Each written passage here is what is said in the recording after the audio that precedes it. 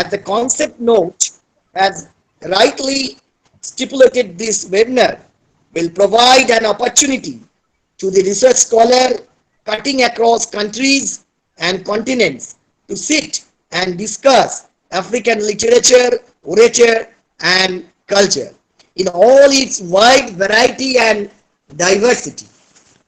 Now, the interest in African literature in India has been growing over the decades. African literature is a comprehensive term which includes the wide diversity of literatures written in different genres in the native languages.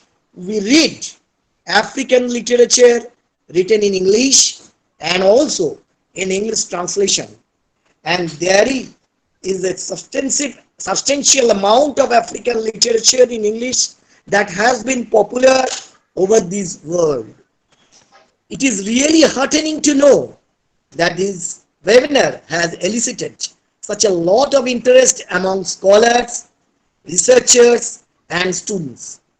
As organizers, our deep gratitude to the scholars of different universities and colleges of different countries who have agreed to participate in this collaborative effort. An international webinar with representations from so many universities is bound to be an enriching one, since multiple ideas and viewpoints from different perspectives will get to be discussed. It is the first of its kind that we are organizing. Now, without wasting any time, I should stop here, and I wish the webinar a grand success. Thank you very much.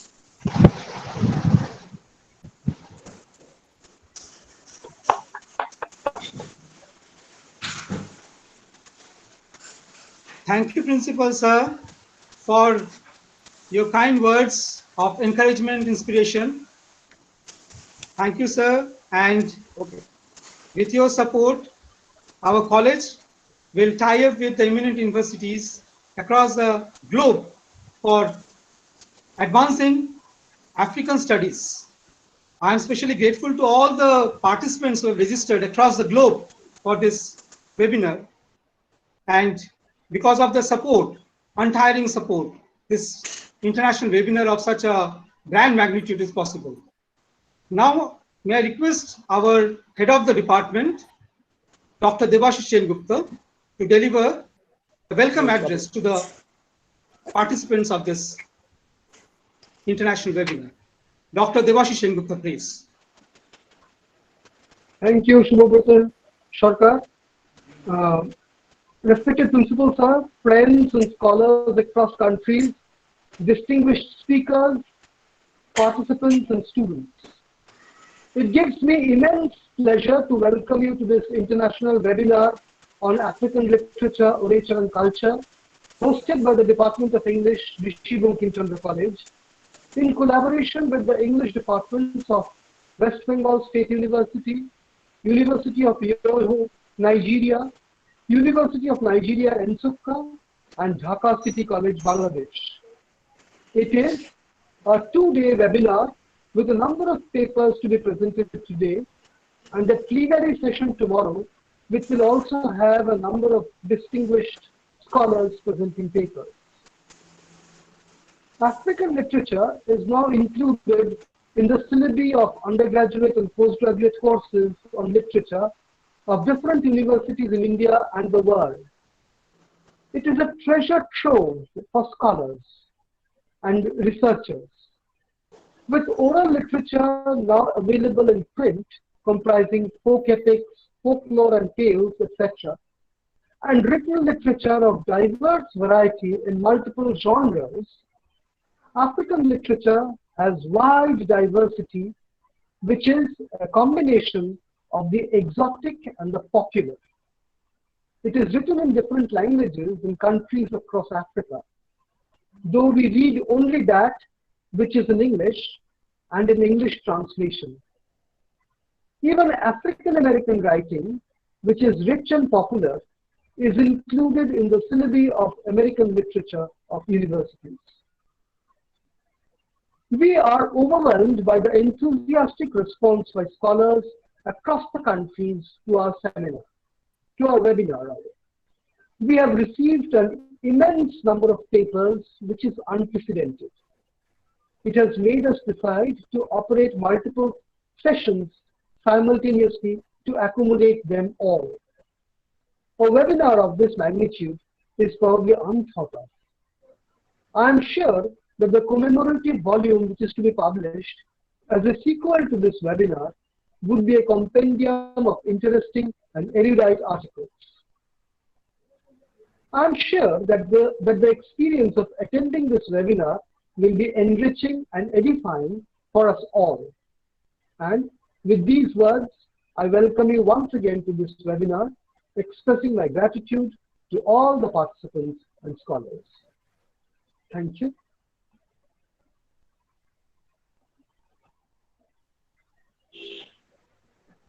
Thank you. Thank you, Is there Professor Dr. Debashish Sengupta. Thank you, sir.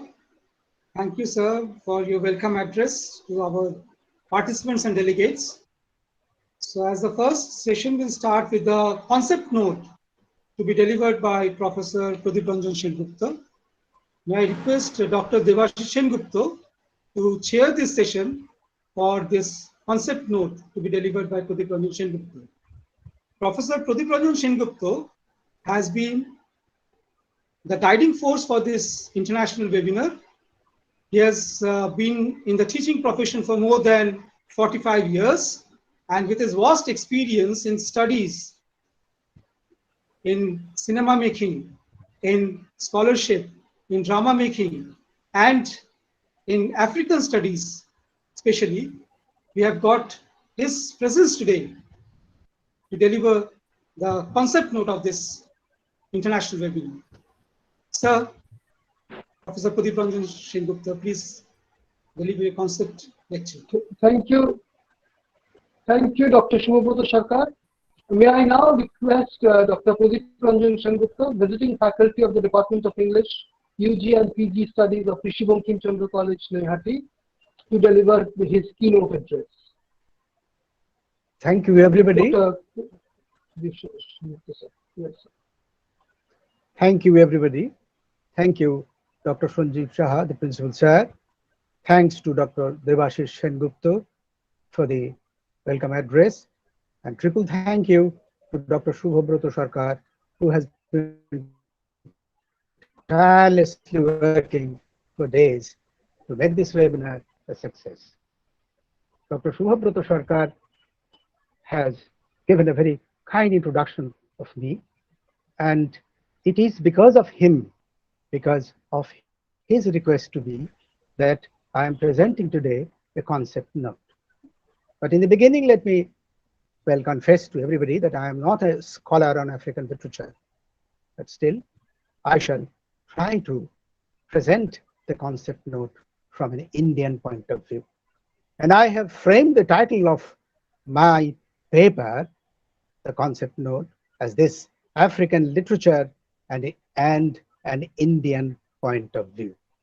And now I read: the literature of a country or a continent gives an exposure of the land, its culture, history, and people. For the Indians, the African exposure is a distinctly different experience, different from the social or cultural experience of their own native land. This is the general truth for the natives of any land being exposed to any other culture. Africa remained an almost unknown mystery to the other parts of the world for a long time. People from other parts started coming to this continent for the purpose of exploring the land, exploiting the people, and converting them to Christianity or to Islam, only since the 15th century.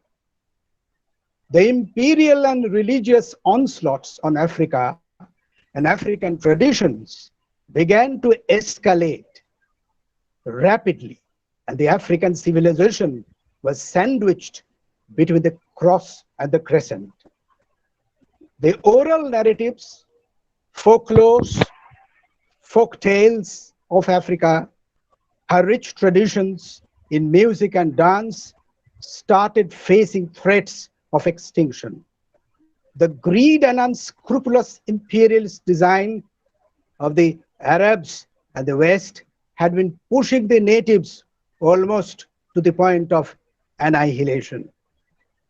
But imperialism, in spite of its many evils, was instrumental in introducing literacy among the African people, though the imperial powers introduced it merely for their own purpose of getting a steady supply of clerks, soldiers, and policemen from among the natives. But the natives of Africa learned one or more European languages. Empowered by the colonizers' language, they could prove that the European notion that Africa was a land of Calibans was a big mistake. They could prove themselves through the formidable body of African literatures in English. The African literature, with its distinct difference from European or American literature, has a completely different meaning and significance. In 1978 came Said's seminal work, Orientalism, where Edward Said shows how the West constructed the Orient as grossly inferior to the West in every aspect.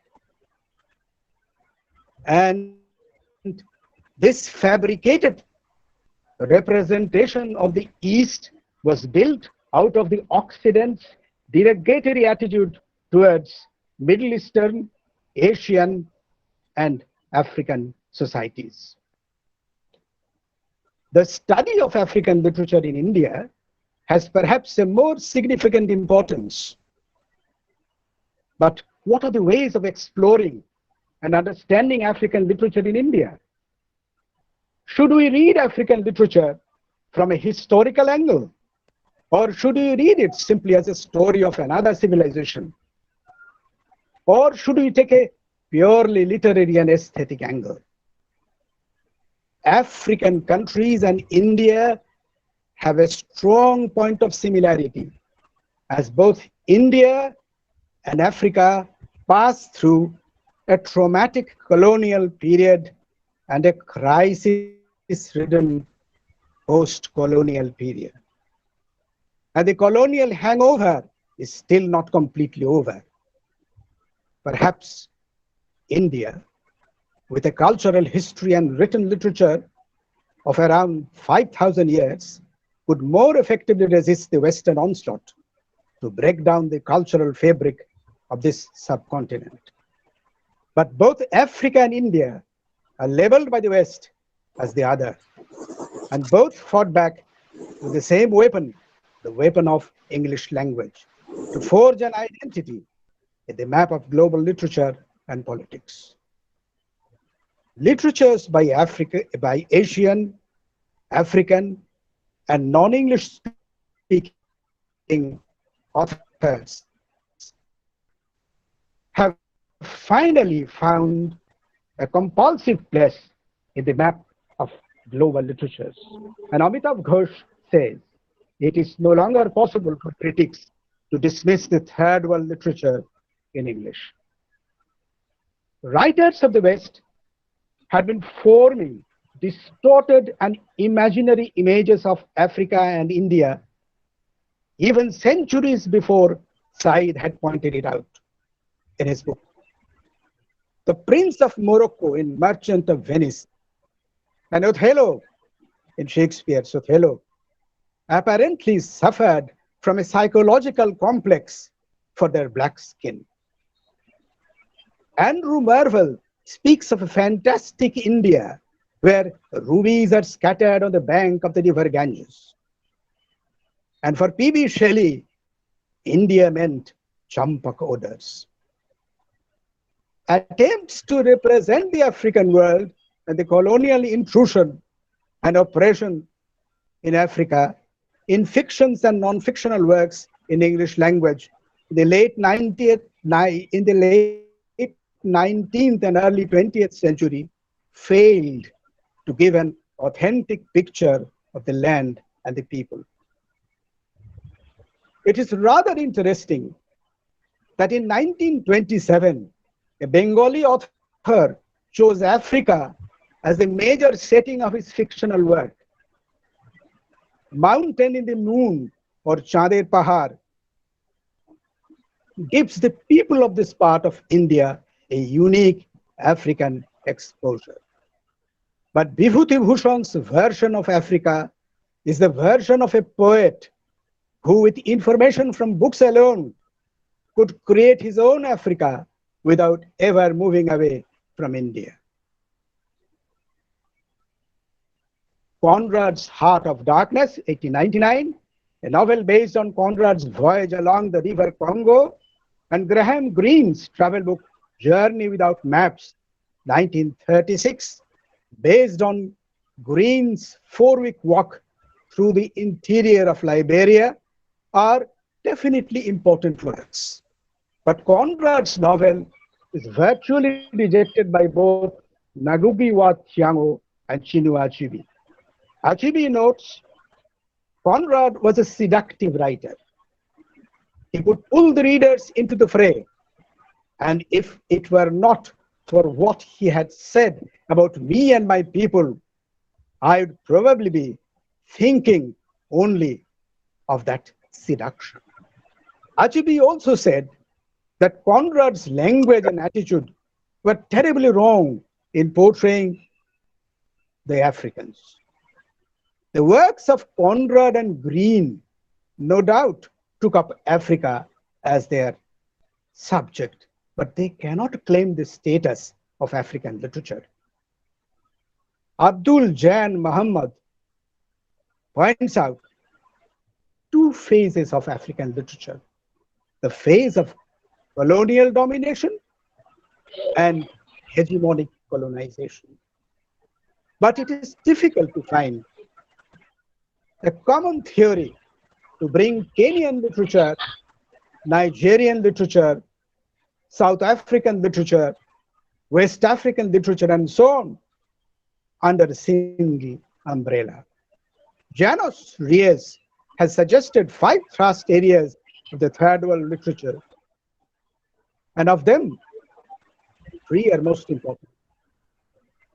They are political and economic present, colonial past, and response to Western civilization. For the study of African literature in India, the study of African literature in India has 2 categories: African literature in the academic syllabus of Indian universities, and African literature for the common non-academic reader. When we read a poem by an African poet, as non-initiated readers, we involuntarily try to relate our Indian experience with the African text. Even when we try to explore African literature as academic pursuits, several things work together in our mind, including our knowledge and alertness of global politics, economy, and the social, cultural, historical, ethnic, and topographical position of Africa. What happens when Indians in Indian contexts and with Indian consciousness study a text or watch a film produced in another cultural background?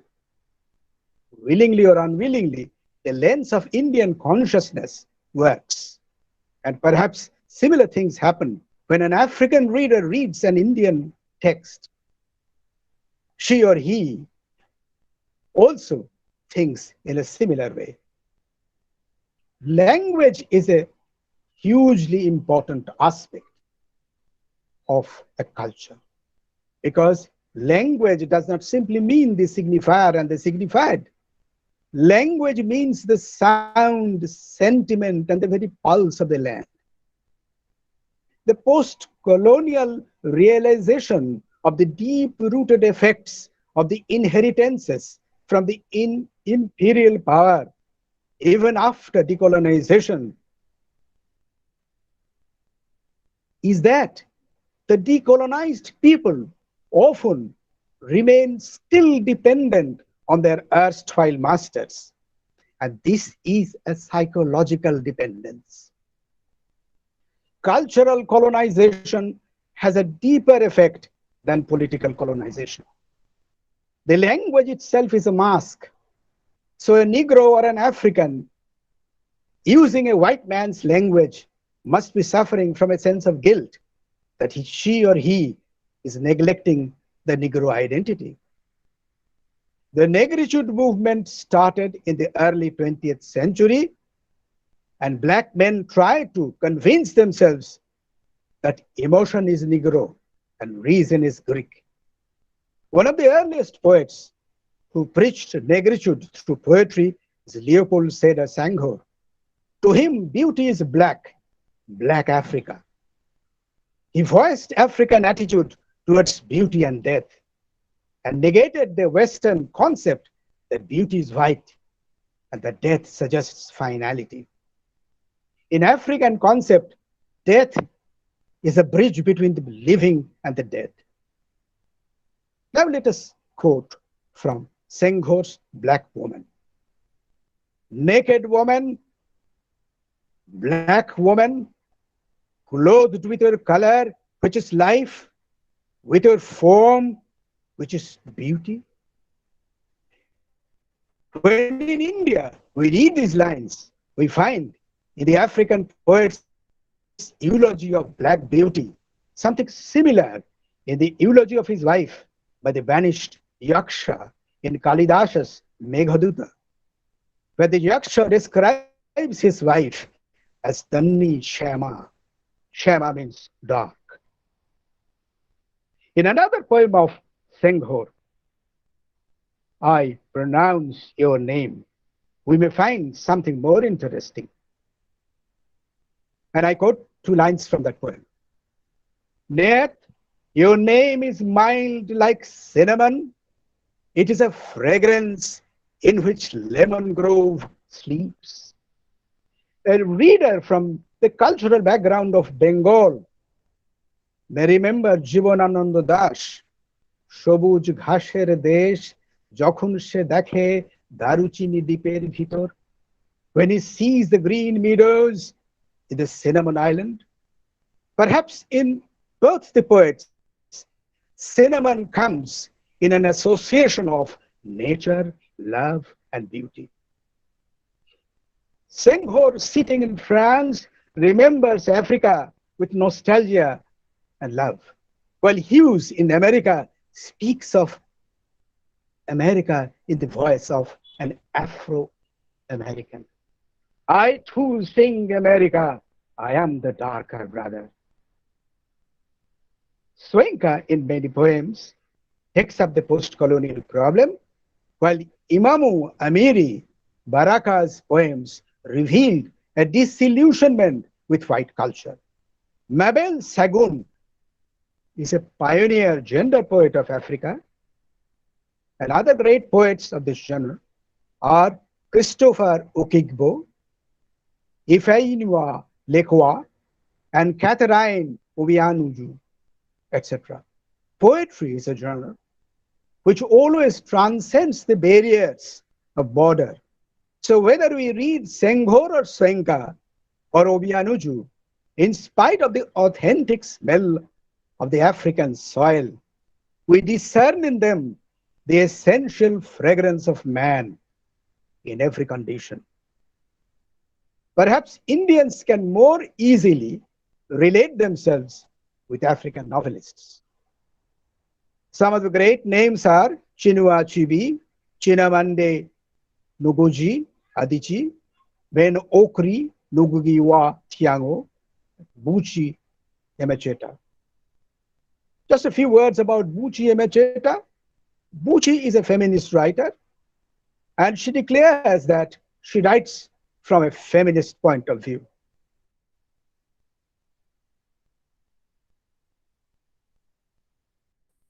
Her novel, The Bride Price, is a novel about bride wealth and polygamy. And she shows how girls are treated as commodities.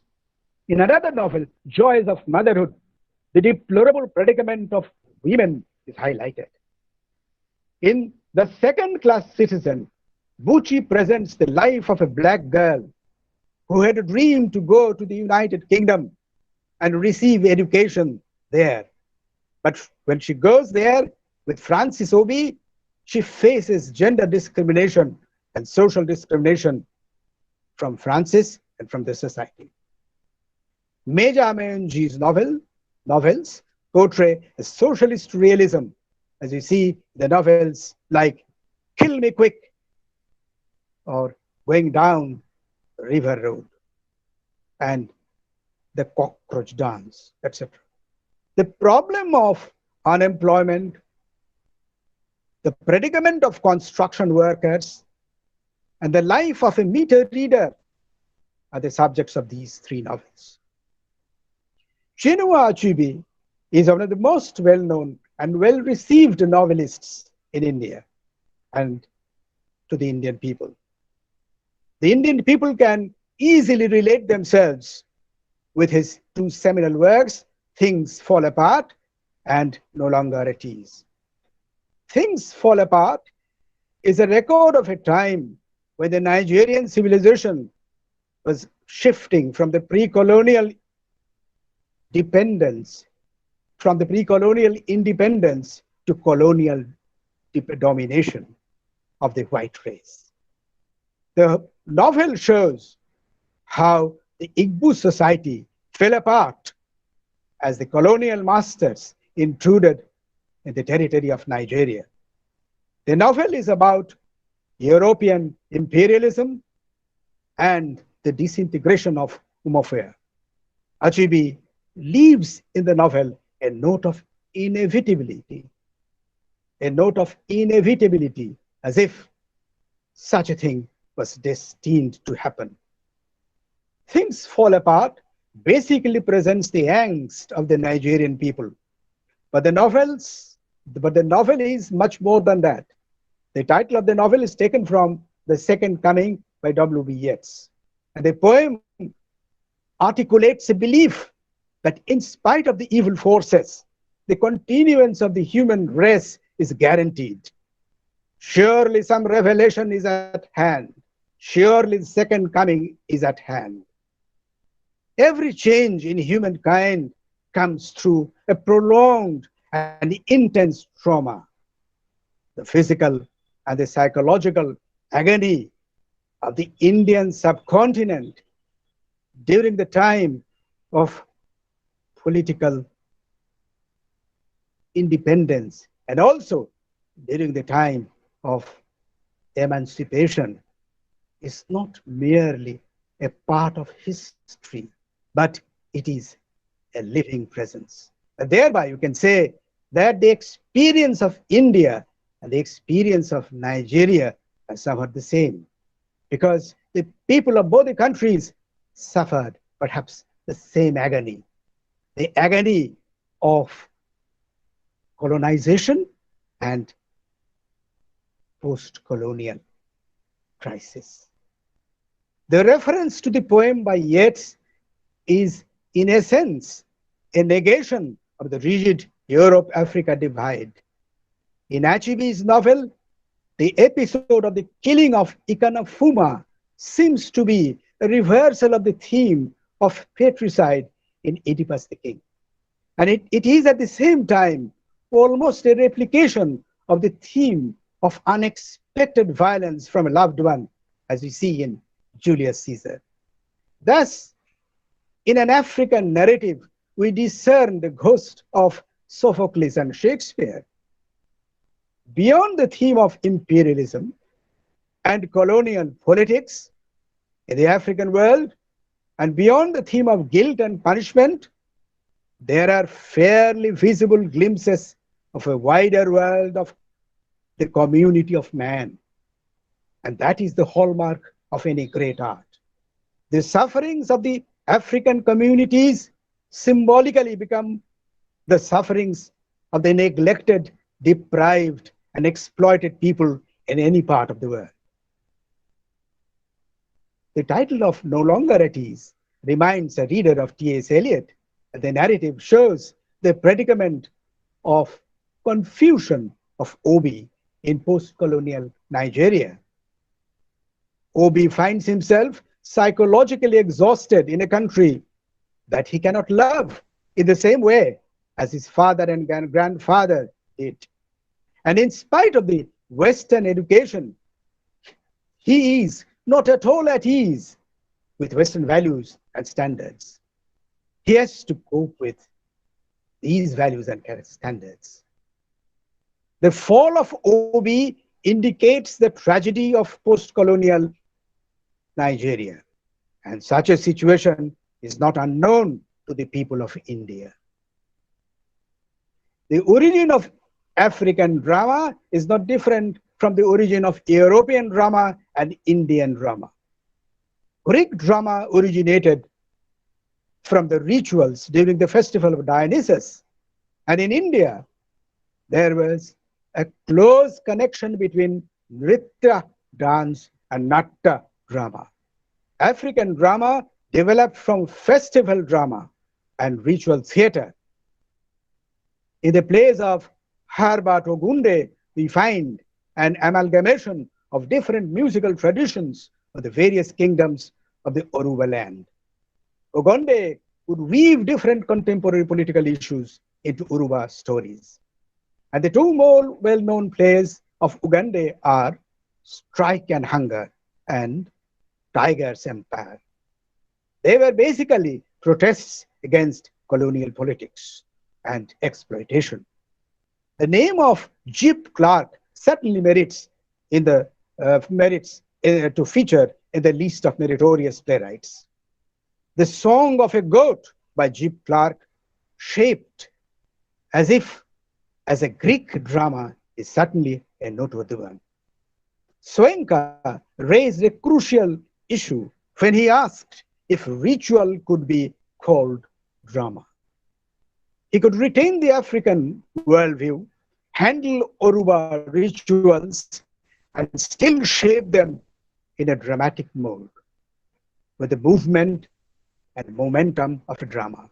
It is true that Soenka wrote primarily for the Nigerian audience, and the Oruba god Ogun is a recurring figure in the works of Soenka.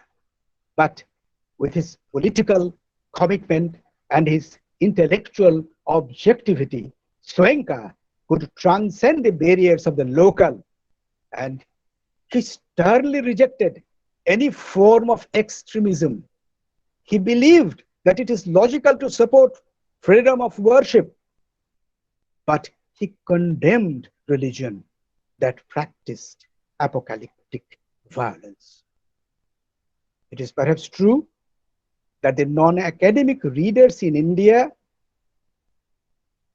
know basically and are familiar basically with Achubi and Soenka. And their works are more well known to them than the other African writers. But we must understand the reason why they are so acceptable in India.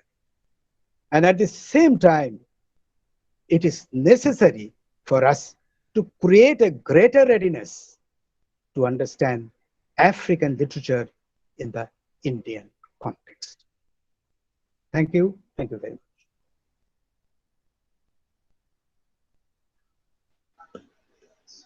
Thank you, Professor Pradip Ranjan Sengupta, for this illuminating lecture. Thank you, sir. Thank you, Professor Sengupta, for this very comprehensive Dr. Debashish Sengupta, the chairperson of this session. Yes, please. I would like to thank Professor Sengupta for such a comprehensive overview of African literature, looking as he has done from an Indian perspective, I believe it's also time for us to start on the session for paper presentations. Would Professor Shubh Sarkar initiate this session for paper presentations, please? Hello. I can't hear you, SBS. Would you please initiate this session for paper presentation? Should we call Professor Awa Samuel Onyemechi Oriji to present his paper, please? Yes, the technical session should start, sir. Okay. Okay, thank you. Thank you. I'm going to start the technical session, and since we are running short of time, I would request Professor Awa Samuel Onyemechi Oriji he's lecturer of Translation Studies, Department of Foreign Languages and Literary Studies, Faculty of Arts, University of Nigeria, Nsukka. I would request Professor Awa Samuel Onyemechi Oriji to present his paper. He is talking on translating cultural items, the case of proverbs in Achibe's Things Fall Apart. Professor Awa Samuel Onyemechi Oriji, please.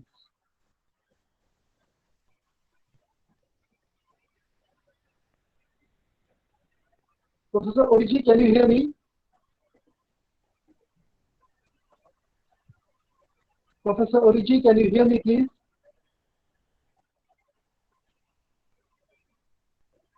Something wrong with the link. Professor Awa Samuel Onyemechi Oriji, can you hear me, please?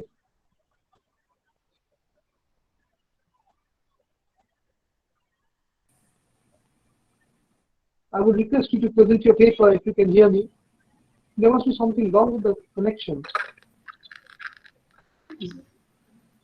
Chairperson, sir, can you please announce the name? Yeah, Samuel Awa Samuel is here on the screen. Yeah.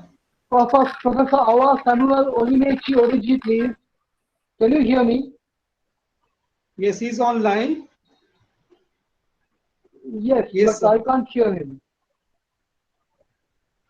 Am I audible, sir? Professor Awa Samuel Onyemechi Oriji, am I audible, sir? Can you hear me? Can you hear me, sir? So should we, there must be something wrong with the connection. Should we move on to the next speaker then? We can come back to okay. Oh, okay, yeah, okay. Unmute your, unmute. Professor Awa, please unmute.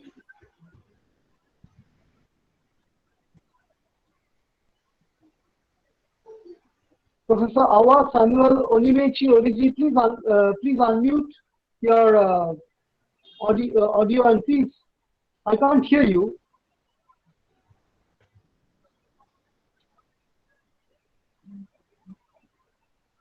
I can't hear you, sir.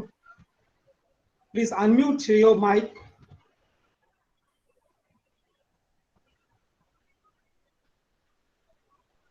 Professor Awa Samuel Oriji, I can't hear you, sir. Can you please unmute your mic?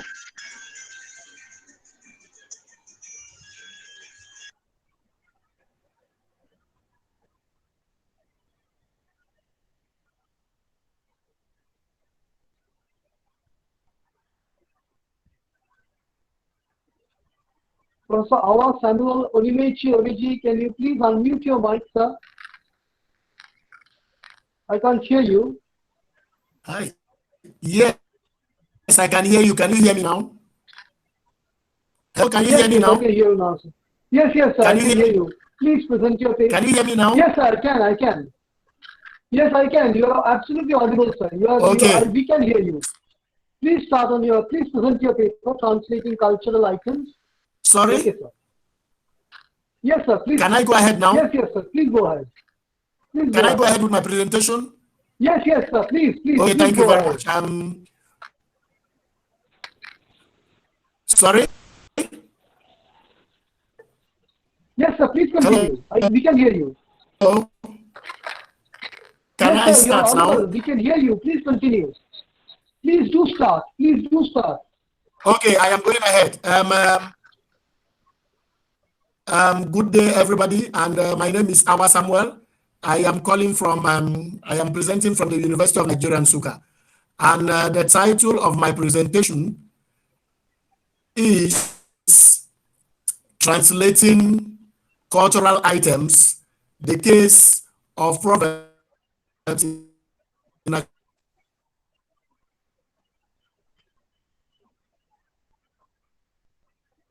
We have lost your connection, sir. We have lost your connection, sir. Something wrong with the net, is it? We can't hear you anymore, sir.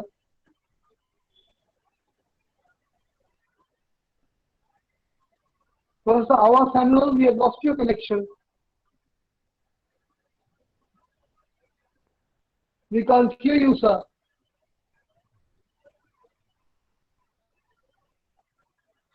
Professor Awa Samuel, we can't hear you, sir.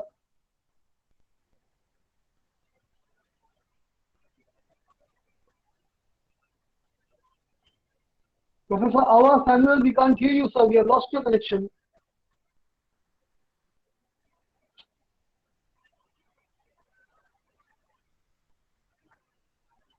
Hello, Professor Awa Samuel, can you hear me?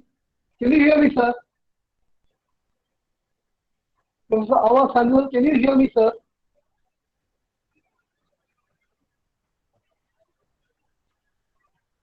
I believe coordinator, sir, we should we come to Professor Awa Samuel later? Yeah, we can invite our next So speaker. in that case, Yeah, if he comes again, Professor Awa. Yes. we will ask him to present later. So Okay, I'm going to invite the next speaker, Professor Bikiran Dhar. I'm inviting Professor Bikiran Dhar to present his paper. Bikiran Dhar is a sacked professor of the Department of English, Rishi Chandra College, Naihati. And Bikiran would be presenting his, would be talking on exploring Richter's welts through the lens of Chadir Pahar. Bikiran, please continue. Sir, am I audible? Hello, sir. Am I audible? Yes, you are audible. Okay. Yes, you are audible. Please continue. Okay. Good afternoon, everyone. I am Bikiran Dhar from the Department of English in RBC College, Naihati. Now, before I start my presentation, I would like to thank our Honorable Principal and the Department of English of RBC College for providing us this wonderful platform. Now, I have a PowerPoint presentation and I would like to ask our chairperson, sir, please inform if you can see the presentation. Not as yet. Please start. Yes, sir, I am doing that. Wait a bit.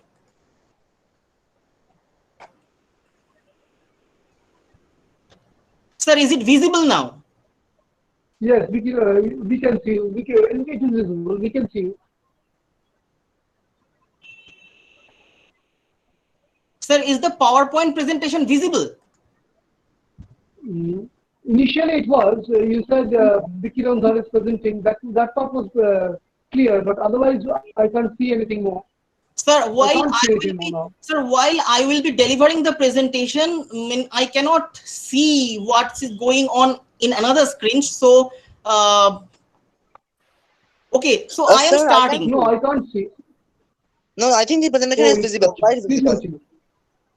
Okay, very good. Okay. So the title of my paper is Exploring Richter's Well Through the Lens of Chadir Pahar. Now, I have selected this particular novel by Bibhuti Bhushan Bandyopadhyay because Chadir Pahar, or the Mountain of the Moon, is considered to be the most significant achievement of Bibhuti Bhushan Bandyopadhyay, as it shaped the imaginative mapping of the African continent for an entire generation of early 20th century Bengal.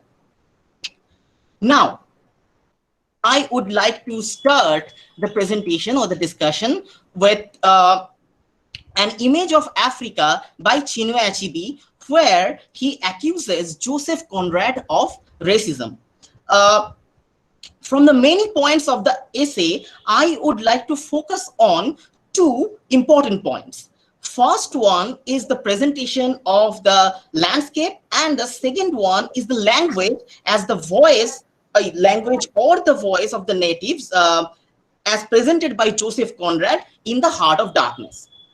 Now, Chinua Achebe points out the specific adjectives used by Conrad to describe the journey through Congo River.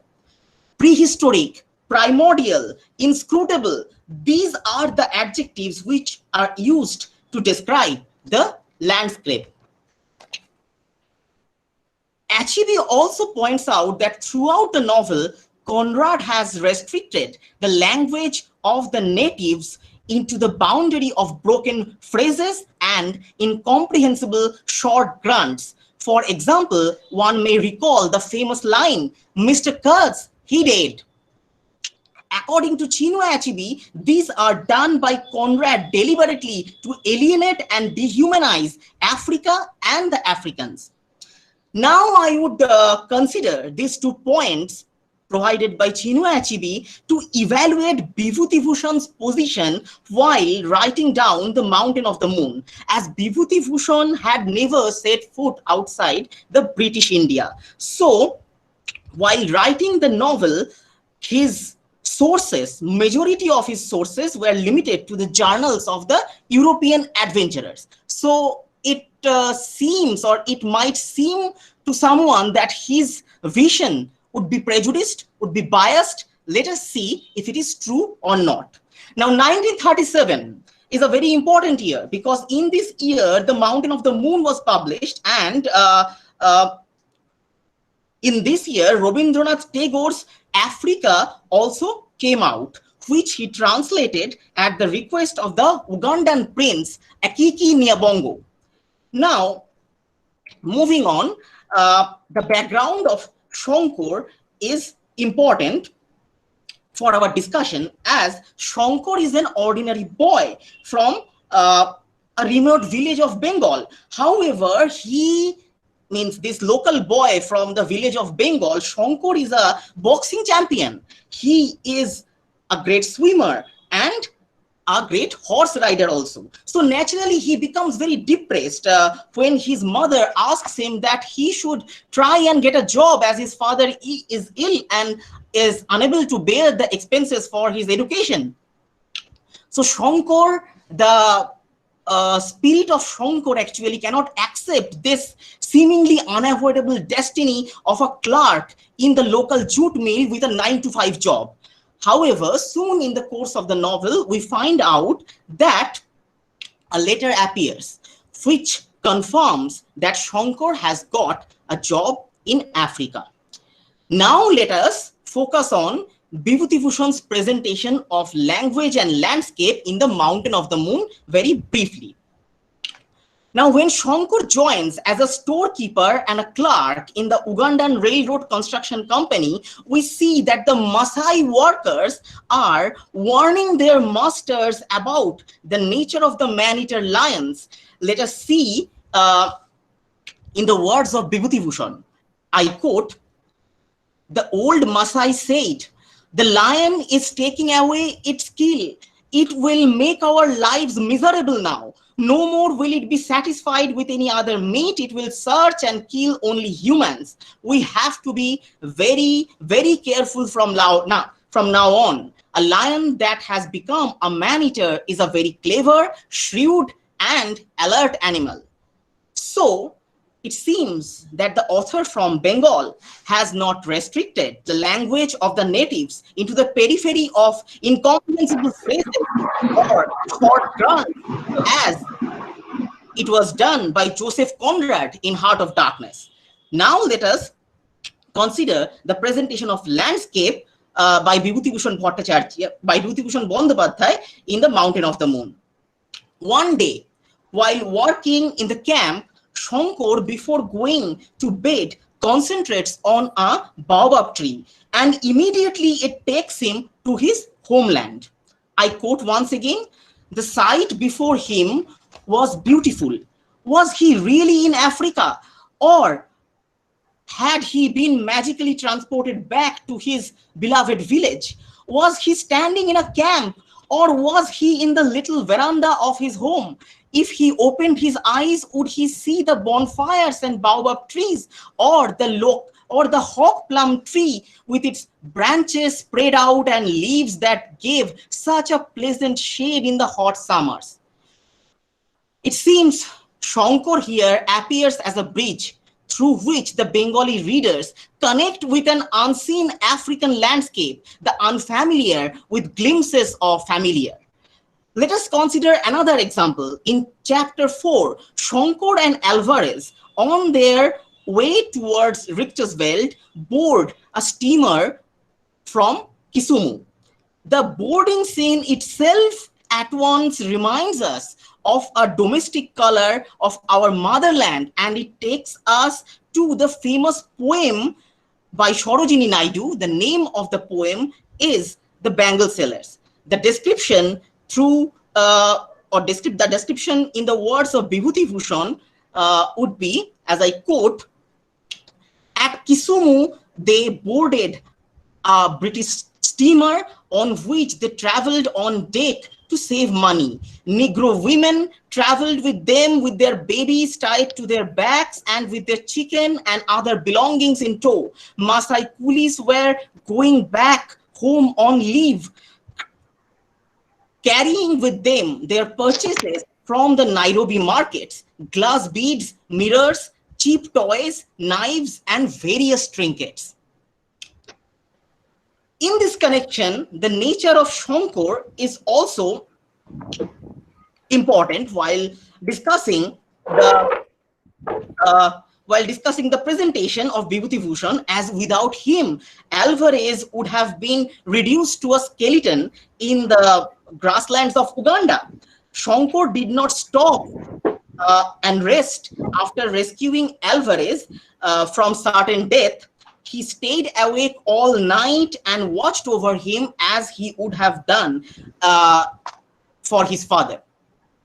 Now, these features of Shankar would make him a common Bengali boy with amazement in his eyes while exploring the wilds of Africa. He is not there just for treasure. Now, my next point, the cinematic representation or the cinematic adaptation, however, is very disappointing, as the filmmaker focused on his version of Shankar and how he conquers the terror of an unknown land. The film could have been an interesting interpretation of the novel, as it was shot in some specific parts of Africa. It could have been a faithful representation or a realistic representation. However, it was not Vibhuti Bhushan's presentation that the filmmaker actually focuses on. It was a distorted imagination of his own. Now, to sum up the discussion, I would like to say that it seems that the Bengali author Vibhuti Bhushan Bandyopadhyay has chosen images over dark adjectives in spite of dehumanizing the people and the landscape of an unseen land. He has animated them with color and culture from his own motherland. He has, to partially quote Coleridge, diffused and dissolved the boundaries in order to create an image of Africa for his readers. With this, I would like to conclude my paper. And thank you everyone for your kind attention. Thank you. Thank you, Vikiran. Should I now ask Dept Banerjee, another sacked professor of the Department of English, Rishi Bankim Chandra College, Naihati. Excuse me, Professor Chairperson, sir. Yes, please. Professor Ava is there. Samuel Ava is there, Professor. Yeah, can you allow him now? Yeah, he's online. Surely.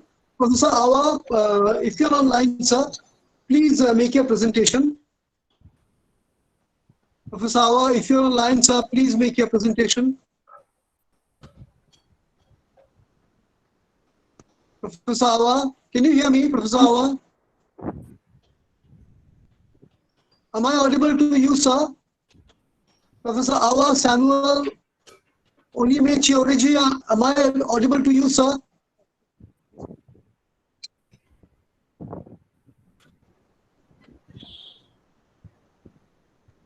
Again, again the network connection is off.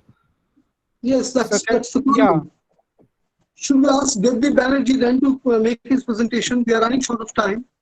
Yes, yes. Sir, am I audible? Yes, Dept, you are audible. Please continue. Dept Banerjee, sacked professor of the Department of English, Rishi Bankim Chandra College. Please continue, Dept. Okay, just a minute.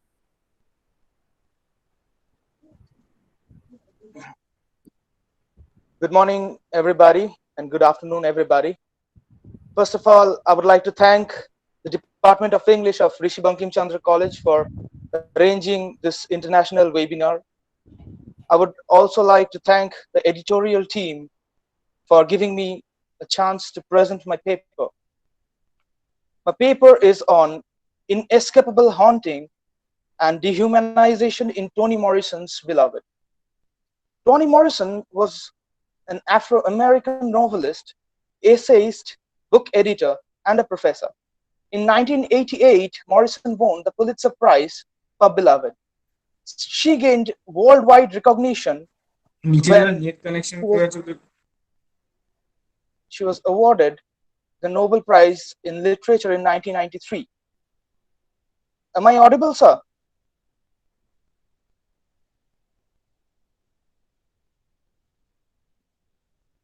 Am I audible? Hello. Yes, Okay. you are audible. Please continue. Okay. Yeah, continue. Yes, Please you're audible. continue. You're Please audible. continue. Okay. It is said that the love of a mother is incomparable and is considered to be the purest form of abstract emotions. But when a mother kills her baby out of extreme love, then question arises on the society. Toni Morrison, in her novel Beloved, has depicted such an instance where the protagonist, Setha, kills her child in order to protect her from an entire life of slavery. When life becomes detrimental, when each day becomes as painful as hell, the death serves as the only escape route. While locating the site of the trauma, we find that the story of Setha is based on a documented event, an act of infanticide by Margaret Garner, who murdered her daughter in order to prevent her to be sent for a life of slavery. While reading Beloved as an intervention in this discourses, I begin by viewing Setha's infanticide as a traumatic act in lasting, symptomatic effects of his overwhelming horror and revelatory in its demonstration that the source of trauma lies in both institutional and familial violence. Toni Morrison's Beloved depicts the psychological and physical trauma that Black slaves have to undergo even after getting freedom. The ghost who dominates the text is just not the ghost of a baby girl, but the ghost of the entire group of slaves whose life is undoubtedly more painful than death. This novel is a critique to the society which values epidermal pigmentation over humanity. Beloved opposes neoconservative and against denials of race as continuation of traumatic and structural problem in America, but also questions the positions on the left that tend to deny the traumatic effect of violence and ruthlessness within Afro-American communities. In this paper, I shall try to seek the answers to what factors resulted Setha to take such a decision like infanticide. I shall focus on the dehumanization of slaves, where they are sold, brought, and milked and bred like cattle, where an infant born to a slave parent automatically becomes the property of the owner of the estate. I shall also try to focus on the psychological state of the Black bondsmen during and after their life of slavery. Though Afro-American literature is diverse themed and covers various aspects of Black lives in America, the slave narrative is predominantly the most discussed and one can be considered the pivotal point of the Afro-American literature. The Afro-American experience initiated when 20 black people were bought from a Dutch man of war in Virginia in 1619. As the introduction of the racial laws becomes viable, the white prejudices started to emerge along with it. In 1664, the official of the Maryland declared that all the Negroes or other slaves shall serve durante vita as and all children born to any Negro or other slaves shall be slaves as their fathers were for term of their lives. The state of Virginia was aware of the fact that those people had every reason to be defiant, endorsed laws during the late 1600s and early 1700s that the blacks could be punished more severely than others for being British sort of people and reckoned as goods and chattels. Importing slaves became unlawful in 1808. However, trafficking of slaves continued with the help of slaveholders and influential people. But due to these restraints on importing slaves, the demand for black labor increased. As a result, the demand for female slaves increased, who were valued for their fertility and reproductive potential. The slave owners wanted to turn every young black woman into broodmare. This tendency for reproduction converted the slaves from humans to commodities valued only as merchandise. Toni Morrison, one of the most significant voices of a race, observes that, I'm quoting Morrison over here, we were seldom invited to participate in the discourse, even when we were its topic. Morrison understands that her mission is to recover and reconstruct the experiences of those people. Now, I'll move on to the alienation. Destruction of identity.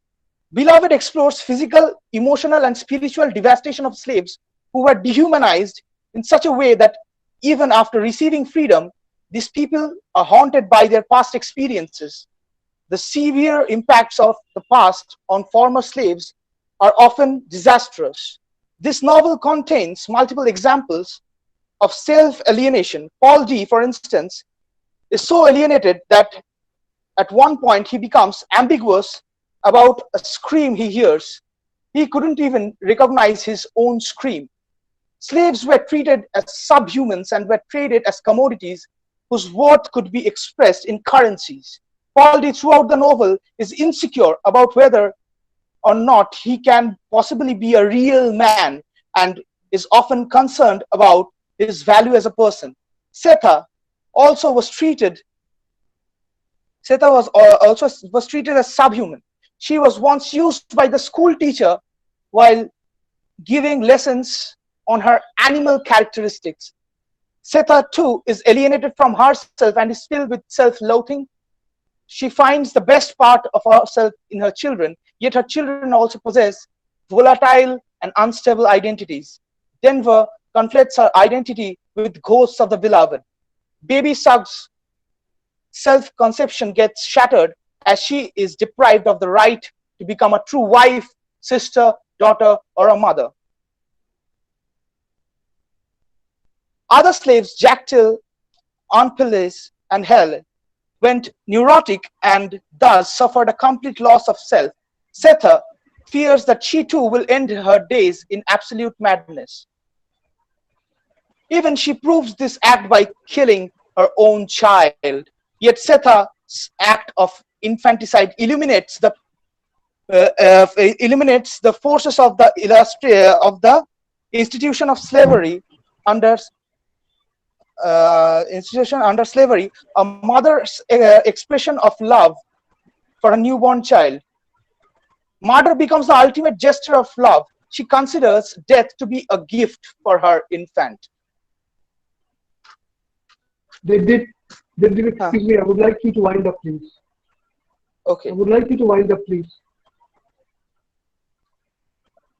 A consistent thread appears throughout Toni Morrison's Beloved that depicts dehumanization of the dark-skinned slaves at the hands of those privileged identities. Morrison uses animalistic language to describe different scenes in which Saha and the other slaves are being tortured, severely beaten, they're pushed into sexual acts and controlled by someone from the society of the privileged. In various moments, Morrison uses the language related to animals to describe a scene of abuse and powerlessness. Setha partakes in a sexual act with engraver in order to have the name beloved written on her daughter's headstone. The narrator describes the scene as a scene once saying she thought it could be enough, rotting among the headstones with the engraver, his young son looking on, the anger in his face, so old, the appetite in it quite new. The graphic scene has been extremely disturbing for the readers to read, indicating that it was a passage worth noting. The word rotting, in some context, carries a very significant meaning. After going through all definitions and connotations, it is found that rotting refers to sexual acts of farm animals, mainly deer.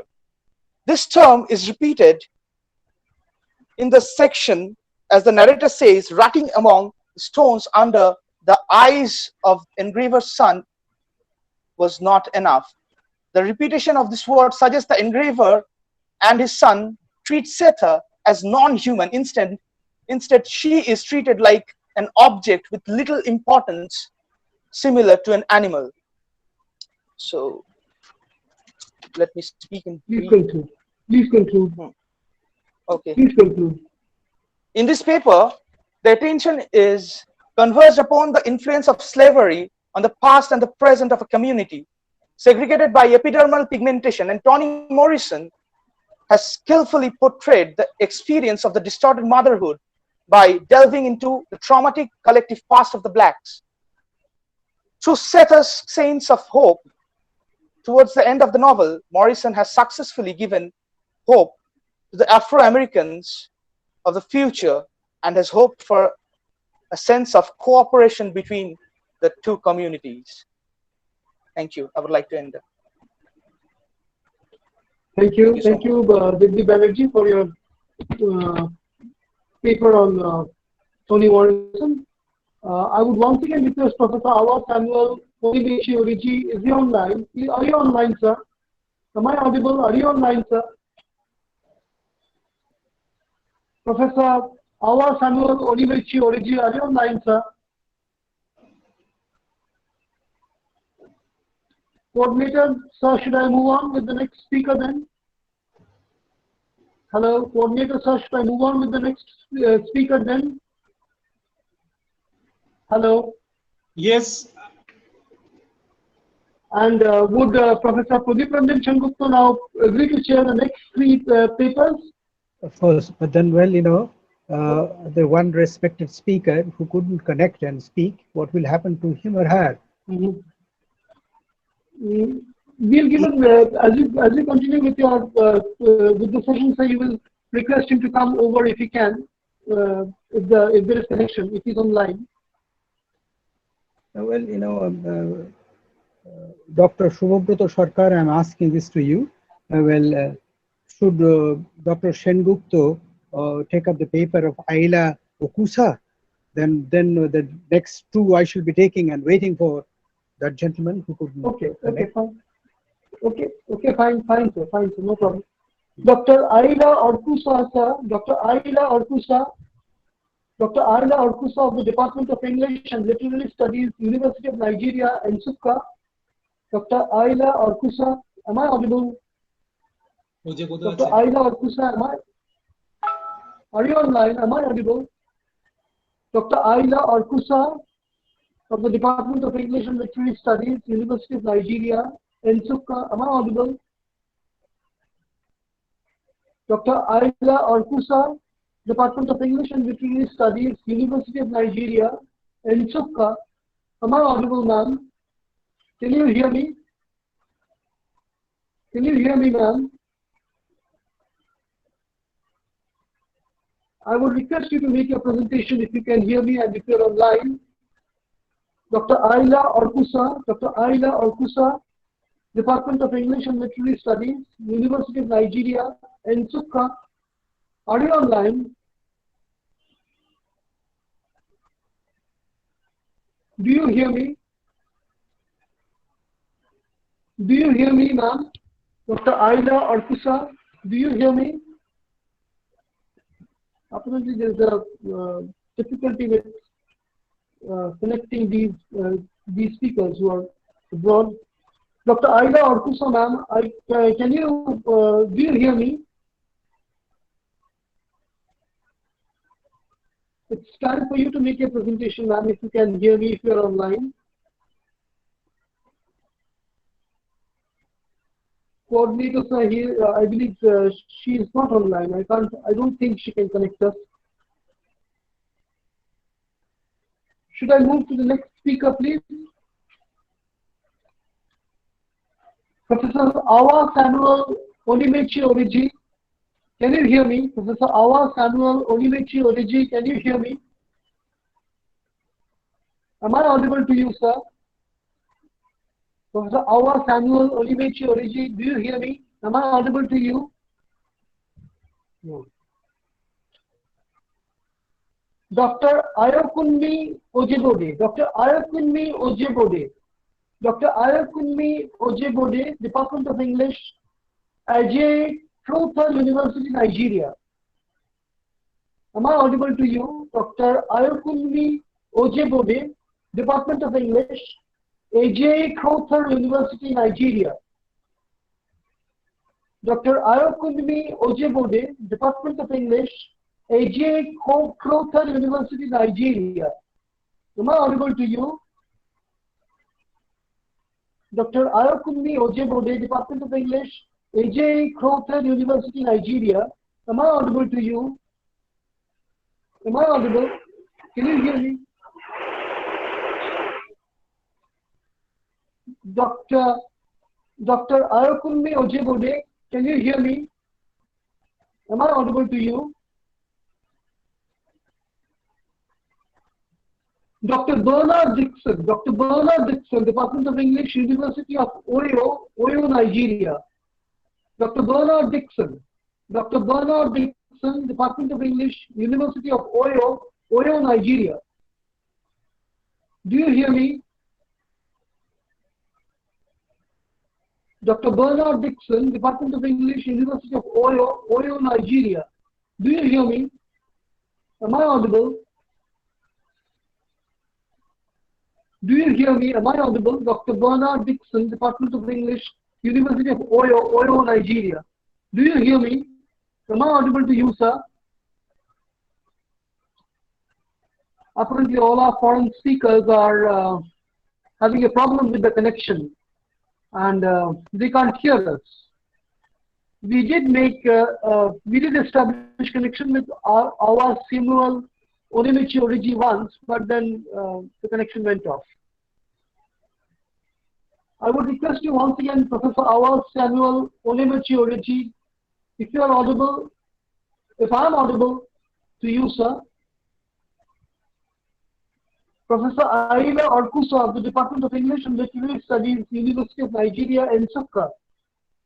Am I audible? Do you hear me? Dr. Ayokunmi Ojebode, Department of English, Ajay Crowther University, Nigeria. Am I audible to you, ma'am?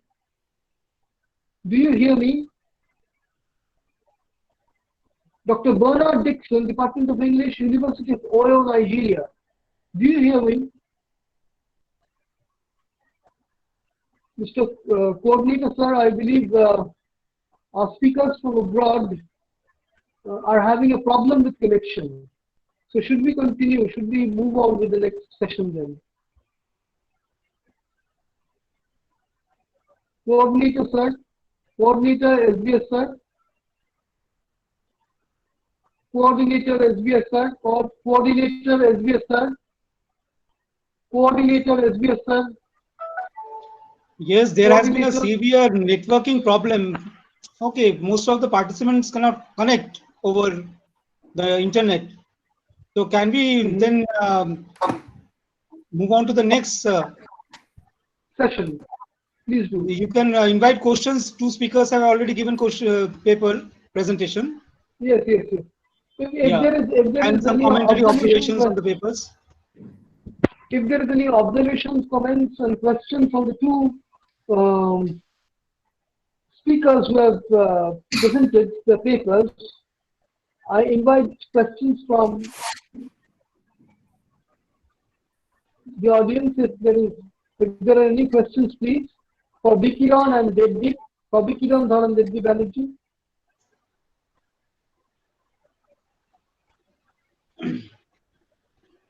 Sir, Professor Inaugural is on the screen, on the line. Yes.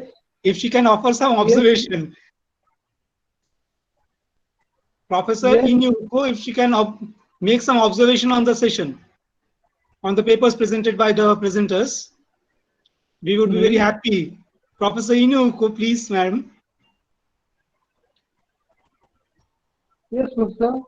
If you can make any observations, please. Hello, good morning, everybody from here. It's just about 10 where I am. And I am sad that these Nigerian presenters have not been able to come on. I guess the poor connections from here. But anyway, did you say I should make comments on what's been presented so far? Yes, please. Okay. Papers. Oh, okay. I was quite interested in the critique of Achebe's works earlier this morning, and I could well relate to that because it's very interesting to have seen that Achebe in those early years could perceive the problems and the consequences, the devastating consequences of colonization on the young man of Obi Okonkwo, because we noticed that being the grandson of Okonkwo and Things Fall Apart, he had the courage to break away from the traditions of his fathers to acquire Western education. And then we find the way Achebe crafted that story, we see that Obi Okonkwo seems to still be trapped by the same values that he tried to run away from. If you recall in that novel, No Longer at Ease, he returns from England and should marry, and unfortunately the lady he should marry is known to be an Usu, which makes the point that Western education has had its positive impact, but there's a problem with the way that tradition continues to clog, continues to hinder and set back young Africans, Nigerians who are very progressive and so on and so forth. So yes, it is very important to note that these are still realities that Nigerians, Africans are still dealing with at different levels, and which was highlighted in that presentation. I was also quite interested in the presentation on Toni Morrison's Beloved. Yes, and I like the way the presenter said that, these are my words, but death could be a source of redemption. And so where the mother murders the baby, it's a way that the mother shows love to the baby, and which is, quite ironic, very contradictory. But I guess that's the reality that Toni Morrison wanted to present to readers about the predicament of the typical African Americans at that time, who were battling with the vestiges of slavery to the extent that rather than let the child get into slavery the way the mother and grandmother went, she would rather kill the child, and she did in Beloved. So yeah, I was just wondering, I hope there will be a forum, a stage that we can discuss how much these have been surmounted in contemporary realities.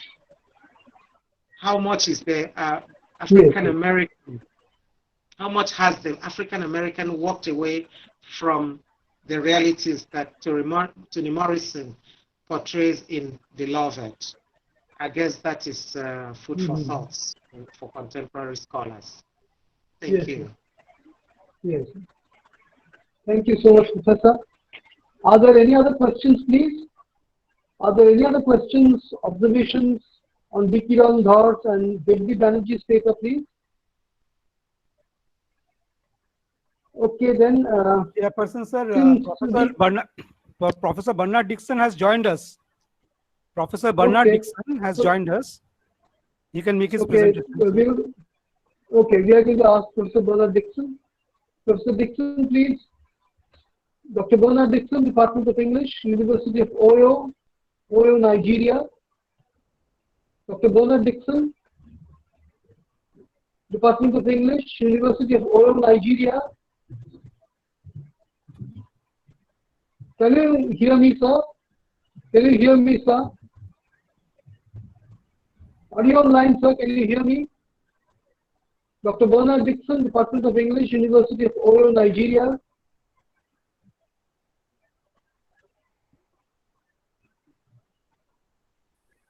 Dr. Bernard Dixon, University of English, University of Oyo, Nigeria. Professor Dixon is there. Can you hear me, sir? Yes, yes.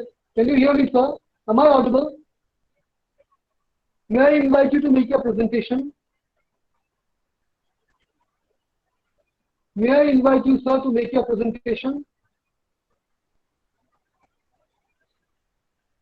Apparently, though he is online, he can't hear me.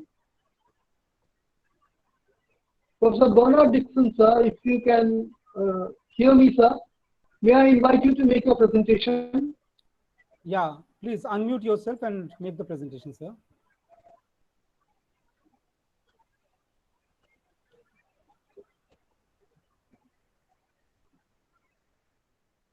Professor Bernard Dixon, please unmute your mic and make your presentation, please.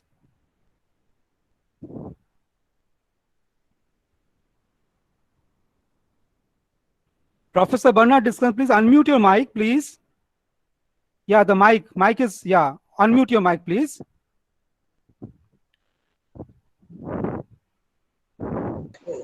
Yes, now you're audible. Yes, sir. Sir, start your presentation, sir. Yeah, sir. Can you hear me now? Please, can you hear me? Hello? We can hear you. Hello, we can hear you. We can hear you. Okay, good morning.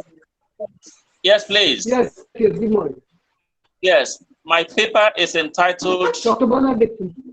Lacrimation. Yes, Dr. Bernard Dixon, Department of English, University of Oyo. Yes, yes, please continue. Good. My paper is entitled Lacrimation, Protest and Identity in Select Niger Delta Poetry. The aim of the paper is to examine the preponderance of the writings of poets from the Niger Delta region of Nigeria.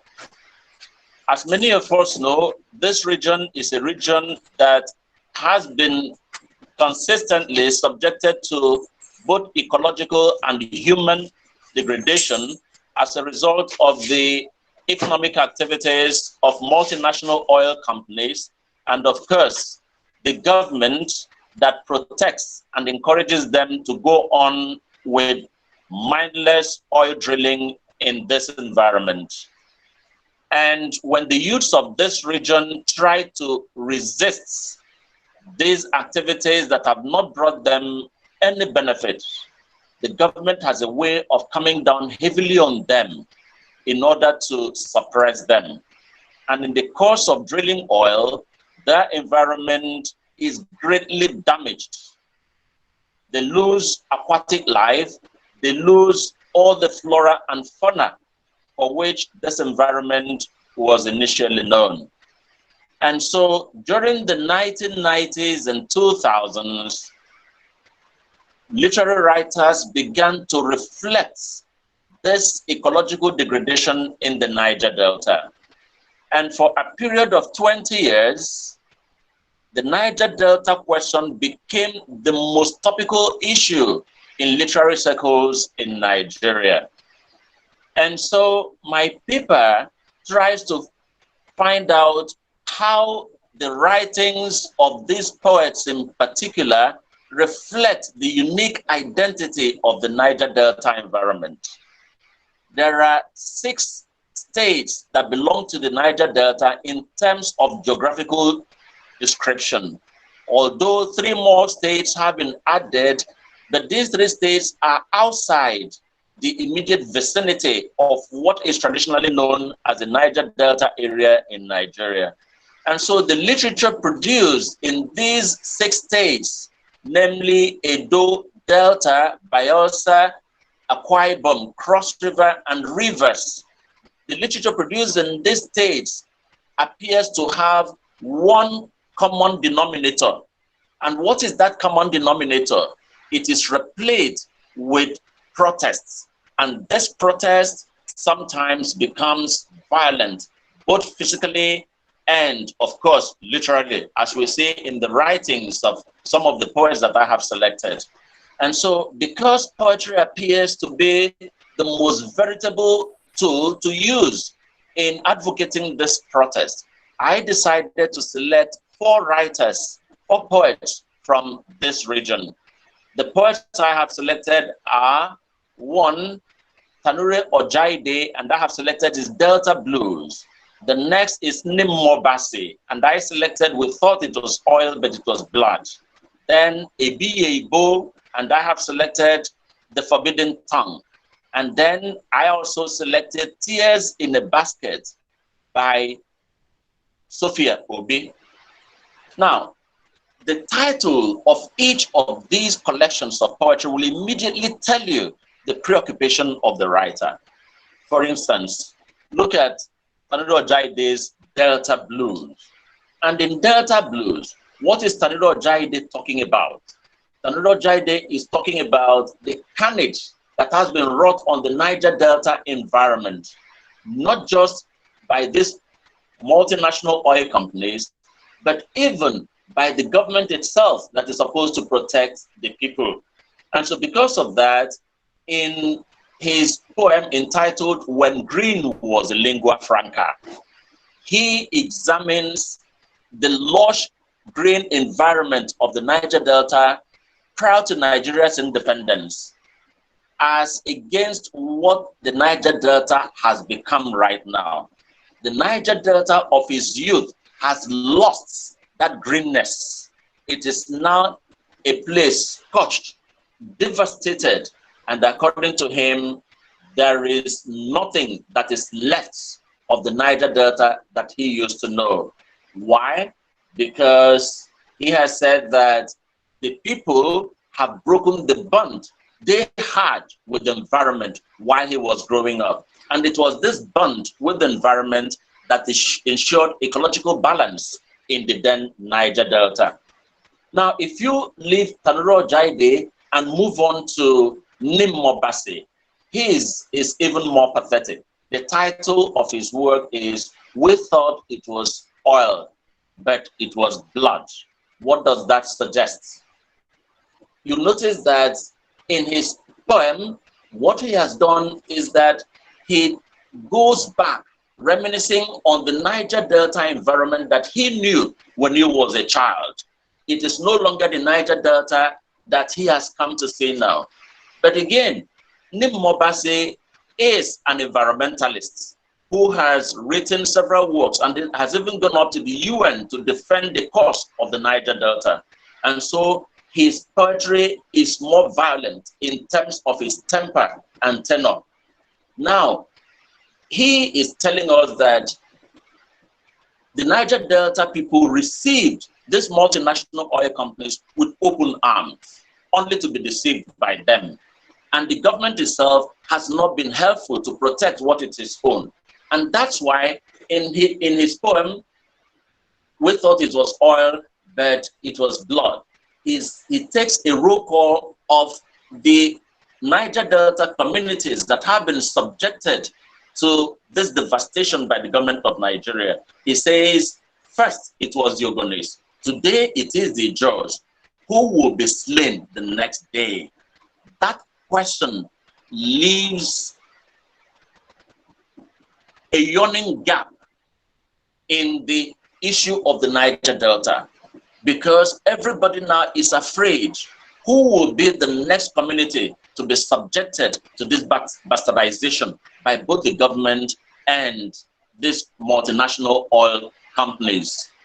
Then he makes a request. He says, let's bandage the earth. But it's not just a request. He encourages his people. In fact, he incites them to some kind of revolution by saying, do we just sit, wail, and mope?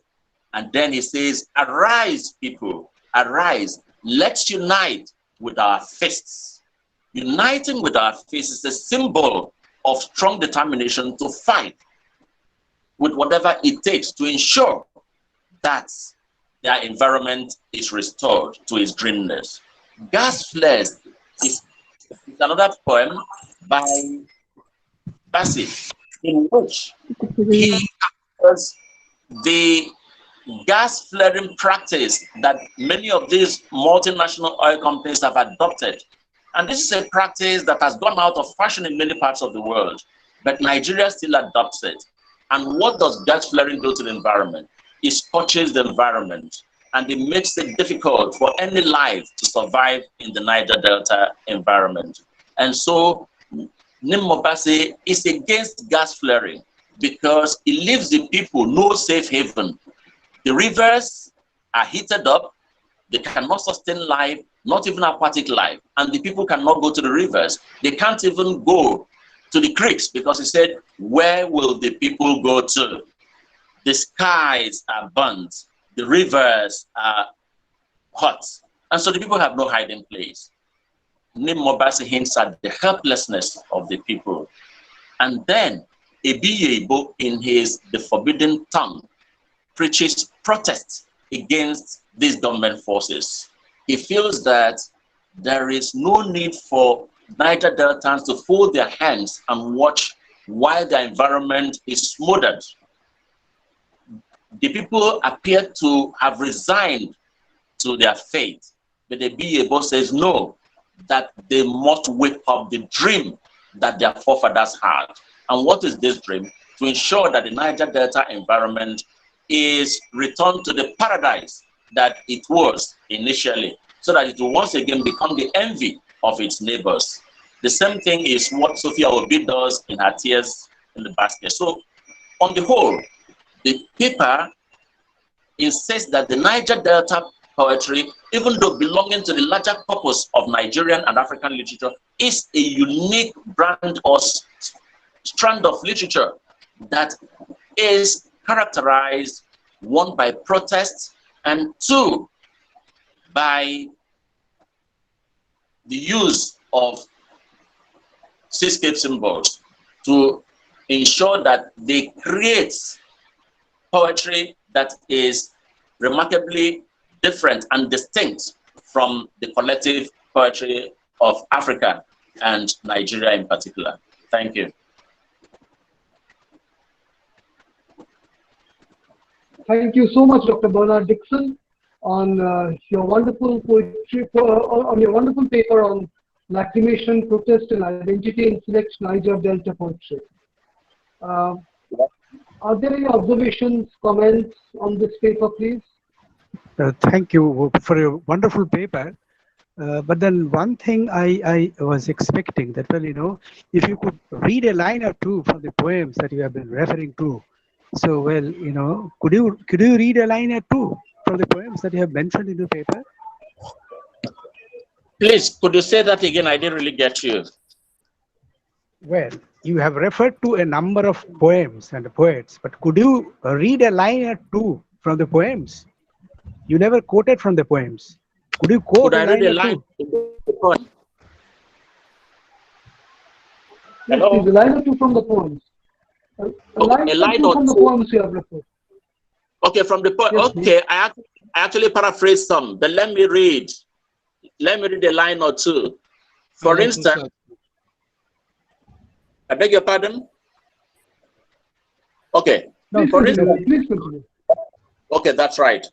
For instance, in the poem that I referred to earlier, when green was the lingua franca, no, that's, yes, when green was the lingua franca. In that poem, we have this line that says, their pipes may burst, but our dreams won't burst. They may gain all, but the soil will rise. And the rise is foregrounded because it is written in capital letters. This signifies the undying optimism of the people in their quest for liberation. Okay. Thank you. Thank you so much. Thank you. Welcome. Person, sir, Professor Ayla Orkusa is there with us now. Can you allow him to make his presentation, sir? Professor Ayla Orkusa is there with us. Well, who will be on the chair? Professor Sengupta will be continuing, or shall I have to take on? No, Pradip Ranjan Sengupta, please, sir, if you can take up the chair. If you can chair this session, sir. Okay. Well, Dr. Ayla Akusa, well, if you are there, please begin your presentation because we are already late. So please read the title of your paper and begin the presentation. Ayla Okusa, are you there, please? Please unmute your mic, Professor Ayla Orkusa. Please unmute your mic, please. Your mic is switched off. We cannot hear you. Professor Ayla Orkusa, we cannot hear you. Just unmute the mic at the bottom of the screen. Yeah.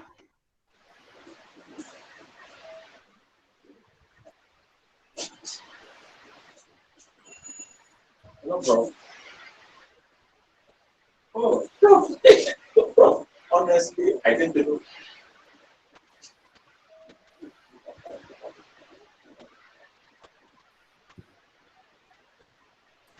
At the bottom. Yes, now we can hear you. Yes, sir. Please continue, sir. Professor Ayla, continue. Please, sir.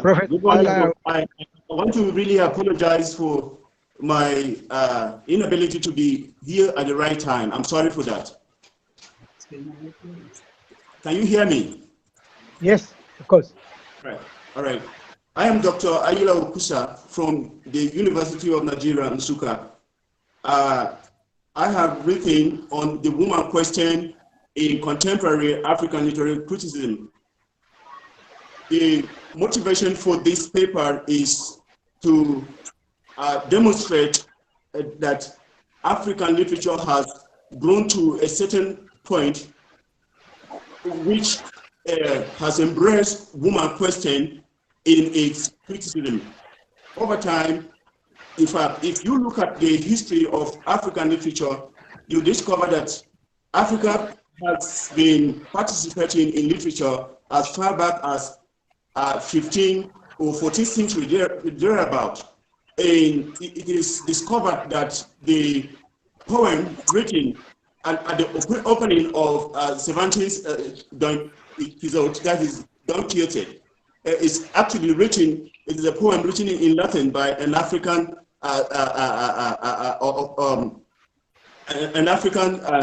poet. This shows that Africa has been participating in literary criticism over time. But it is interesting to know that even though Africa has started or has been participating in literature over time, woman question has not been given the desired attention.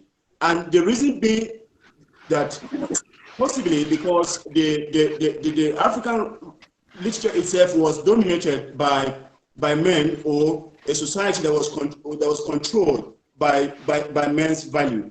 This may be the reason why woman question was not actually given the proper attention. However, the narrative got changed.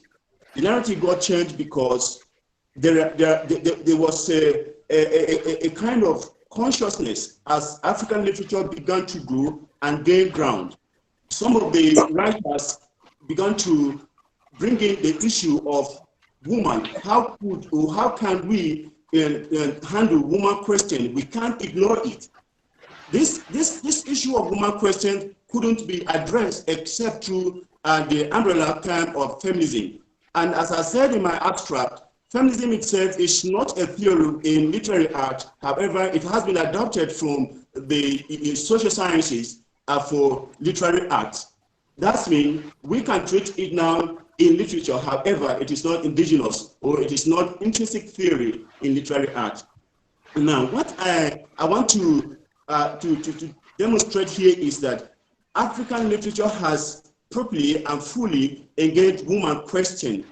But as I said earlier on, there was a kind of resistance. Some scholars felt African woman doesn't need feminism because of the kind of feminism that was going on in the West as of that time.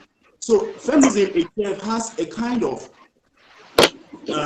coloration that was not comfortable or convenient to African community. So for African scholars to make it as maybe something to be embraced by an African woman or an African writer, they have to go through some struggles. So in this case, it created a kind of, you must adjust it, you must think at it. It cannot just come hook, think, and liner, and Africans will take it, because some of the pursuits of feminism in the West contradict feminism in Africa because of the cultural and the social values. Now, some of the most popular and the most fervent African and feminists like Molara Ogundipe, they felt this issue. Molara Ogundipe is from Nigeria. They face this issue. They see it as, yes, there is a need for Africa to engage, African literary criticism to engage feminism. However, this resistance is here. How can we solve it? So they began to ameliorate, to kind of adjust the values, the approaches of feminism to suit the African community. We look at the issue of representation, and Nawal Esadawi from Egypt, he said something about the representation of women in African literature. She said it is quite unfortunate that African literature or literature generally has not done a fair deal to women folk. And Tolstoy, for instance, is a very highly intellectual in the literary field, but what he had done in his representation of woman is to make woman look less than human. And it has become a cultural norm in some of the Arabian literature. So she lamented on that. One from Nigeria, also another feminist scholar, she said it is also unfortunate that even women who have educated themselves have been looked down upon. When women writers present what they have written, they receive a kind of a harsh criticism because they are women, not because of what they have presented. These issues have become rising issues in African literature over time. Now, the narrative kept going front and back until the African literary criticism began itself to be dominated or to be occupied with some writers who have this view that no, feminism itself is not something that is undoable. We can do it, and as most of our earlier practitioners have been pushing forward, so we can do it, but we have to just adhere to some of these little adjustments in order to accommodate African needs. So we have several of what we call versions of feminism that have been featured in African literature. We have forms of feminism like Stiwanism. Stiwanism actually was proposed by Lara Ogundipe, who says an African woman doesn't need feminism in the sense of feminism in the Western category. However, there is a need for attention to be given to women folk. So she proposed what she called Stiwanism. Other areas, some of them, like Farah Wampa, I mentioned earlier, she said she is not a feminist, but she is a womanist.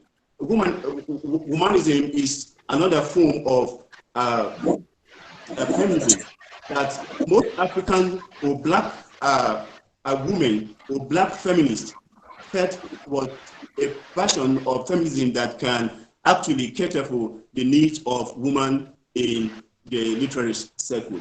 So we have these forms of feminism appearing or manifesting in African literary works. Now, I want to talk about, there is something about these versions, or what I call versions. However, Cabaret actually disagree with that term version anyway, but I still prefer to call it, because of convenience sake. Cabaret says that it is not convenient to look at African and feminism from a monolithic perspective and then generalize that feminism in Africa has versions. And when you say versions of feminism in Africa, you are simply saying that it is the feminism in the West, that you are translating it directly. However, what is going on in Africa is not actually feminism in that sense, that we could say it is versions of feminism. So he decided that it shouldn't be called so. Anyway, he didn't propose any name for that.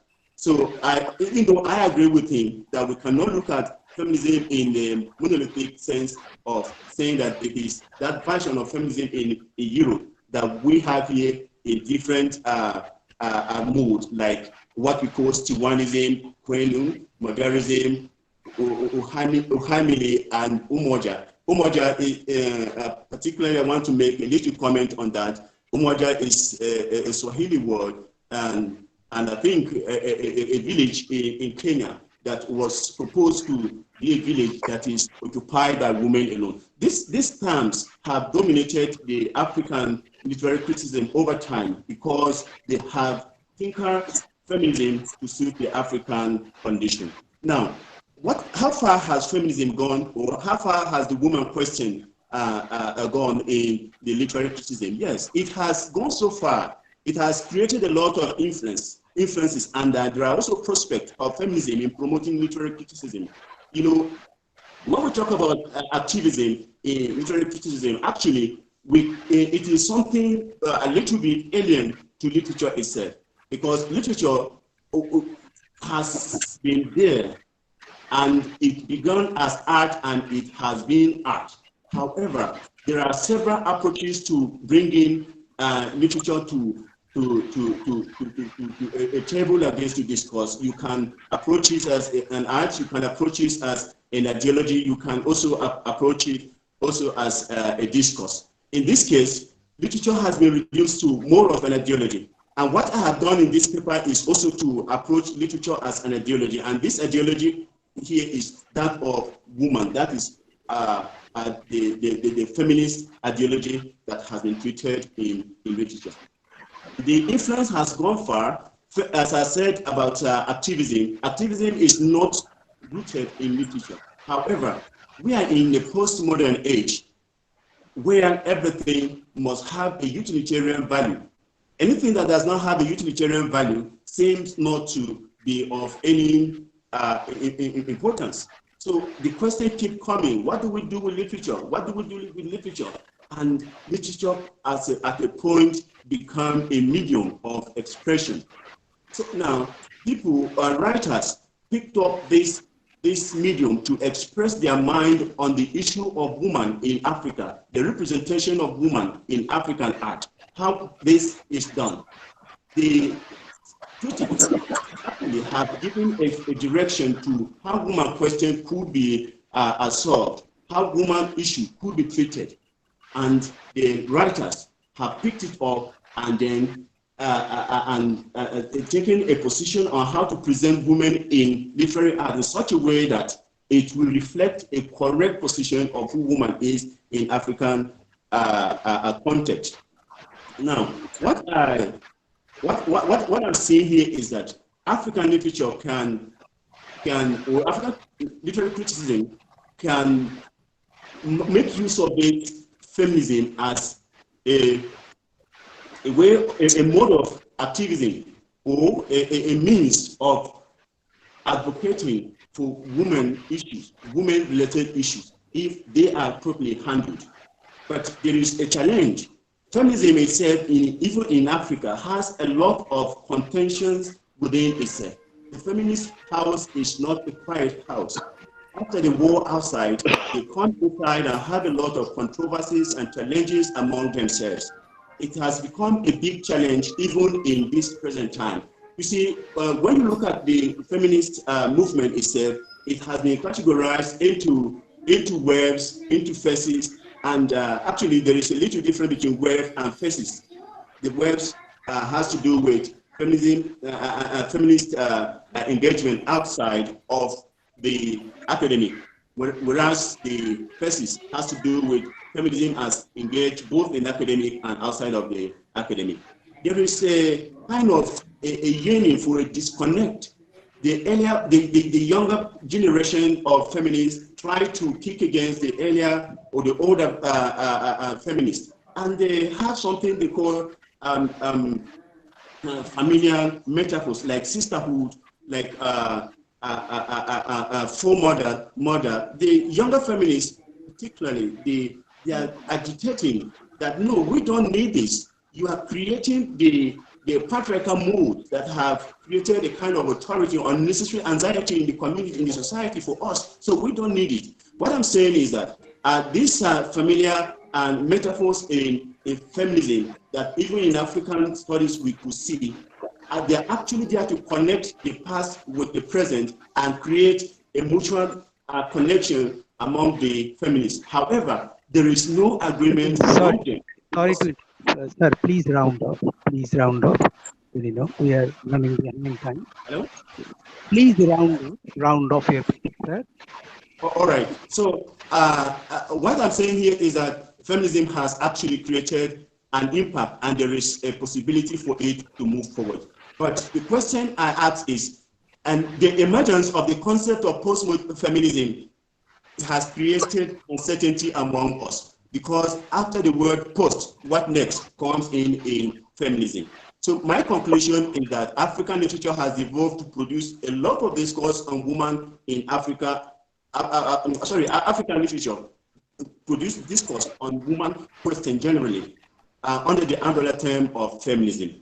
And there is also a relationship between African literature and African literary criticism. Now, I'd like to end by saying that there is an expectation that African literary criticism will keep pace with the changing issue in African continent and the world today. And it will not just remain stagnant in recycling some of these ideas that have come out before, but look at the issues rising up in our contemporary African situation today in regards to women, and then take a position that will create a better impact. Thank you for your time. Thank you very much. Thank you for the wonderful paper that you have presented. And well, I don't know whether we have time for question answer session. What is that? Well, do we have time for the question answer session right now? So we can move on to the next one, sir. So it is better. Next session, Yes. we can move on to the next session. So, well, next session will be chaired by Professor Purnendra Kumar Bhattacharya. So, yes. Thank you. Thank you. Thank you, sir. God bless you. Thank you, sir. May I request Professor Purnendra Kumar Bhattacharya to chair the next session.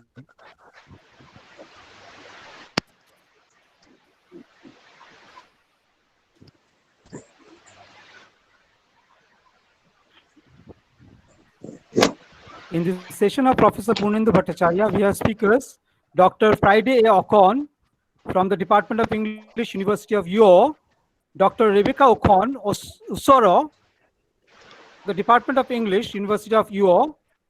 We also have Dr. Rebecca Okon Usoro, and after that we have Dr. Srijoni Roy Ebereke Kribasu, Tamalika Dash, Tanvir Sahanawaz. So may I now request Professor Purnendu Kumar Bhattacharya to conduct this session.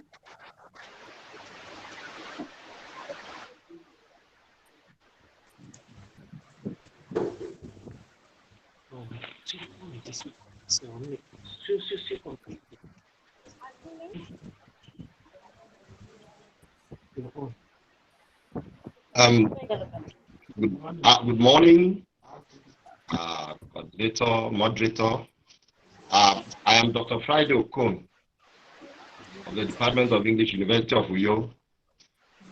My paper is entitled Sources and Themes in Uto Ibibio. Sources and Themes in Uto Ibibio.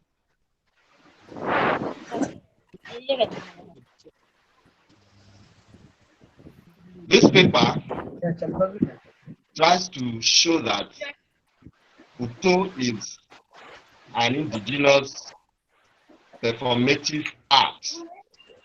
It is oral poetry originated by the Ibibio people. It is popular art performed everywhere, at the markets, at people's houses, in the of traditional rulers, and so on. Also, Uto is based on the cultural settings, the worldview and the thought patterns of the Ibibio people. And then we look at the sources of Uto.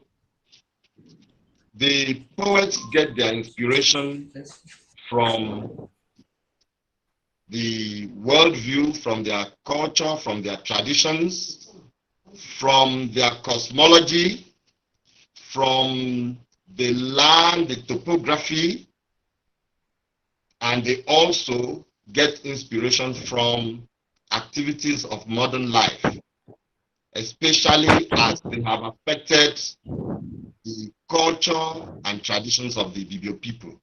These are some of the sources of Uto. Then Uto, like any other poetry tradition, takes on various themes.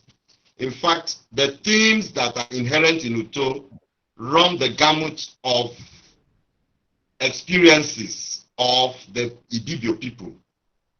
You have love, you have praise, you have death, sadness, funerals, births, things that bring about joy, those things that bring about sadness, of course, frustration and disappointment, as in the case of inability to have a marital relationship or disappointment in love relationships.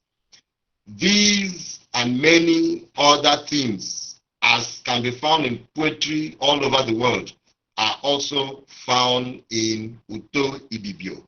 The performers themselves are usually part-time poets. They don't do it, they don't perform it as an occupation that earns a living for them, but they use it, they do it as a part-time kind of activity, maybe because of the love they have for the arts, for the art form. They may also be sponsored by some patrons. They can be used for politics, where they stand out to recite their works to the applause of the people. Uto is something that is quite indigenous, and this writer, this researcher is trying to say that in view of what is going on, in view of globalization and the effects, negative effect of mass media, modern mass media on Ibibio culture, that it is necessary for us to do things to preserve and make this art form survive the times, because it is an art form that gives the Ibibio man his gives him a sense of belonging and well-being in this cosmos that is so turbulent. Thank you very much.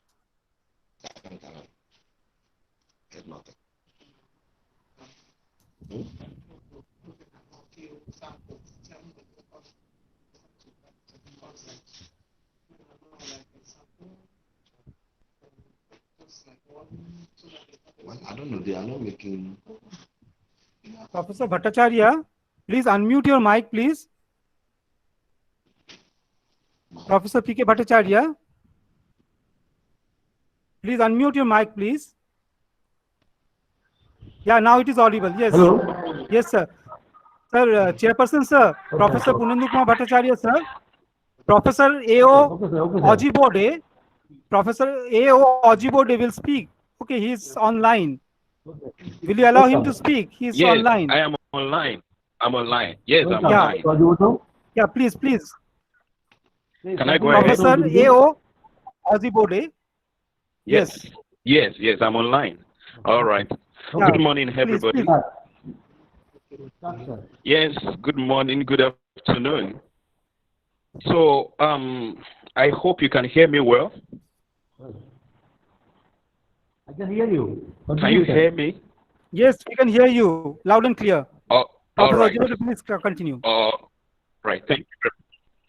Yes, I appreciate the organizers, Rishi, Bankim, Chandra College, for the opportunity of this international webinar. So, my paper is titled "30s: Broken Shell, Fragmentation and Reconstruction of African Society in Chinua Achebe's Things Fall Apart." Tortoise, broken shell, fragmentation and reconstruction of African society in Chinua Achebe's Things Fall Apart. Researched in this article, it's the intersection between anthropology, African anthropology, and African literature. Nigeria is a big country that has over 200 ethnic groups, and Chinua Achebe, who happens to be a literary icon and who is part of the inspiration behind this conference, he has made an impact. He has made a very strong impact in the world, not just in Africa, but in the literature of the world, due to its works. And among his works, Things Fall Apart happens to be the most renowned, the most reviewed, and the most read, and it has been translated into many languages. And apart from that, previous critics who have examined these texts, they viewed it from the sociocultural, political, feminist, literary. However, a salient aspect is the broken shell of the tortoise, which is alluded to in the tale or the folk tale narrated by Ekwefi, one of the wives of Okonkwo in Things Fall Apart. So I focused my lens on this particular folk tale in order to show that beyond the fable, it is a metaphoric depiction of the condition in Africa. You know, previous critics who have looked at this folktale, particularly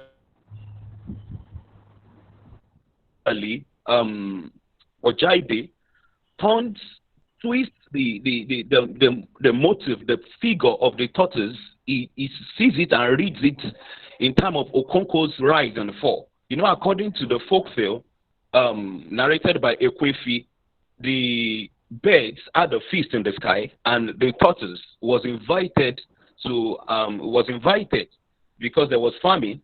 So even though they knew he's cunning and he's a trickster, you know, but they allowed him, after persuading them, to be part of the party, and they gave him their wings. They contributed wings and feathers to him to make as wings and to join. And we know how the fable ended, that eventually the tortoise, being greedy, took most part of the food, and then the birds were hungry and they detached their feathers, and it was thrown from the sky to the earth, and he broke his shell. So I view this breaking of shell from the Yoruba anthropological standpoint, according to Lawuyi, 1998. And I also I blended it with Adeoti's critique of African folktale about the tortoise from the satirical standpoint. So my submission is that the tortoise in this folktale is a metaphor of Nigeria, the political history of Nigeria, you know, based on some of the occurrences that has happened from the post-independence era, you know, when the whites, after leaving the country, when Nigeria gained independence, so they had balkanized the resources and some of the things that the country owned. And this I see in light of the birds plucking away their feathers, removing their feathers from the tortoise, whom I see as a picture, as a metaphoric picture of Nigeria. So I see this trait of the tortoise as a trickster, not just as a fable, not just as a minute aspect of the novel, but I see it as a picture of the condition, the socio-political condition of Nigeria. And then I also established that the parrot revenge on the tortoise is a leitmotif of Christian missionaries who institute a new religion in Umuofia using Bible and gun. You know, the parrot goes to the house of the tortoise wife to tell the tortoise wife to bring out cannons, gun, and all the weapons of war that can injure the tortoise. So I view this as a leitmotif of Christian missionaries who institute a new religion in Umuofia using the Bible and gun, the machinery of colonialism. So Okonko's suicide, in view of the tortoise, Okonko read as the tortoise, is balanced by Onwoye's conversion to Christianity and the calculated deception of the tortoise wife. In this regard, the tortoise fracture and Okonko's suicide is an indissoluble metaphor for national degeneration and mediation, where literary artists, agencies, individuals collectively contribute to the process of national recovery in Nigeria. Pointedly, the tortoise splinter or fracture signals a transition of a revolutionary spirit from Umuofia into African literary space ignited by Achebe, the trickster writer whose obligation, apart from entertainment, is pointing the Nigerian society to the desired change. So, summarily, the folk tale of the tortoise becomes a platform for me to critique the political history of Nigeria. And some of the experiences in the folk tale, you know, it's seen as a metaphor, not just as a fable, but a metaphor to corroborate or to satirize the amphitheater and some of the political condition and experiences that Nigeria have had. So this is what I looked at in my paper. So the most important thing is, and the significance of this study is that though Achebe, being an Igbo, he acknowledged the intercultural significance of the trickster, the tortoise, in Gelat's war. And he views this tortoise, he views the trickster, he views it in line with the depiction of Eshu, you know, a Yoruba trickster god. So I linked these two figures, I linked them to the picture of Okonko as well as Umuofia and Nigeria. So just to show that the fracture of the tortoise is a metaphoric picture of the chaos, of the fragments in Nigerian politics. And just as the fable or the folktale is concluded that a powerful medicine man, you know, assisted the tortoise in patching his broken shell. So I view this dynamism of the shell, of the broken shell in the Yoruba culture as a leitmotif, as a metaphor of the fragmentation, of the disintegration of politics in Nigeria, and the need for literary artists, individuals, and everyone to contribute in rebuilding and in managing nutrition. So this is my presentation. Thank you for listening. Okay, thank you, I'm very grateful. Yeah. Thank you, Professor. Yeah. Chairperson, sir, can you allow Professor Srijoni Roy and Professor Tamalika Das to deliver their papers? Yeah, well, Yeah. any one of them. Yeah. Professor Srijoni Roy. Professor Srijoni Assistant Roy. Professor. Well, Professor Srijoni Roy. The paper of her is The Binding Motherhood, reading into the Nigerian woman's mothering experience in Buchi Emechicha's second class citizen and Joys of Motherhood, Nigeria. Again. Yes. Am I audible now? Oh, audible, fully audible. Okay. Good afternoon, everyone, and hello. As Pradip Ranjan Sengupta has introduced in his concept note regarding all the African writers, he has already mentioned that Emecheta holds a very important position as a Nigerian novelist. Now, my paper is named The Binding Motherhood, reading into the Nigerian woman's mothering experience in Buchi Emecheta's Second Class Citizen and the Joys of Motherhood. Now, Buchi Emecheta's fictional space is essentially a world of mothers. The struggling mothers, the hopeful mothers, the failing mothers, the resentful mothers, the unmotherly mothers, and the ghost mothers.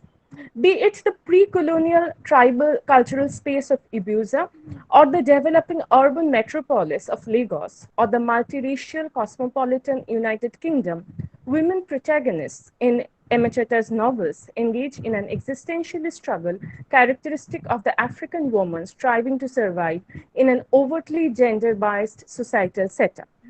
Emecheta was quoted saying, I quote Emecheta, I work toward the liberation of women, but I'm not feminist. I'm just a woman, unquote.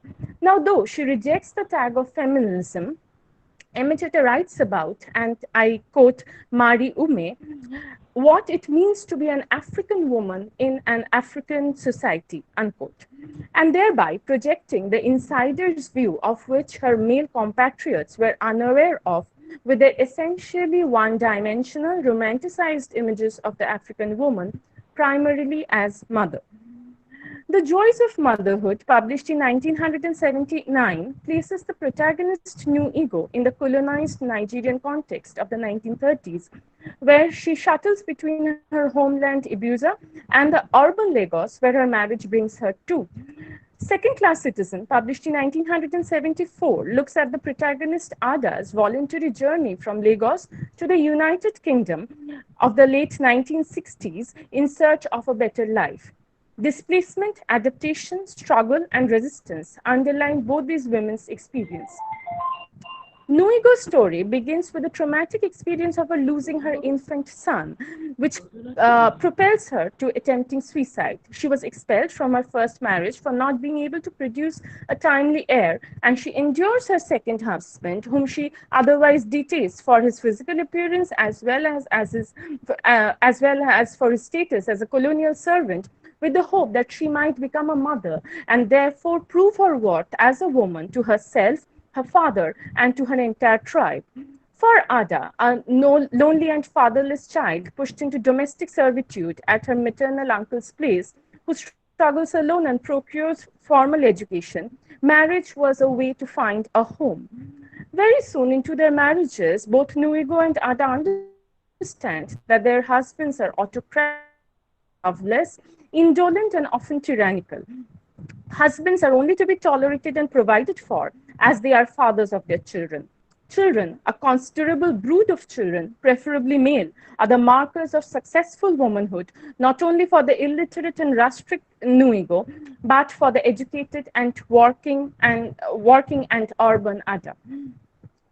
Now, Igbo women were never confined to their homes in their traditional tribal setup. Though primarily endowed with domestic duties of keeping the house, maintaining children, and providing for the husband, all of them had independent trades and owned kiosks at the local markets, and thereby contributed to the overall financial well-being of the family. When Nuigo moves to Lagos, she banks on her traditionally learned business acumen to start a trade and complement the meager income of her washerman husband. But as she goes on producing more and more children over time, and with her husband jobless or absent most of the time, the entire responsibility of bringing up the children actually falls on the tender shoulders of Nuigo. Not only feeding and clothing her children, but now she needs to provide for their education too. An add-on responsibility that the colonial system brought along, where education of the where education of the children must be taken care of if the mother wants to see them succeed. She cannot but question the fairness of this settlement, where the white man's social system demands a docile woman. And though Naife converts to Christianity and embraces that worldview, Nuigo has to be the main provider of the household. As Nuigo goes on working with superhuman fortitude, the only hope that keeps her afloat is that her old age would be happy. Her children, specifically the male ones, are her investments that she hopes to eventually reap benefit from. The irony inherent in the name of the novel becomes gradually prominent as contrary to her naive dreams, her sons decide to leave the country in search of a better future, proclaiming it in no uncertain terms that they are responsible neither for the financial nor the emotional well-being of the mother. The daughters, who always came as a second thought, rather becomes Nuigo's support, but still she dies a lonely and dissatisfied death. Now, Nuigo's resistance actually comes after her death, as she becomes the ghost mother of the clan who refuses to bless the people with fertility. The joy, quote unquote joy, that she had to endure of breeding repeatedly, of toiling inhumanly day and night for her children, of premature age and untimely death, Nuigo refuses to pass on to future mothers. Now, coming to second-class citizen, Ada's connection with her children mirrors that of Nuigo's. Ada's predicament still remains that of 1,000 working mothers all over the world. She has to work to run her household with an idle husband and has to worry endlessly about the well-being and safety of her children in a foreign land. The working mother is more often than not characterized as the unnatural mother, who willfully undermines the nurturing responsibilities heaped on her by patriarchy and thereby choosing herself over her children. The dilemma of the working class mother is more acute. For her, work is not a matter of choice, but rather it is a necessity. Ada's position as a well-educated working woman in Lagos, an elite who could afford 4 nannies for her 2 children in her absence, undergoes a sea change as she moves over to the United Kingdom. She is reduced to the status of a second-class citizen, where she battles squalor, disease, and debasement. She detests her unwanted pregnancy caused by the instances of marital rape or her husband's refusal to use the contraception she so desperately procures. Both their bodies, Nuigo's and Ada's, are actually, they are denied the autonomy over their bodies, even though they are placed 30 years apart from each other. Their being unmotherly mothers become a part of this experience. When Nuigo's 7th child dies at birth, she cannot but wonder that if it was she who unconsciously wished for the death of a child, as she slogged for the upkeep of her existing children. When Ada finds herself pregnant for the 4th time, she opts for abortion, though it goes against her Christian upbringing. As Ada cares for her newborn 4th baby, after quitting work and therefore making Francis take up employment, for the first time she feels what is to be a real housewife. This is what she says. She relaxes, and as she does not have to work both at home and outside, and therefore is happy to what the feminists would come to call downsize. Ada has once vehemently refused to join a clothes factory like other Nigerian women in the United Kingdom when she first came, as she thought it would be an insult to her hard-earned education and status. But now she is happy to be a seamstress as long as she can work part-time and from home with her children around. Ada's change is definitely post-feminist in its edict that women's liberation, the kind the second wave of feminism sought for, actually led to the dabbling of burden on women. Because though women started working outside, men never admitted their share of domestic duties.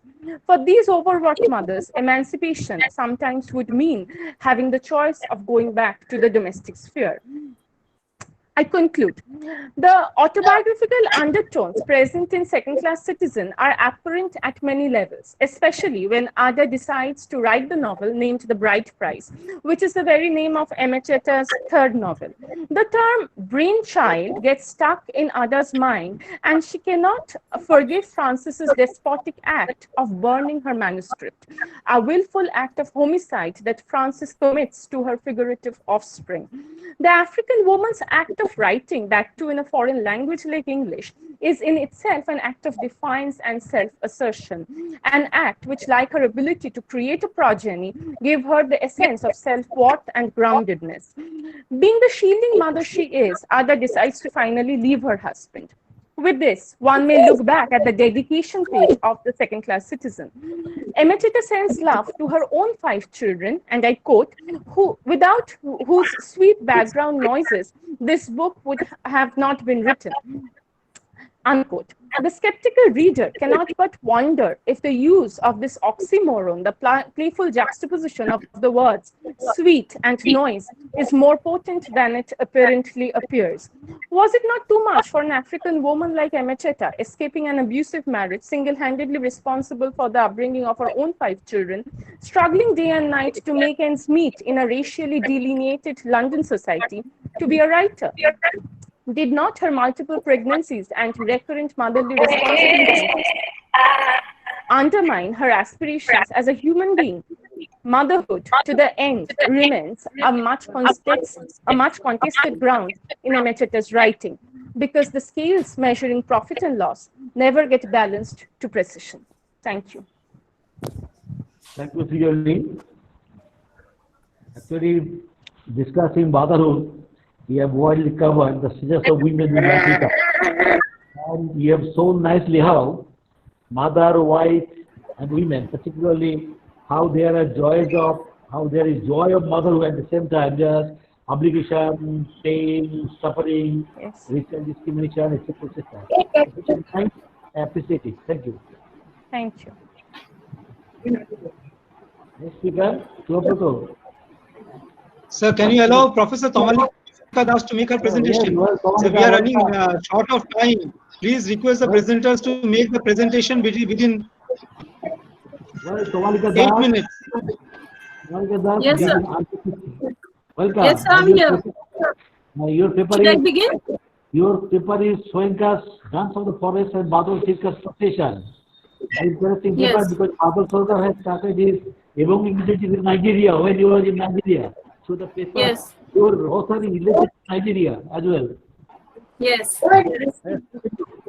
So should I begin? Begin.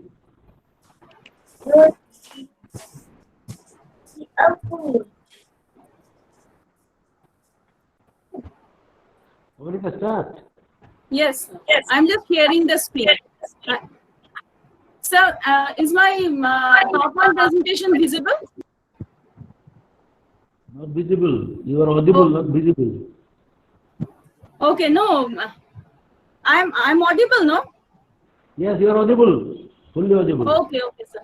Thank you, sir. So today, good afternoon, everybody. I am going to present today my paper on Julius Soyinka's A Dance of the Forests and Badal Sarkar's Procession, a comparative study in theatricality. Now, first, I begin with the introduction to the 2 dramatists. Now, these 2 dramatists, though they belong to 2 different social realities and 2 different countries, but still they have certain things in common. The most important being that both of them, they wrote against the establishment, and most importantly, they infused into their dramas the native cultures, the native myths, the native elements in order to make the Western dramatic tradition subverted, and in order to write into the Western dramatic tradition that was practiced during their time. Julius Soyinka, in his most complex satirical play, A Dance of the Forests, displays his obsession with truth by talking about death, despair, and disillusionment about that await the newborn nation at a time of the highly joyous occasion of its independence. Adrian Roscoe, in Mother is Gold, has said, in a play offered to a nation on the euphoric occasion of its independence, the immediate victim of the satire is that nation itself. In a play ostensibly celebrating a country's birth, the talk is all about death, delusion, and betrayal. An intermingling of traditional and Western elements, the Christian and Yoruba myths, in an aesthetic expression of Soyinka's philosophical ambivalence, which is actually the pivot of the eclecticism of his theatre. The use of ritual proclaims Soyinka's unrelenting obsession with the Ogun myth and its complicated reenactments through ritual.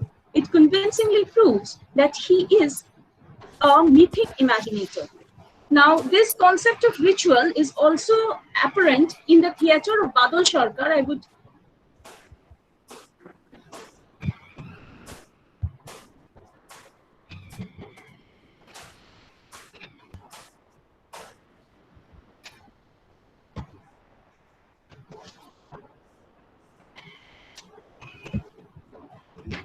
okay, there's some problem. Now, Badal Sarkar was a city man who was born and brought up in Calcutta, the typical middle-class, urban, educated Bengali. He is an amalgamation of various opposing and myriad forces. He set out to establish a theatre known as the Third Theatre. Now, in his Third Theatre, he has brought in the synthesis of the West and also the Indian indigenous theatres. Now, this is Badal Sarkar's Michil. You can see that it is enacted on the open, there is no conception of a stage or no conception of a proscenium, so to say. So his main butt of criticism was with the proscenium theatre. It is either enacted in an open area or in a room or maybe also in a field. This is the acting area of the procession. So this is a maze-like structure where the characters can go in and out in all directions. It is a third theatre performance. The audience are always inside the play. The imagination of the audience is always in the is always taken into consideration. The central character of this play is Khoka, who symbolizes the countless victims who are silenced by the state. Now, this play is a dramatization of a state-sponsored annihilation. Michel explores the ironical exposures of the social, economic, and historical forces creating crises in society. Now, this is the scenes. These are the scenes from the Dance of the Forests. In the Dance of the Forests, also the interplay of colors, the interplay of the setting, which is very simple, which is minimalistic. So these are the techniques which have been used by both these two dramatists to create something new, to create or to dismantle the Western mode of expression through drama.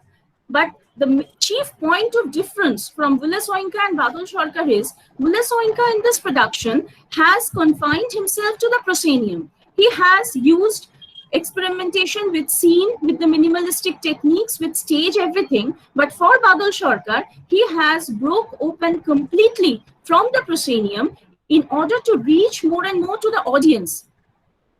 And as he was influenced also by the West, so there is an interplay, or there is a fusion of the West and also the indigenous theatres in his drama, as is noticeable in Michil. Now, I again come to the Dance of the Forests. In Dance of the Forests, it celebrates Nigeria's independence after the Civil War. Now, infusion of the Yoruba culture and the presence of the characters in the play are significant to defamiliarize the accepted notion of joy or happiness inherent in a freedom struggle. The characters come from 4 different groups. They are the town dwellers, the forest dwellers, characters from the past who have come into the present, and also the element of dance is very significant in this play, because here the characters the Dutch man tells the living to leave the dead some room to dance. So here, dance represents a mode of expression, and it is closely related to physical expression in the form of dancing. And so dancing represents a very important tool to portray the dramatic endeavor in this play. And in Badal Sarkar, he has used the stage arena, the acting arena, the characters always talk in chorus. There is minimum infusion of, there are no fixed characters. Any character can assume any role in order to prove the universality of existence. So I conclude that both these two dramatists had a kind of goal at breaking down the fourth wall in a dramatic performance, which involved much more participation of the audience to make the drama a live performance, and also the techniques of minimalism and imaginative participation of the audience becomes much more significant, where they can participate in a play, where they can come to a play where maybe previously they were denied existence. Thank you. Thank you, Komalika, for your illuminating art theatre speech and comparison between Soinka and Badal Sarkar. The next speaker is Tanvir Sanawaz. Subhrato. Yes, sir, I am present. Tanvir Sanawaz is there. Sir, Professor Tanvir Sanawaz is there, yes. He can make his presentation. Sir, can you hear me? Yes, I can hear you. Okay. Okay. Good afternoon, everyone. Today is really a glorious day and day of pride for all of us. This is the first time that our college, our department is organizing such an international level conference. So we are already running behind time. I will not take much time because from 4 p.m. we have to start our parallel session. I'm going to start my... Don't be nervous. Okay, sir. Your paper is a nervous condition. Continue as long as you can. Okay, sir.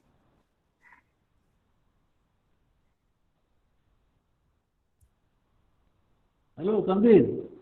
Yes, sir. Start. Yeah, start. Sir, can you see? No, I can see nothing, but can hear you. Yes, it is visible. Play. Start playing. Yes. It is visible. Professor Tanvir Sanawaz, it's visible. Yes. Thank you.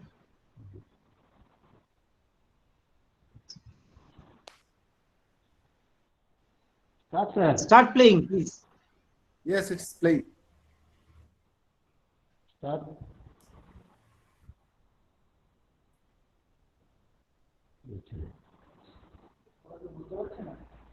Professor Sanawaz, the voice is not audible. Your voice is audible to me. Yes, sir. Yes. And the word of rich African literature is definitely Nervous Conditions by Sitsi Dangaremba. It was ranked in the top 10 of Africa's 100 best books of the 20th century. The book deals with the politics of post-colonial theory, the legacy of rights of women. It is an excellent and exquisite, well thought out work that very subtly offers a journey of vision of an African girl with its well-crafted theme of race, hybridity, class, colonial education, gender, and cultural hegemony. The novel illustrates the nervous conditions, the perturbations, the traumas of the post-colonial nations that torments us still. In Tambu or Tambudzai, the protagonist of the novel and one of the females of a family, African women can see their own life. They can obviously relate their own lives, their own conditions with her. If at home or dislocated, who struggles daily war against their shifting world with a mixture of firmness, confusion, and kindness. Famous post-colonial theorist Frantz Fanon, in his seminal work Black Schemes, White Marks, argumented this issue that becomes relevant in this study. Frantz Fanon argumented that to passively adopt the white master's culture is to allow the age-old African legacy to be replaced. This basically forces the black man to passively carry a white mask. At the same time, being a black Rhodesian woman, Tambu, in addition, is a woman in a ghastly misogynic society. She is to live with the autocratic attitude of the typical patriarchal system and the hardships and injustices involved with it. Hence, being a woman for Tambu is actually worthless because everyone in her home state treats her like worthless object. In this critical paper, focus has been made how an ordinary rural girl of Rhodesia, which is now Zimbabwe, breaks off the chains of the subjugated society that try to marginalize and subjugate women doubly, and also how she asserts her voice. It's a visionary journey from voiceless to voice, from anonymity to individualism. Tambu was born a girl and thus faces a fundamental disadvantage since traditional African social practice dictates that the oldest male child is deemed the future head of the family. All of the family's resources are poured into developing his abilities and preparing him to lead and provide for his family, for his clan. When Namo, the elder brother, dies, the tragedy is all the more deeper since no boy exists to take his place. Tambu steps into the role of future provider, yet she is saddled with the prejudices and limitations that shackled most African girls of a time, of a generation. So her fight for an education and a better life is compounded by her gender. So gender inequality and sexual discrimination form the background of all the female characters' lives in the novel. Here, inequality is as infectious as a disease, a kind of crippling attitude that kills ambitions, that kills desires, that crushes their spirits and discourages them from supporting and rallying future generations and other female relatives. One important theme of the novel is obviously colonialism, the Western colonialism, and as a result, Tambu experiences the Western style education setting and the missionary school where she reads. Both provides and represents privileged opportunity and enlightenment. Despite Binari's strong objections, Tambu knows the only hope she has of lifting her family out of poverty is education. So the mission school poses threats as well. Western institutions and systems of thought may really alter native Africans who are subjected to them. Nyasha, her cousin who has seen firsthand the effect of being immersed in a foreign culture, grows suspicious of an unquestioning acceptance of the post-colonial colonial education. She fears that the dominating culture may eventually stifle, cripple, limit, or eradicate the long-established native culture of Rhodesia or Zimbabwe. In other words, she fears that colonialism may force a kind of assimilation. The characters' lives are already entrenched in a national identity that reflects the synthesis of African and colonialist elements. The characters struggle to confront and integrate the various social and political influences that shape their lives, forms the backbone and central conflict of nervous conditions. So, I will sum up that Tambu was considered an other, yet all such obstacles were not enough to check her indomitable spirit of the protagonist, be it external or internal. Her cousin Nyasha, suffering from tremendous psychic and physical disorder, found refuge in Tambu. She suffered from bulimia and other eating disorders. So when Tambu realized that her education was a branch of the colonial system that sought to take her into the mold, it showed that she we learn to think critically and accept it that not education, that all education is good. At this point, she started writing this novel, The Nervous Conditions, and Tambu or Tambudzai is the mouthpiece of the novelist Sitsi Dangaremba herself, as it is a semi-autobiographical novel. Sitsi Dangaremba herself, and she tries to make readers know about her journey from anonymity to individualism and her exquisite tale of quest, contest, and conquest. Thank you very much. Thank you, everyone. Thank you. Thank you, Tanvir. Thank you, sir. So, and you mentioned this novel, but we know that she was also a very great film producer. You know it, producer, and her films and books like Satri Deves, they work simultaneously for the liberation of women in Zimbabwe. Okay, thank you for your paper. Next speaker, Subroto. Yes, sir. Subroto. Sir, yeah, sir, no more speaker for your session, sir. Sir, okay. Can we move on to the next session, next technical session? Okay, thank you. Hello, sir.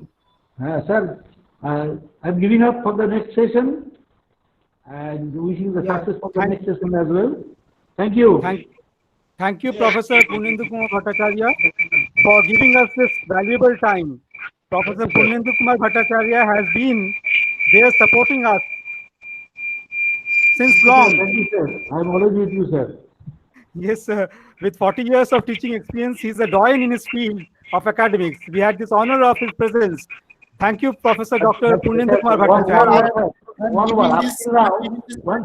Up till now, the discussion has been concentrated and confined within the very literature of the very regions of Africa. Almost 55 countries and 2,000 languages, but not a single paper has I seen so far on the orature. Because in your seminar paper, there was the African literature, orature and culture. All our speakers have dwelt on African literature and culture, but none of them have dwelt upon the very orature. Yes, they were interesting aspects, and I think that the next papers will perhaps concentrate on this very orature, which is an important part of the literary tradition of Africa, because most of the literature of the world have come out of orature. Okay, I hope that all the success for the very seminar, this interesting international seminar. I am proud of it. Thank you, sir, for your arrangement. Thank you, Professor Bhattacharya. We are now moving on to the next session. Okay, the next session will be chaired by Professor Chanda Shukla Hajra. Professor Chanda Shukla Hajra, she had a teaching experience of 32 years and she had been a principal of 2 colleges, one being Krishnanagar Women's College and the second being Kachrapada College. And she had been a visiting faculty of the Department of English, UG and PG Studies for the last 5 years of Rishi Bankim Chandra College. May I now request Professor Chanda Shukla Hajra to chair the next session and invite the speakers. Madam, please. Thank you. Thank you, Shubh. Good afternoon to everybody. So we are to start with the speakers. In my list, as it was provided to me, the first speaker is Dr. Momtajul Islam. The name of the first speaker is Dr. Momtajul Islam, Professor English College Institute, King Abdulaziz University, Jeddah, Saudi Arabia. Hello everyone, can you hear me? Yes, yes, we can hear you. Good afternoon, everyone. Can you start? Shubh, can you start? Yes, Professor, voice is clear, audible. Sir, you can start, sir. Okay, thank you for giving me this opportunity, but I am just a lecturer, not a professor yet. Anyway, it has been an enthralling experience so far today. My topic is certain indigenous societal limitations and their exploitation by the colonial invaders in Chinua Achebe's Arrow of God.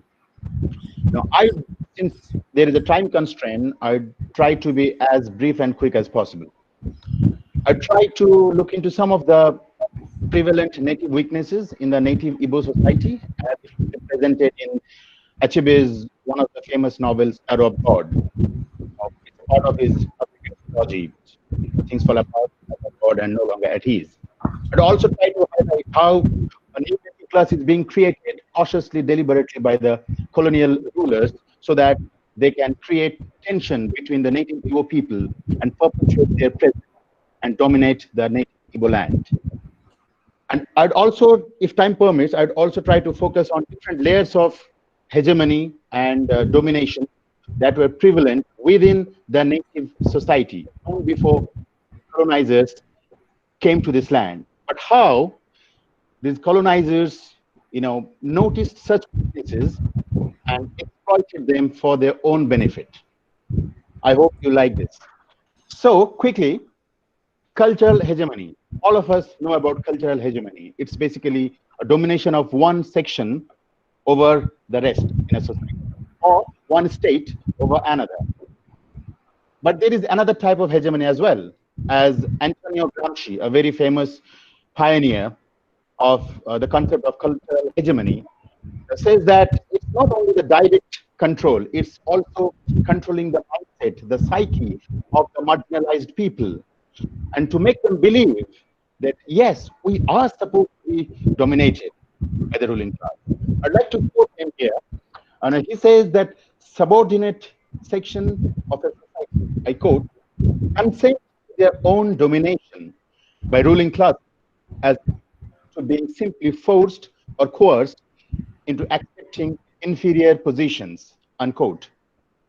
So, what Achebe does in his writings is he tries to represent Africa and its people with all its complexities, different layers of society and their presence, their strengths and weaknesses to the rest of the world. Because before Achebe, in Western writing, Africa was represented as just like a crowd, devoid of any complexities or individual identity, as if just like a herd of animals. But that's what Achebe questioned. No, look, we have a society like any other society in the world. We have our shortcomings, our limitations, and strengths like any other society. So don't consider us as a homogeneous entity. So Achebe tries to be an impartial observer of the native society and tradition. Okay, so let's talk about some native weaknesses, indigenous weaknesses already prevalent in the Igbo society, which is the backdrop of all his novels. For example, the native Igbo people had a strong belief in the presence of supernatural powers in the native society and the religion. When the colonial forces came to this land in the form of Christian missionaries, they tried to grab this kind of weaknesses. They also noticed that there were social outcasts in the native society, but they are not a creation after the colonial experience. They're already there. These kind of weaknesses are already there in the native society, but they were being exploited by the colonial forces for their own benefit. For example, the mothers of twins, people with leprosy and other diseases were considered evil in the Igbo society. That's why they were marginalized. There were societies within the Igbo society.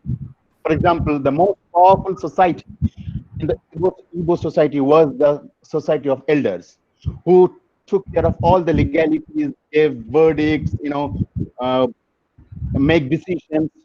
And the most marginalized section of the society was the young generation, the youth. They were not given any noteworthy responsibilities, so they felt left out. So these people, the social outcasts, these marginalized young generation, and those people who did not believe much into the practices going on in the society were targeted by these Christian missionaries. There was a rift and lack of understanding between different sections in the society, between the young generation and the elder generation. And the colonizer forces targeted these people. They told them, look, you're already being subjugated in a society. why don't you come and join Christianity? And you will be as equal as anybody else in our religion. And that was fascinating to these marginalized people. So such sidelined people of the native society found a seemingly better alternative in Christianity, as they were not considered unwanted anymore in the new religion. And with this, with this kind of native Igbo people, the Christian missionaries were able to form a new native Igbo section, that is Igbo middle class. But what these people do later, subsequently, they worked just as an army of the colonial masters so that they could perpetuate their domination, their hegemony on the Igbo people. They were just nothing more than negotiators, nothing more than puppets in the hands of the colonial masters, so that colonizers could control, administer their rules on the Igbo land without any barriers, any obstacles, be it linguistics, be it traditional, or be it cultural. But subsequently, these people started fighting against their own brothers and sisters. When these new converts joined Christianity, their psyche were being brainwashed. They are being told, look, everything about your erstwhile society and people is bad. For example, in Arrow of God, there is one native Christian missionary. His name is John Goodcountry, if I remember correctly. And he instigates other native converts that, look, everything about your previous religion and people is bad. Go and destroy them. And that's what they did. These new converts go on, destruction spree. They destroy most of the local shrines, kill the sacred animals of the native Igbo religion. And that raised tension. And that contributed to a fierce, violent attack between these two groups of people. And from family, after the colonial invasion, from family, they become foes. There was an increasing amount of hostility between each other. I'd like to give another example of divide and rule policy as well. There were two villages. The main protagonist of this novel is Eziulu, the chief priest of Godulu, who had his own personal limitations and suffering and conflicts when he came in contact, with the rest of the society. So Eziulu's village, Umuaro, and its neighboring village, Okteri, always had some tension, but they never came to the fore before colonial invasion in such a huge, situation, a huge magnanimity. What the colonial forces did, I'll give you one example. They were constructing a road between different villages in the Igbo land, and they were hiring the village people for the construction. They paid everyone who worked for them except the people of Umuaro, and that enraged them. That, and they were fierce. They said, why the people of Okperi got paid for the same work that we did, and we are not paid even a penny. That created further tension, which ultimately resulted in a kind of fighting between the villages. So all these native weaknesses and shortcomings, limitations, were cleverly, cautiously, deliberately used by the colonial rulers for their own benefits. I'd like to quote here one of the main characters from Things Fall Apart, Mr. Oberika, Okonkwo's friend. He says, I think that summarizes the whole thing. I quote him. How do you think that we can fight when our own brothers have turned against us? The white man is very clever. He came quietly, peaceably with religion, and we were amused at his foolishness and allowed him to stay. Now he has won our brothers, and our clan no longer act like one.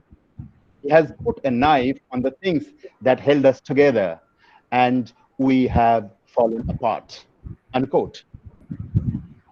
So before I conclude, I would like to also talk about Simon Gikandi, a very famous critic of Chinua Achebe. He is of the view that Achebe usually examined native African social and cultural practices at the time of colonial onslaught in terms of pre-existent inner contradictions and ambivalence, and does not simply applaud it as an, I quote him, unquestioned authority. Achebe himself, in one of his essays, I think the name is The Role of the Writer in a New Nation, admits, I quote, "We cannot pretend that our past was long, technicolor idyll. We have to admit that like other people's past, ours had its good as well as bad sides," I unquote. But these bad sides, these negative things in the Igbo society were deliberately exploited, manipulated by the colonial rulers so that they could firmly establish their control in all strata of native society, native Igbo society. Do I have any time left? No. Oh, thank you very much. I hope you like it. That's how I do my presentation. Running behind time, and we have 6 speakers. Okay. So I'll end. No, you are very illuminating, but I'm sorry, we have to. Okay, no problem. I can understand. I hope that people liked it. Thank you very much. Yes.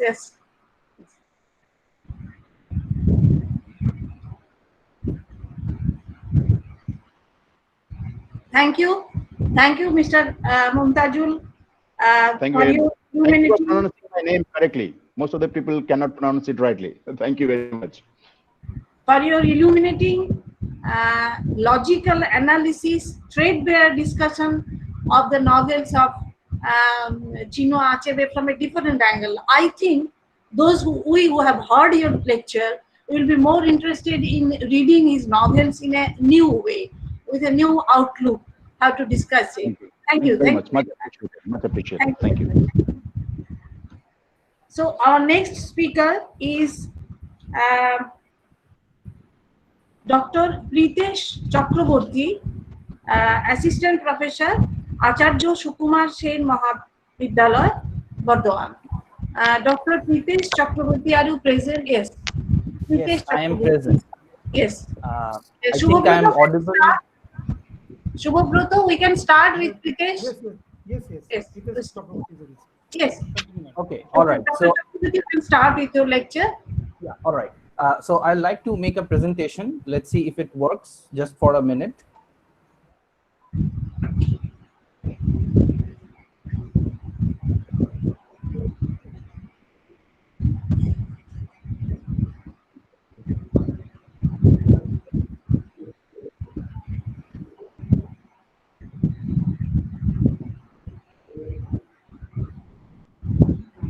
So is the PPT on the screen? Yes, visible. Yes, it is visible. Okay, great. My presentation will be on the shades of dark, that is representations of Africa in the comic books of Nagraj. Now, Kaur and Iqbal attest in their book, Adventure Comics and Youth Cultures in India, that when foreign travel was limited, if not impossible, comic books enabled a canvas for what Homi Bhabha terms vernacular cosmopolitanism. It became a form of simulated tourism well before virtual reality became a vernacular reality. In the pre-internet and pre-cable TV days, one of the most favored modes of indoor entertainment of children and adolescents were the comic books. While the usual candidate for accolades and accreditation was the Amar Chitra Katha, most of them were published in English. The Hindi-speaking belts, yes. Hello. Any issues? Yes. Go on. Dr. Chakraborty, go on, please. Okay, sorry for the interruption. The Hindi-speaking belts of the North and Northwestern India favored the regionally produced Hindi comics. These comics had many superheroes in them. This paper chooses the Hindi comics produced by Raj Comics, and the time that I have chosen is from 1989 to 1984. Within Raj Comics, the focus will be on the character called Nagraj and his exploits and adventures. It will be in these comics that we will try to analyze the representation of Africa and African people in general. Such issues have been selected where Nagraj is seen in the African environs interacting with the African people. While we will try to point out and analyze cases of stereotyping, reductive and otherwise, we will also try to highlight the representations that subvert this stereotype consciously or unconsciously. Now, colonialism is not just an event in the world history, but has approached the condition of a world. Not only the colonizers, but the erstwhile colonized, like us, have adopted their way of seeing things. We have been infected by the viral gaze of the oppressors. Both Africa and India have a colonial past, and there are many similarities in the way we react to politics of representations and carry out the same. In its initial foray, the colonizers were often confronted by their enlightened country people about the inhuman exploitation they, the colonizers, perpetrated on the natives. The colonial masters responded by saying that the natives were subhuman and hence the standards of humanity does not apply to them. Hence was born the white man's burden to alleviate the subhuman native to the condition of humanity. Stereotyping the natives of the colonies was an easy way out of the critique of humanitarians against human right violations, though there were hardly any hard and fast guidelines regarding human rights then. This practice of reducing the native or the other to the condition of the subhuman or inhuman unfortunately continued way after the colonization was over. In fact, the ideas set by the colonizers are still attested to be true today. This fixating of the images of the people of Africa, Asia, and Latin America was and is carried out through several media like movies, literature, adverts, etc. These media have often been challenged by the crusaders for racial justice. However, there is a niche subculture which has been perpetuating these stereotypes right under the noses of human rights watchdogs. This medium is the comic books. What is more distressing is the fact that this stereotyping is done almost unconsciously. Further, this image production and sustenance is carried out in a literature that was supposed to be for the children. The images that were consumed by the children could become permanent since these were hardwired into their impressionable brains. Now, I would like to present the first slide. Okay, here's the first slide, and this is taken from a comic book named The Blood Tribe, or the Khuni Kabila, as it was called in Hindi. And here we find the hero or the superhero, Nagraj, green color skin, is tying or untying the natives present in the image. Of course, he's untying the natives, and this image is resonant with the image of the savior from the outside, which the colonizers had often said that they were. America still claims itself to be a democratizing force into the Middle East and into Africa. And here, Nagraj also does the act of freeing the natives who have been captured by a warlord, by a white person who has gotten control over the particular area in which Nagraj is operating at this point in time. He goes with his friend who he has untied in the earlier image to a hotel to stay. And here what we find in the comic book, which says that black dogs are not allowed. So this is reminiscent of our own images of humiliation at the hands of the Europeans. So there is much common, which is much common between what the Africans were facing and what we had faced, and there is a honest representation of the same, albeit a few decades later, in the naive medium of entertainment called comic books. However, we must pay attention to this image where the distinction between the color of the guard who asks them to leave and of the superhero is hardly distinguishable.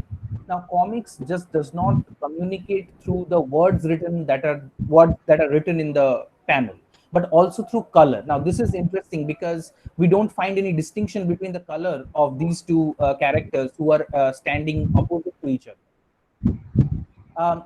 In another comic book called Thuranga, where Nagraj entangles with a dreaded warlord in Tanzania, and he is doing yet another act of freeing. He is doing yet another act of untying and he's loosening the manacles that keep the people tied. However, in another image, we find that what we have been hearing for some time now, that the people of Africa were divided by the Europeans as they were divided in India to fight against each other. If it was in the case of India, it was caste and petty mutual princely squabbles. In Africa, as Fano points out, that when the nation was born, the nation was superseded by tribe and the clan. So here, the general, the ruler of the particular land where Nagraj is present, has divided the community, has divided the race into two tribes, and they are fighting against each other. Nagraj is fighting against those who are what we can call as the complicit group with the white rulers. Now, here again in this image, Nagraj is punishing two apparently tribal people, and this image is in itself a kind of a damning image where the white-skinned, if you can look at the face of Nagraj, he is white-skinned, but we have also to look at the skin color of Nagraj in general, which is green.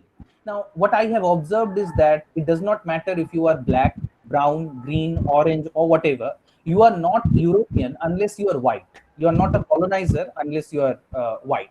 So in this case, it creates a platform of ambiguity. It creates an opportunity of ambiguity, that as to how we can interpret this green-colored, white-skinned person hitting black-skinned people. Now, this is again something which is what Fano had said, that when people are called names in terms of their skin color, they use it as an insult. And in this image, this character accompanied by Nagraj, and this character is beaten up by Nagraj, and then this character paints the white person black and calls him a black person as an insult. Please, Dr. Chakraborty, please try to wrap up. Please try to wrap up. Okay, all right. One of the basic images that I wanted to point from our own comic books and graphic novels is this image, which has been taken from the River of Stories, where the same kind of exploitation and internal colonization goes on. However, it does not goes on without any kind of resistance. The resistance is provided by the native forces attacking the white forces, and ultimately triumphing over the tyranny. So what I have found out is that there are images which are damning, which are stereotypical, which are reductive in comic books, but comic books also have the ability to create certain complexes in the young minds, which can be used later to create some positive ideas and images, both of India and Africa in them. So thank you for your time and your attention. I hope I could make myself presentable. Thank you so much. Thank you, Dr. Chakraborty, for your beautiful, wonderful speech. We went back to our own childhood and we were thinking about those comics, which really helped a lot in preparing our mind.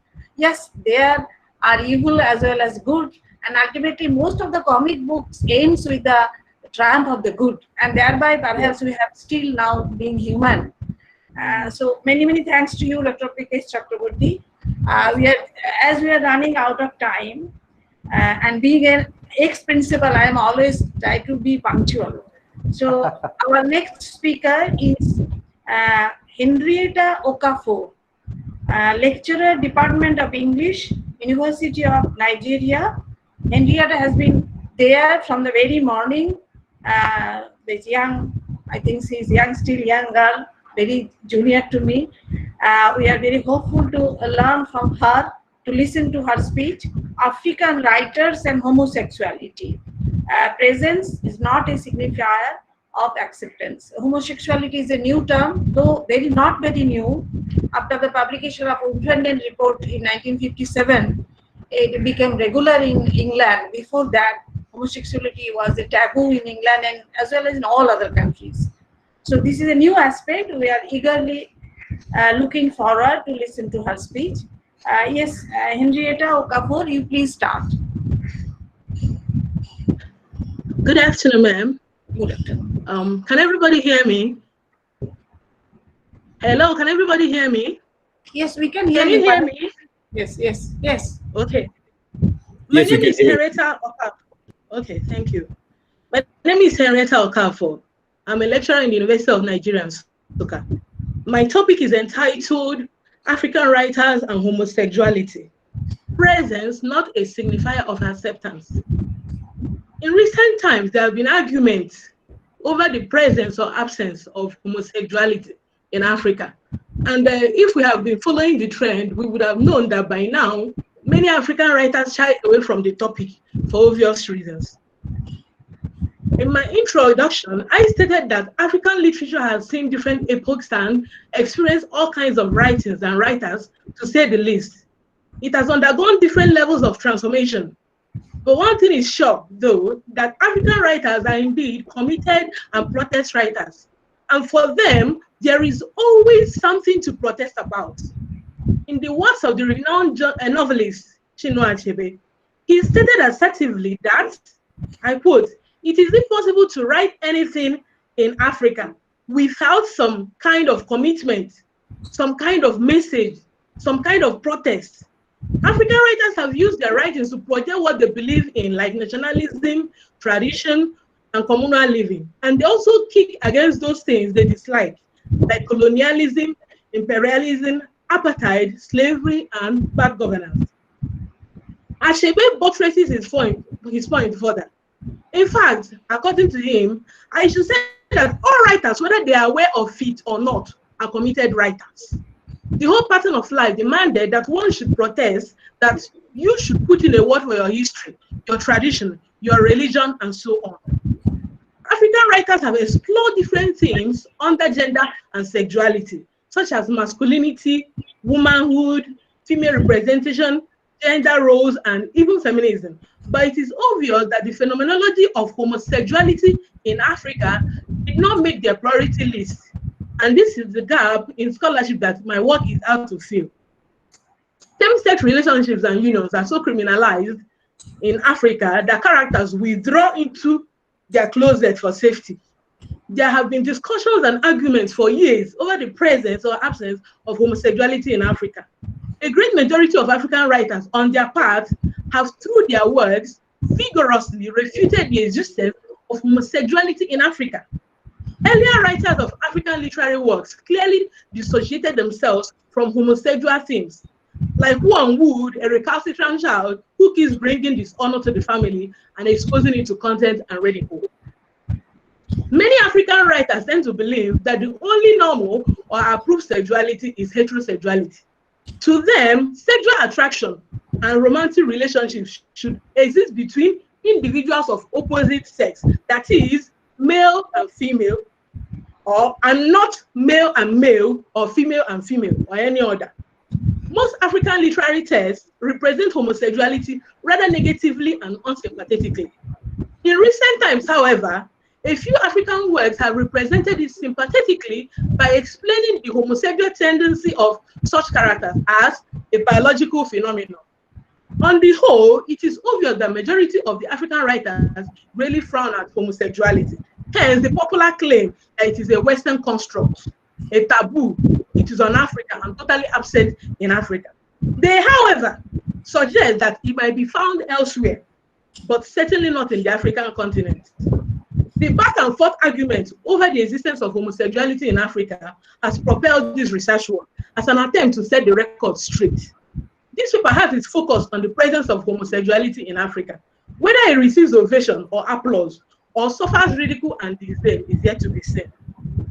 My theoretical framework is hinged on queer literary theory. Queer used to be a word, a derogatory word used for addressing lesbians and homosexuals before 1980. The term queer theory was coined by an Italian feminist called Teresa de Lauretis in 1990 during a special issue of Differences. She organized a conference at University of California, Santa Cruz. Queer theory emanated from critical and cultural contexts like feminism, post-structuralism, and several movements. It seeks to challenge the binaries, asserts that there is no yardstick for normal and then tries to reconcile the relationship between gender and sexuality. Queer theory is suitable for textual analysis and reading of texts with queer themes such as this, as it aids the researcher in identifying homosexual perspectives. Now, the predominant portrayal of homosexuality in African literature. Zara Nesbitt Ahmed and Stephen O'Murray talk about the predominant portrayal of same-sex relationship in Africa as un-African and Western and a Western import, because majority of the writers portray it as such. Works like Wole Soyinka's Interpreters, Kofi Awuno's This Earth, My Brother, Aikwe Ama's 2000 Seasons, and Ido's and Sister Killjoy told the popular line of projecting homosexuality not just as an African, but also as a Western import or behavior foisted on Africa by her colonial masters in their wake. In Dili Bonyama, sex is a nigger's game. Also, the white races describe at length the extreme virility of black men. In Jude Dibia's Working with Shadows, the ethnic nuances are too clear as Ada wonders how it is even possible for an African to be gay. She couldn't imagine her husband being gay, but the proof was there that the young man is actually gay. In her thoughts, I quote, Adrian was a Nigerian, an African man. Being gay was certainly not in the African culture. The whole idea was so foreign, so unnatural. This was a thing everyone knew somehow existed within the African society. But the probability of it being so close to home was something she never imagined. The chief depictions of homosexuality in African literature portray homosexuality as something totally unheard of in Africa and totally un-African. To them, if it exists at all, and if it actually exists, then it must be a result of contact with the West. Noah, in Soyinka's Interpreters, commits suicide because Rhoda, the African American, made sexual advances at him. This is to show the abject disdain that Africans are presented as having towards homosexuality.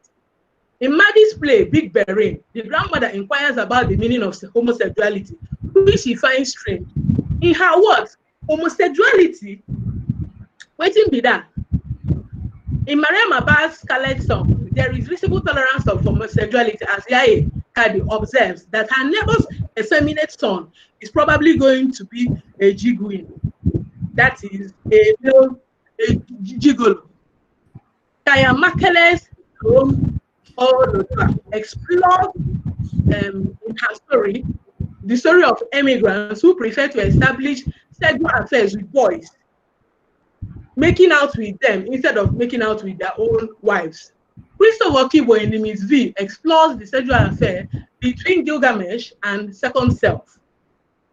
Many scholars like Daniel Vignal in 1983, Chris Danton in 1989, Gregory Woods 1994, Guarab Desai and Juliana Makushi 1997 have explored the representation of homosexuality in Africa and arrived at almost the same conclusion, which is that majority of African writers presented homosexuality negatively or as a Western construct because they believe that it is totally un-African. Queer readings of Working with Shadows and Mike Kaluli, Prince, King, and Slave. Dibia tells his story from a participant's point of view, as can be seen in the way he x-rayed the workings of the minds of the gay characters. He expertly explains Adrian's homosexuality as a biological phenomenon, even as he traces it from infanthood to adulthood.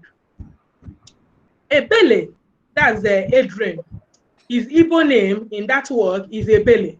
Ebele looked again at the long chain of people ahead of him, and he found himself reciting in his heart, Ringa Ringa Roses, a pocket full of roses. He loved that game. The running around in circles, singing and chasing shadow. But he had been told that he was not supposed to like that game. It was not a game that he is supposed to play, and he was often laughed at when he played this game with the girls. After today, he will not have to play that game again. He will be a new person. That's page 45. Adrian is portrayed as a boy who is constantly in the company of girls, as he prefers playing their girly games to the more masculine ones his brothers engaged in, and he cries so easily like girls. His sympathy for same-sex relationship is also visible as he appeals to the readers, and he also appeals to their conscience and emotion to be sympathetic to people of same sex. Abdul and his girl partner in the work could not care less what society think of them. They are so in love that they savor each other's company more than anything else. They hold hands and touch each other like a man would his female partner. Adrian on his part knows that he is a homophobic society and tried his best to live up to the society's expectation of a man in his position, while depriving himself of his kind of pleasure, suppressing his innermost feelings and attraction for the opposite sex, for the same sex. Adrian had always known that he's gay, though initially he didn't know what it was called, as far back as when he was a boy and battled with another boy he knew. Adrian had not thought about that he was gay. He knew this ever since he started having sexual urges as a child. He had always known he was different from his brothers and other boys. At the age of 7, he knew when he shared a bath with a friend who spent the night in his place. His mother had banished them to the bathroom to clean up before dinner. And since it was customary for 2 kids to bathe together, there had been no problem jumping into the bathtub with a kene. As they both sponged each other's back amidst laughter and squeals, he felt some closeness to Ekene that was not entirely platonic. There was no name for it then as a child, but as he grew up, experiencing this feeling for other boys and men, he knew the word for it. He was homosexual, gay. From every indication, Adrian, Dibia's main homosexual character, suppresses his emotions, unlike Abdul, who succumbs to his feelings and satisfies his cravings. Adrian is surprised that Yahya, who is married, does not hesitate to declare his gayness, unlike him. In Henry M. Stanley's My Kalulu Prince, King and Slave, on the other hand, it is a quality historical work that predates colonialism in Africa, going by the time of publication. The choice of this particular work is because it proves that homosexuality has been in existence for a while, because this particular work was published in 1870. It is a homosexual story that reveals the strange behavior between Kalulu and Selim. Professor Okafor, please wrap up. Please wrap up. Okay, I will do that now. In the case of this particular work, they were free to hug and serve each other's company, unlike what we have in Jude Dibia's Working with Shadows, where Adrian remained in his closet until he was exposed. Discussion of findings. It is apparent from the queer reading of the selected novels that homosexuality has been in Africa for a very long time, and the custodians of African culture distance themselves from it because it works against everything they believe. However, Taiwo Olorutumba or just asserts that the presence of homosexuality in Africa today is beyond denial. What seems to be an issue is its antecedents, the evidence of history, of culture, and of language. Conclusion: it can be concluded, therefore, that the continual denial of the existence of homosexuality in Africa is an abject rejection by Africa and their writers. The perceived presence of homosexuality in Africa and the perceived presence of homosexuality in Africa to Africans and their writers do not signify acceptance. Rather, they choose to reject it with every fiber of their being. A recent generation of African writers is trying to say that homosexuals are human beings and should be left to exist peacefully with others in the continent. But as far as African writers are concerned, there is nothing like homosexuality in Africa because they do not want it, therefore they deny its existence. Thank you very much for your time. God bless you. Thank you, Professor Henrietta Okafor. Thank you for your illuminating speech on homosexuality. Its happening, its narration, or not being absent in African writers does not mean that there is no such thing. Even in India, I think the scenario is there are not many Indian novels or stories speaking highly of homosexuality. So thank you again. Thank you very much. Thank you, ma'am. Thank you, ma'am. Thank We you are so running much. out of time, so I cannot give you much time. Okay. Our next speaker, is Professor Hindul Pali, Department of English, Rashtraguru Surendranath College, Barakpur. Hindul, you are present. Yes, ma'am. Ma'am, Yes, can you listen to me? yes, I can Can listen you, to you. I yeah, think can you see me? you can start with your speech, please. Yeah, yeah, sure. Your speech Sure, was ma'am. on first day at school gone horribly wrong, exploring social alienation in legal alliance by Crystal Butungi. Yes, thank you. Please Thank you, start. ma'am. Yeah.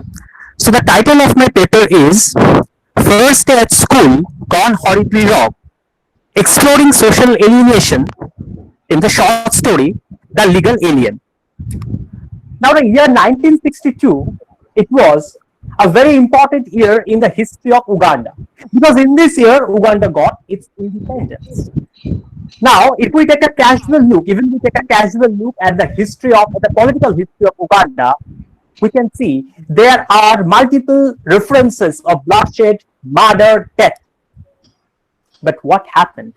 In 1970s, after they got their independence, it was completely unprecedented. The chief architect of this gold face was a person who was widely known as Butcher of Uganda. His name was Idi Amin.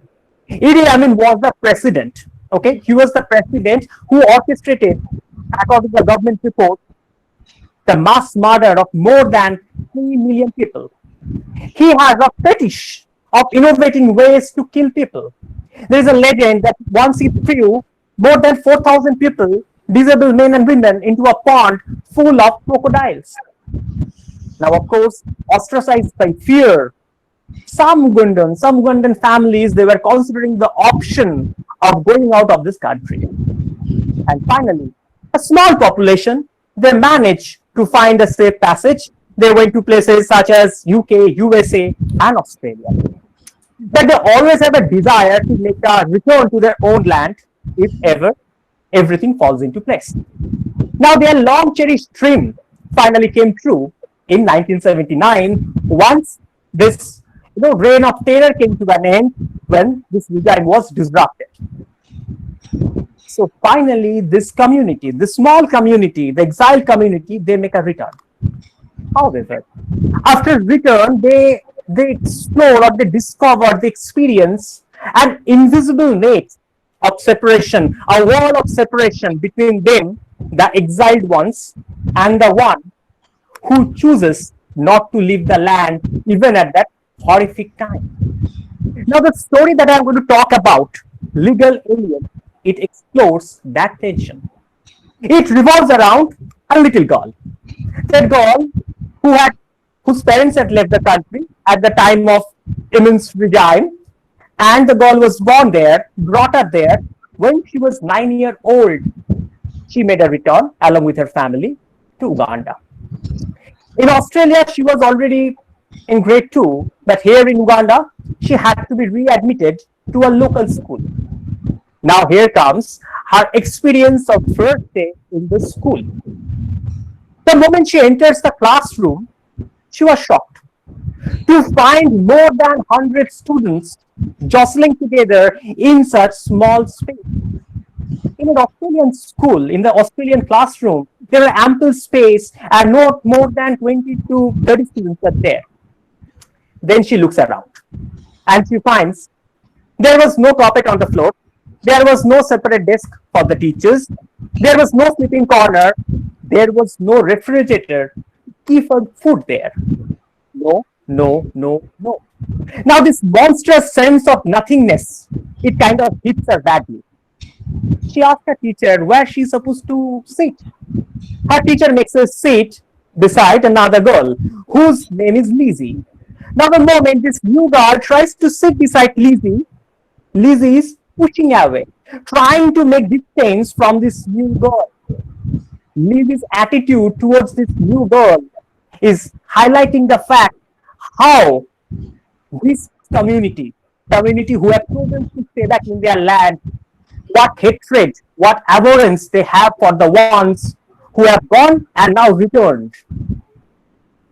Throughout the day, nobody hardly speaks a word with this new girl. Things changed dramatically almost at the fag end of the class.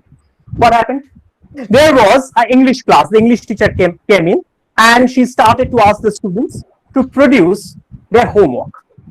Now, understandably, this new girl, she could not produce the homework because it's her first day in the class. But the teacher, probably failing to remember so many students without listening any explanation, she started beating her up. Now, once the class is finished, all the other class, who so long maintain a kind of a silence, now they all come together to have a word of comfort, to have a word of consolation with this new girl. Because getting beaten up by their teachers, it's a part of their regular experience. Now they feel the new girl who comes from outside, who is a stranger, an alien, now probably she is doctrinated. Now probably she is baptized by fire. Now probably she is one of them. However, the new girl, she is completely shaken up because nothing of that sort she has ever experienced in her days in Australia, where giving physical punishment to a student is legally prohibited. So her first day at school goes horribly wrong, and she develops a kind of an apathy towards the school, towards her friends, towards the society at large. And as the time goes by, this feeling of hatred, this feeling of apathy doesn't fade away. In fact, it keeps on increasing. And most importantly, she fails to master the local language. She cannot speak. She understands, but she can't speak the mother tongue. So every time she is out there in a market or in a shop, she always feels threatened. She always feels people are staring at her, laughing at her, showing that she can't speak in her own mother tongue. Now the story fast forwards. This girl has grown up. She is looking for an opportunity to do masters from an Australian university. Of course, her dreamland. And she gets the opportunity. Now she is desperate to get her visa. She is literally running from pillar to post to complete all the formalities of the visa. And when she is doing all this, she remains highly oblivious to one important reality that is happening outside. Outside there on the road, a huge political demonstration is going on. Her country once again is on the brink of another civil war. There was massive unemployment. The price of daily commodities have gone up. And many people, they have come out on the road. They started protesting against it. There are frequent clashes between the mob and the police. But this girl is never part of that political rally. This girl never raises a slogan against the government. If she comes across a bleeding face on the road, she prefers to stay away. Why? Because she is a legal alien. She is a resident of Uganda. That's a legal status. However, in a legal country, she is treated as an alien. And as we often see in Hollywood films, that aliens come to the earth, they spend some time, and they make a return to their own planets. So here we also find another alien who is looking for a way to make a travel from her legal home to her emotional home, which is Australia, where she no longer will be alienated, where she no longer will be judged as an alien. Thank you. Okay, thank you. Thank you very much for your interesting presentation. I have not read Legal Alien, but after listening to your speech, I feel interested that I should read Thank it. you, ma'am. Thank you, ma'am. And I hope, ma'am, I finish it in time. Yes, you have finished it. But I saw no, I didn't have to tell you. Yeah, I can understand, ma'am. I can understand. Thank you, very much. Because I have to do very. Our next speaker is Ike Chua Ku Otu Egbuta. Please excuse me if there is some mistake in pronouncing the name. Ike Chuko Otu Egbuta. Professor Egbuta, are you here? Ikechuku Otu Egbuta. Professor Egbuta, are you here? No. Professor Egbuta, a PhD scholar, English and Literary Studies, University of Nigeria, Nsukka. Professor Ikechukwu Otu Egbuta. Professor Egbuta. Professor Egbuta. Shubh, may I go to the next speaker? Shubh? Yes, madam. Madam, yes, proceed, madam. Yes. So, Yes. may I request the next speaker in our list? That is Professor Indrajit Sarkar, a research scholar, University of Calcutta. Professor Indrajit Sarkar, research scholar, University of Calcutta. I do present, sorry, Mr. Indrajit Sarkar. Mr. Indrajit Sarkar, are you present? Mr. Indrajit Sarkar. Mr. Indrajit Sarkar, research scholar, University of Calcutta. Mr. Indrajit Sarkar, research scholar, University of Calcutta. Madam, Indrajit Sarkar is actually chairing a session. Oh, so Indrajit Sarkar is actually chairing a session. He will come. Just give him some time. Move on to the next speakers, madam. No, I don't have any speaker in my list. The previous scholar was also absent. Professor, sorry, PhD scholar Egbuta, Ikechua Otu Egbuta. He is also absent. He or she, I don't know. So we have to wait for some time. We have Okay, to wait ma'am. for some time. Yeah, madam, then can draw conclusion. If any questions are there from the Yeah, participant, is there madam, any you can invite question questions from from the the participant. participant? If you want to ask, And we can move on to the next session. all the speakers are present here. Moktajul sir, Mundiyata madam, and others are also present. Pritesh is also present. Is there anyone you can ask? You want to ask any question?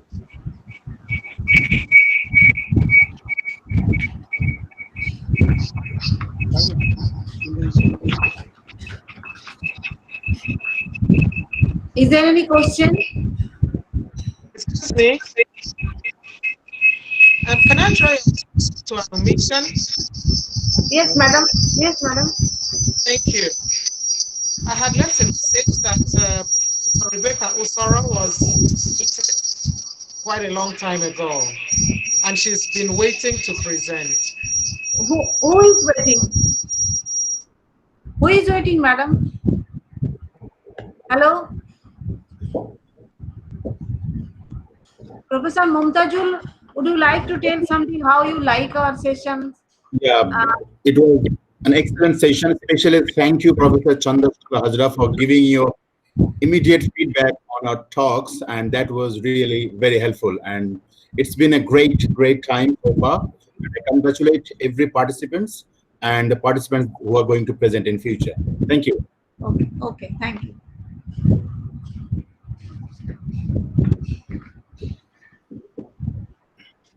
Professor Ini Yuko, do you like to tell anything regarding our presentation or other things? Would you like to tell something? Your mic is off. Your microphone is off. Okay, I'm on now. You're This hearing is the me, aren't you? opportunity that we women are meeting each other from the far away to far away continents. It is really a pleasure. Yeah. And thanks to the organizers as well as to all of you from your country, from Nigeria, Uganda, everywhere. Yes, Nice madam.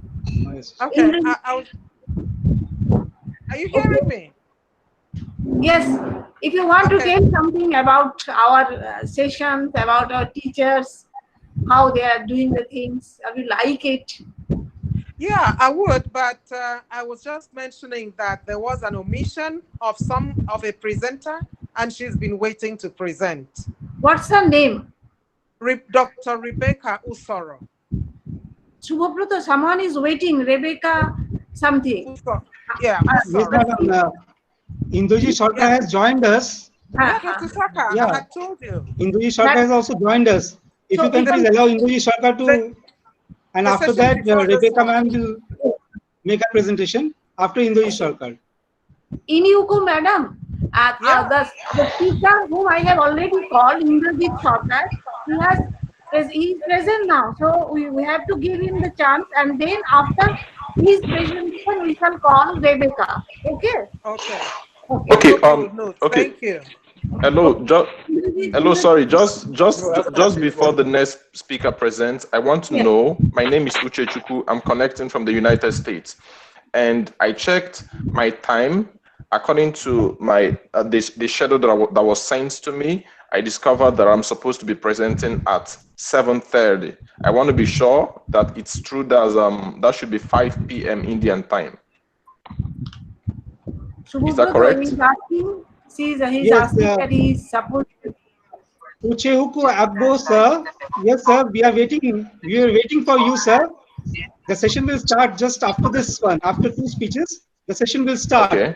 Please stay online, sir. Okay. Absolutely. Now, I just wanted to be sure. Sir, yeah, the session is on. This session will continue.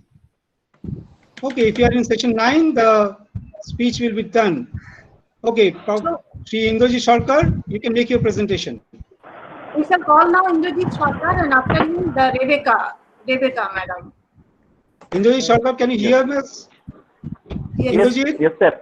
Yes, yeah, sir. You can make your presentation now, please. Indrajit Sarkar. Now our next speaker is Indrajit Sarkar. He is a research scholar in the University of Calcutta. His topic is Quest for Identity from a Colored Perspective, a reading of Joe Wincombe's Playing in the Light. So please, Mr. Sarkar, go on. Well,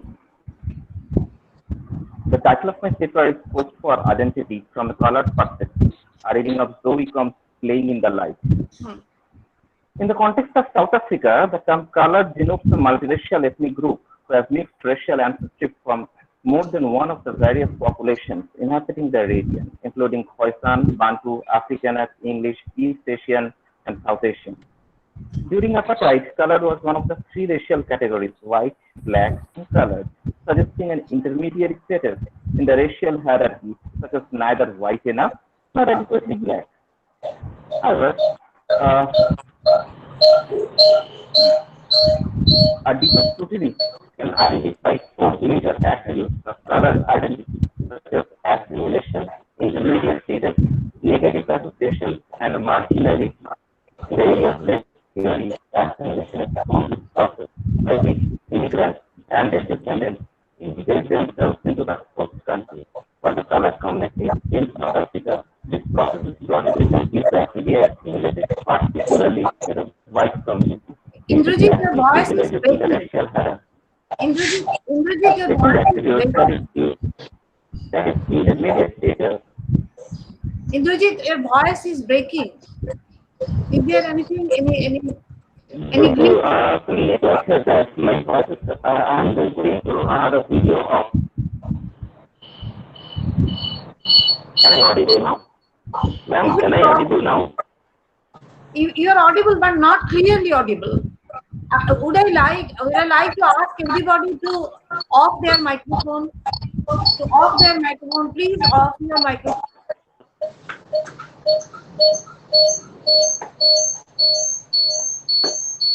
Shall I proceed?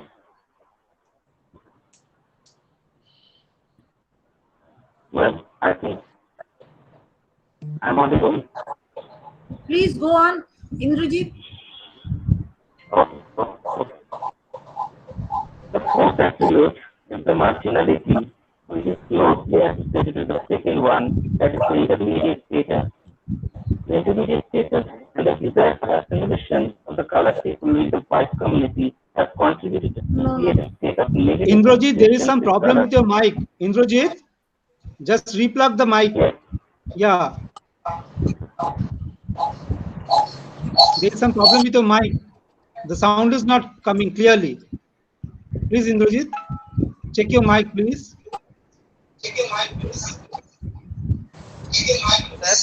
Am I audible now?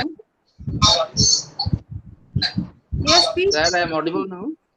Yes. Yes, continue. Yes. Yes.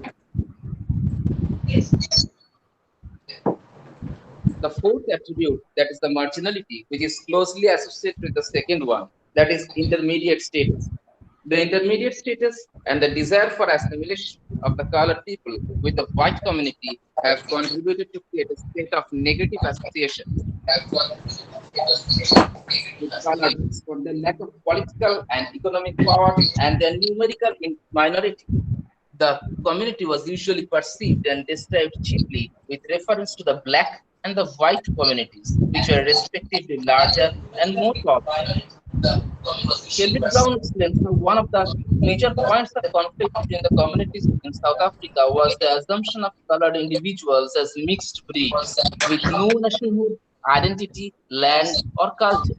The stereotype exists in contrast to the image of black people as black or white community as proud, pure breeds with history, culture, and identity going back for centuries. Another factor that influenced the colored people is connected with their unstable relation with the black communities. During the struggle against the supremacist government, colored political representatives felt on the one hand threatened and on the other hand marginalized by the ANC leaders. On the one hand threatened and on the other hand marginalized. One comments that the election of 1994 was an election of shame, and the shame of it lies not only in what we have voted against citizenship within a democratic constitution, but in amnesia with regard to the National Party's atrocities in maintaining apartheid. Zoe came from of a colored family in Namaqualand and was educated at the University of the Western Cape. In 1970, she left South Africa and moved to Britain, later acknowledging her own feelings in an interview. I was hot-headed, impatient. I just wanted to leave the whole oppressiveness of my own culture far behind. In 1991, she returned to South Africa to teach at the University of the Western Cape. Her major fictional works include David's Story, Playing in the Light, October, and so on. Now, Playing in the Light is set in post-apartheid South Africa, dealing with the life and experience of Marian Campbell. It is eventually revealed that Marian's parents were originally colored, but once in Cape Town, they took the opportunity to cross the color line and get reclassified as whites. After the end of apartheid, as racial discrimination no longer exists, Marian persists to look for her own racial identification, suddenly discovering the fact that the old maid Toki, who used to clean her house, was actually her grandmother, forced to play the role of a servant to be with her family. The narrative deals with the problematic existence and secret dispersion of the colored community during the apartheid. The process of illegal dispersion and racial reclassification is commonly termed as pass white, denoting those people in the colored community who were light enough to pass for white, doing so for social and material advantage. Now, it seems ironic that Marian's parents' attempt to reclassify themselves as white becomes reversed, as Marian herself now seeks to think herself as colored instead of white. Says, my parents were the play white. They crossed over. I was white. Now I will have to cross over. But if those places are no longer the same, have lost their meaning, there can be no question of returning to a place where my parents once were. Perhaps I can now keep crossing to and fro to different places. Perhaps that is what the new is all about, an era of unremitting crossing. Marian's cultural refashioning of herself is therefore an ongoing process and never complete. Wickham's novel cannot leave its protagonist with any better certainty about herself. Rather, she is left in a state of conflict about her ownership of her own personal narrative. The text ends with a self-reflexive note of confrontation between Marian and her friend Brenda. During Marian's absence, Brenda has been writing a book, not of her own colored history, which is so typical and dull, but that of Marian's, whose life story, she says, is the one she wanted to write and that needs to be written. Marian angrily accuses Brenda of having appropriated her story and asks her Why don't you write your own fucking story?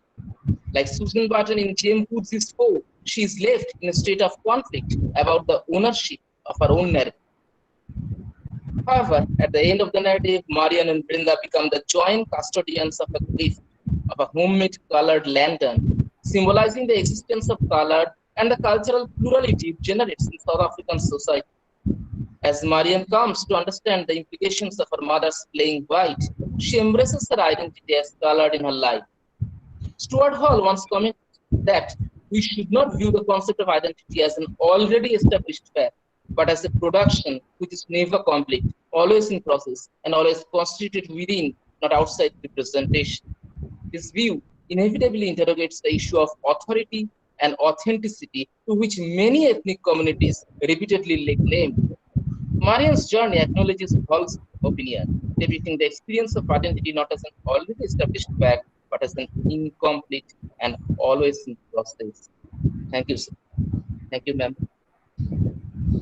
Thank you, Indrajit, for your wonderful speech on the plurality of culture, ethnicity, different type of separation between caste, of which we are quite accustomed in our Indian society, how people are divided, which are useless division, and the agony being created out of that. You have wonderfully depicted it in your speech. Thank you, Indrajit. Thank you very much. Is there any question on this topic? Students, would you like to ask any question? Students, would you like to ask any question? So, Shubhabrata, may we go to that Rebecca? But Shubhabrata? Hello, Shubhabrata? Madam? Yes, madam. Are we to go to Yeah. Rebecca? But I don't know her. She's not present here in my box. Yeah. Uh, Professor Inuko. Inuko is You're also not present just now. Okay. You please So call. can we conclude? Yeah, she's here. Professor Inuko, please call Rebecca. Rebecca. Please call Rebecca.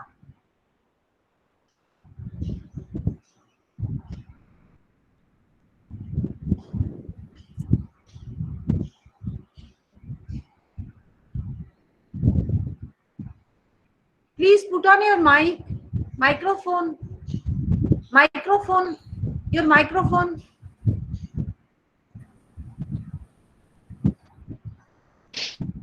Yes. Okay, there you go. Okay. Can you hear her? Yes. Hello, good afternoon. Good afternoon, madam, please. My paper is entitled, Can you hear? Can you hear me? Yes, we can hear you. Good afternoon, can you hear me? Yes, yeah, we can hear you. Please tell you the name of your topic and your name also.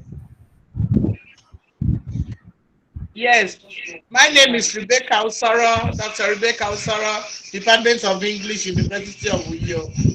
My paper is entitled Libation Performance in Africa, Fetish or Fortress. The paper addresses issues that borders on the arguments whether the performance of libation is fetish or whether it is a fortress to the people that believe in it.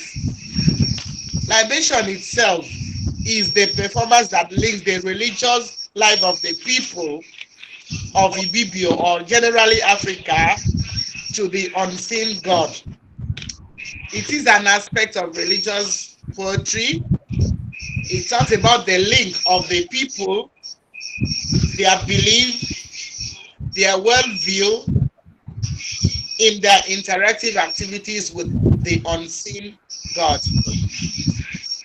It is an aspect that has to do with some pouring and incantation of words that accompanies the pouring of the substance as an invocation to the spirits of the ancestors that are believed to have died, who now communicate with the Almighty God for the proper balance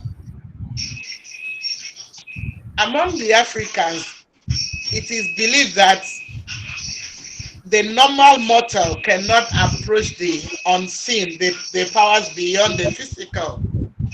So the only way through which they can be assumed or they can be contacted is through the spirituals, and these are the dead people, good people who are believed to be the ancestors.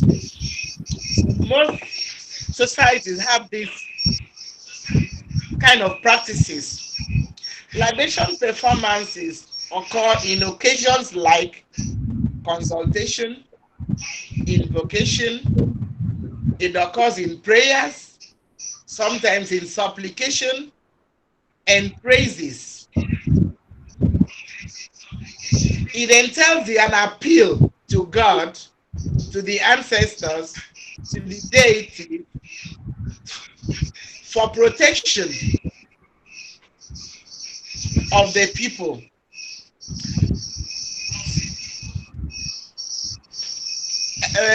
Emeka Omora calls it the mark of veneration for the living dead. It seeks to contain the participation of the dead people or the spiritual with the physical. Ekoreka on his own says that it is the act of pouring drinks to the departed ancestors for the purpose of bringing them back to be a part of the current performances. The Owusu Prebong in Ghana says that libation is the pouring of wine on the ground and recitation of prayers to Mother Earth and the deities. The purpose is for the engagement of the supernatural in the activities of human beings. All of these sum up the fact that Africans believe in the life after death, reincarnation. It is believed that when somebody dies, the person who was good while alive is watching over the members of the family that are left behind. And of course, in times of contention or need to look for a kind of superpower or a kind of protection, they go back to these powers to come and be a part of the undertaking. So Africans believe in reincarnation and the power of the ancestors for protection. Many other societies have libation performances in different forms, like the Hebraic tradition. An aspect of Judaism, Jacob, the son of Isaac, set up a pillar of stone in a place where he spoke to God, and there he poured out a drink of offering in it. Prophet Isaiah also uses libation as a metaphor for the description of the manner of the dead that Christ was to come and die, the suffering servants. And he says this, that he, quotes, pour out his life unto death, unquote. That is in Isaiah 53, verses 12. Libation performance in Ibibio language is called Uduak Ukot. It's called Uduak Ukot.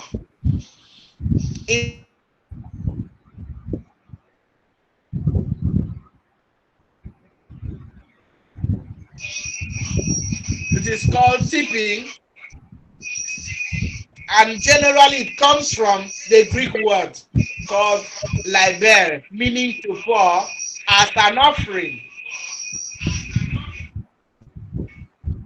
In the African pantheon, the Igbo call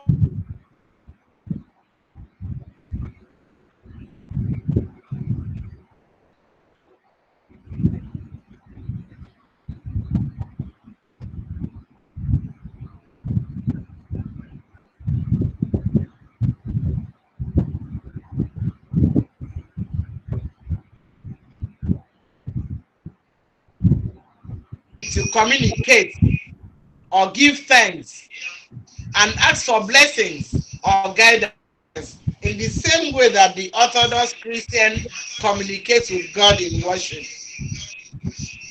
using prayers and thanksgiving. For this reason, the Ibibio believe that libation performance, which calls on the gods for protection and preservation, is a bulwark that preserves the society, that unites African society, and keeps the people in one united point. In order to further confirm the efficacy of fortress, many other writers within Africa continue to say that they call for drink offering as sacrifices in order to secure the benefaction of the deity and also to give thanks.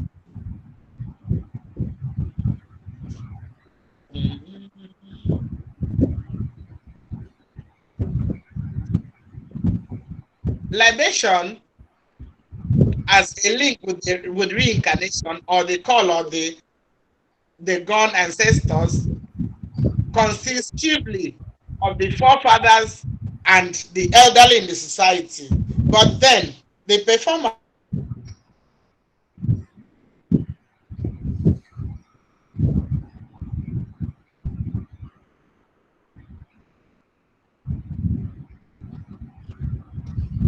especially in issues like what do you call it? Fertility, in performance of the sacrifices for fertility, a female member of the society may be called to come and perform the libation.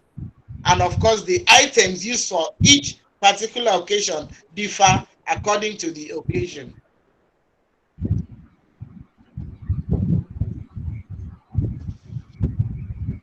And because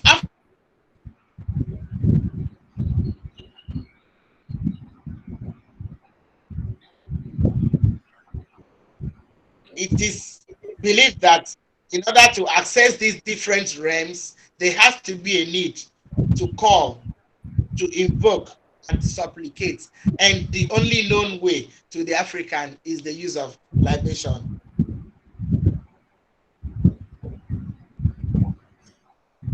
Call on the unseen, and the only permeable way is the use of libation. To the Africans, therefore, libation performance is a fortress. Is an instrument that holds the society together, is an instrument that keeps their religiosity, is an instrument that links them directly to God. Therefore, it is not fetish as was ignorantly believed.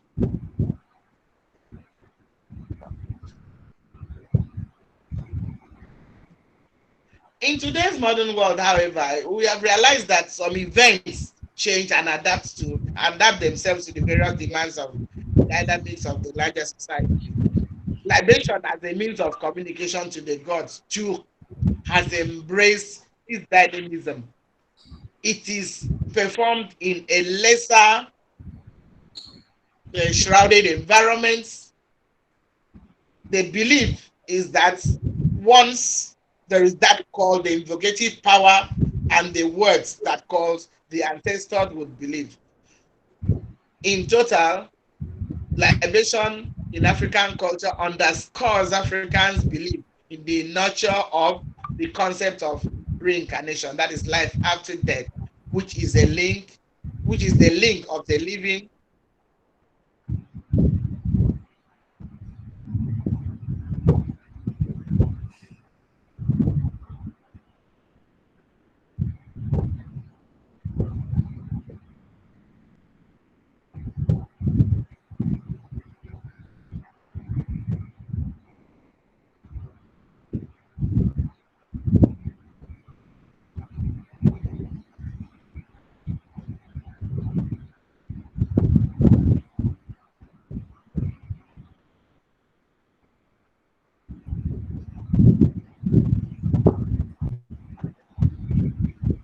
Chairperson, madam, can we move on to the next session? Perhaps the link failure is there. There is some problem in link, perhaps. Yeah, So what should we Rebecca do? madam is unable to contact because of network. Yeah. So can we move on to Shubh, what should we do? Can we move on to the next session, madam? Hello? Yeah, the network is lost. Rebecca ma'am's network is lost. Okay, okay. So what should we Can do? we move on to the next session? Yeah, technical session 9 will start now. Yes, this session is closed now. Thank So please ask another person to chair the session, next session. Chairperson, madam, Rebecca madam has again come on the screen.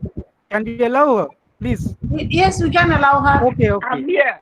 Okay, Rebecca ma'am, please continue. I Yeah. was concluding. Yes, please conclude, madam. Yes, madam, So I complete was it. concluding Complete it. Okay. Please.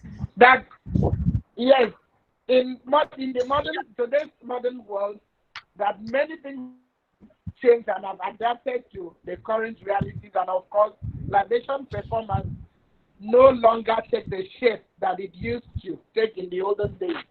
Now, the performer would pray and call on the power of the God or whoever they want to attend to, and they still believe that the ancestors, the divinities, listen and are part of the undertaking that they've been invited to.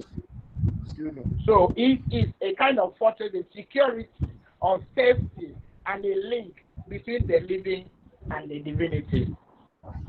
Thank you. Thank you. Thank you, madam. So thank you, Rebecca madam, for your beautiful speech dealing with the spirituality and the theory of reincarnation, belief of reincarnation in African society among African people, and how they believe in the protectionist attitude of the spirit even after death.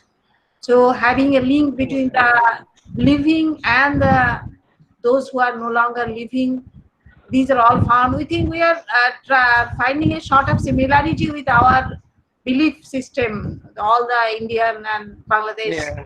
We also believe in this type of things. We have fraternity in one sense in these things.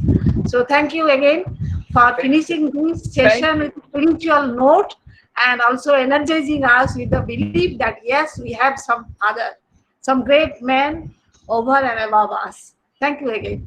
Yeah, Shubh, may I cease to Thank you. talk anymore? Yeah, Next person. Thank you, Professor.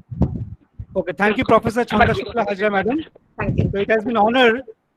Your presence has been an honor for us all. We, the people of Asia, Africa, it has been an honor for us all. And your illuminating comments on the topics of the speaker. So your very presence has encouraged us a lot. And the presence of Professor Uniuko and other legendary scholars, researchers in this area. So we move on to the next session, the 9th session of this international webinar. In this 9th session, we have a panel of extremely scholarly person. So we in this panel, I invite you all to this session 9. Please unmute your mic, please, because if you keep your mics open, we will go a serial wise. The paper presentation will go on in a serial. Our first speaker will be Alai Abdul Wahid Adebisi from the Department of Arabic, University of Ilorin, Nigeria. After that, Bambale Zubareu of the Department of Philosophy, Faculty of Arts. Bambale Zubaru Lawal, Department of Philosophy, Faculty of Arts from Ahmadu Bello University, Zaire, Nigeria. Our third speaker for this session will be Dr. Ikechukwu Emmanuel Asika, Department of English, Chukpunka Udumgu University, Igambariam, Anambra State, of Nigeria.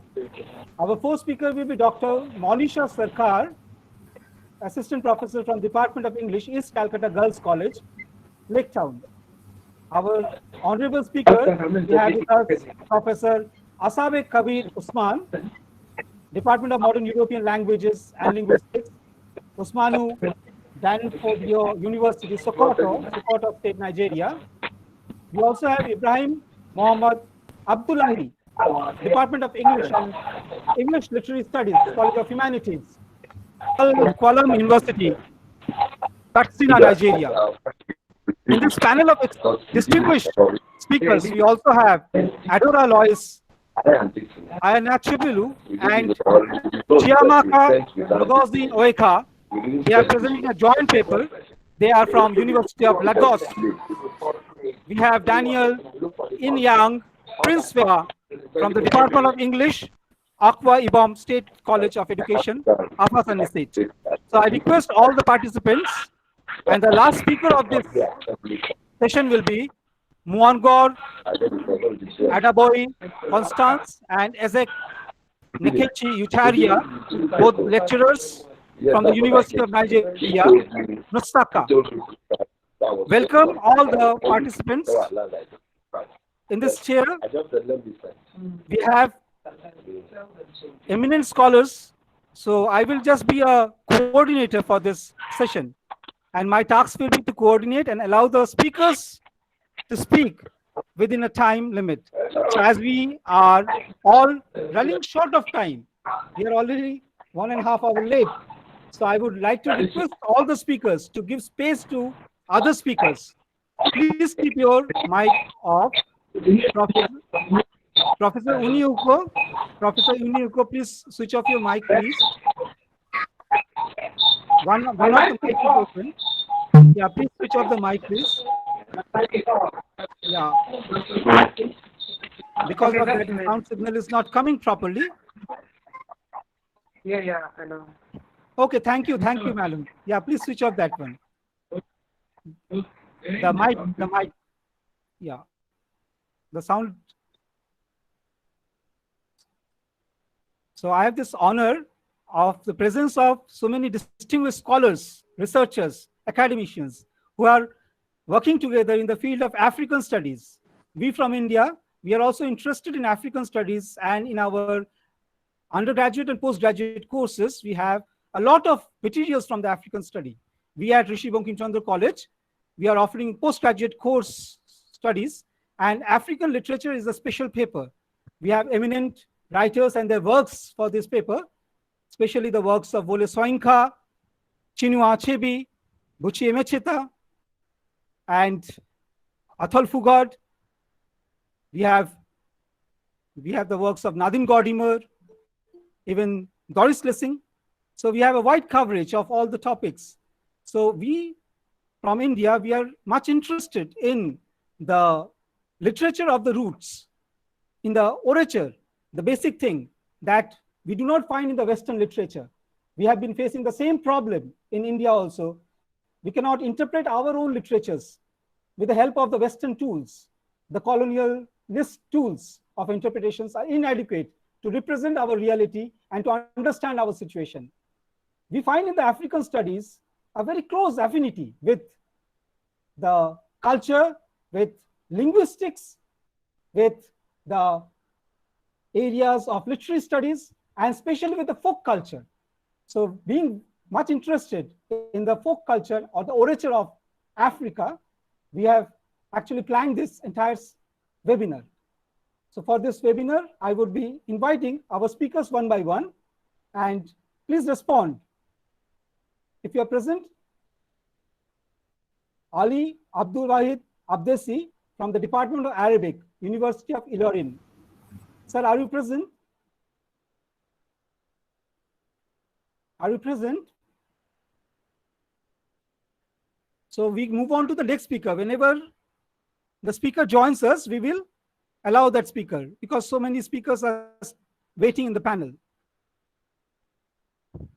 So with the kind permission of all the honorable professors, legendary writers, lecturers, professors, I start this session. The second speaker for this session is Bambale Jubaru Lawal from the Department of Philosophy. Sir, are you present, sir? Professor Bambale Jubaru Lawal from the Department of Philosophy, Faculty of Arts, Ahmadu Bello University, Jairo, Nigeria. He was supposed to speak on the Hausa worldview on the ethical justification of the death penalty. I had the privilege of going through the abstract, and last night I also got the full paper. And this research work is quite relevant to us. So, Bambale Jubaru Lawal, are you present, sir? So, may I invite the next speaker for this session? So, one by one, I will move on to the next speaker. Our next speaker is Dr.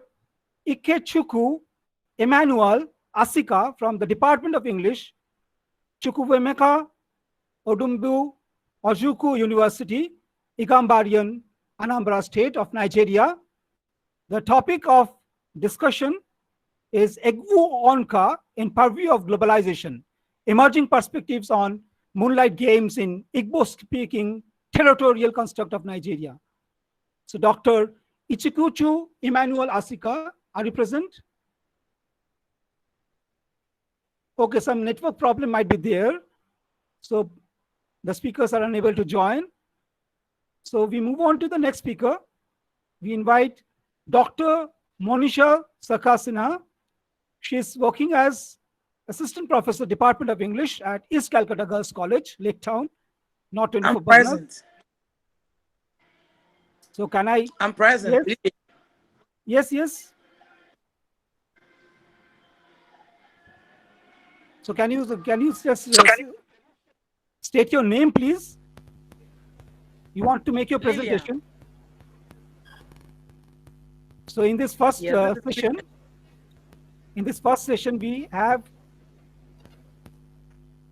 Professor Dr. Monisha Sarkar from the East Calcutta Girls College to present a paper on a comparative study of Yoruba and Naga myth and rituals through orature and literature. May I now request Madam Dr. Monisha Sarkar to make her presentation.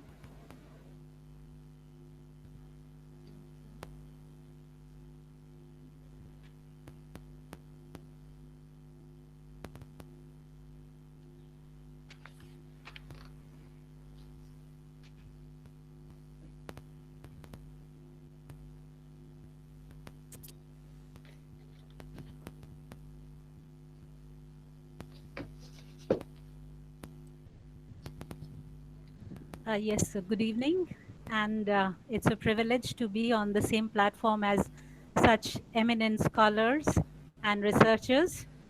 So without much ado, I would like to start with the paper.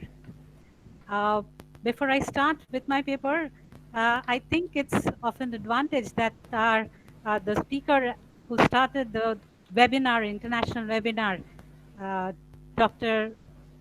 P.R. Sengupta, he basically has given a very clear idea as what to expect from this. That is the similarities that we find both in the cultures of Africa and India. So I am going to basically talk about one such similarity that we have found in the cultures and the rituals, the orature that are present both in the Yoruba and the Naga myths. So as I have been discussing, or as I have been going through this area, I find that the rich cultural heritage of the people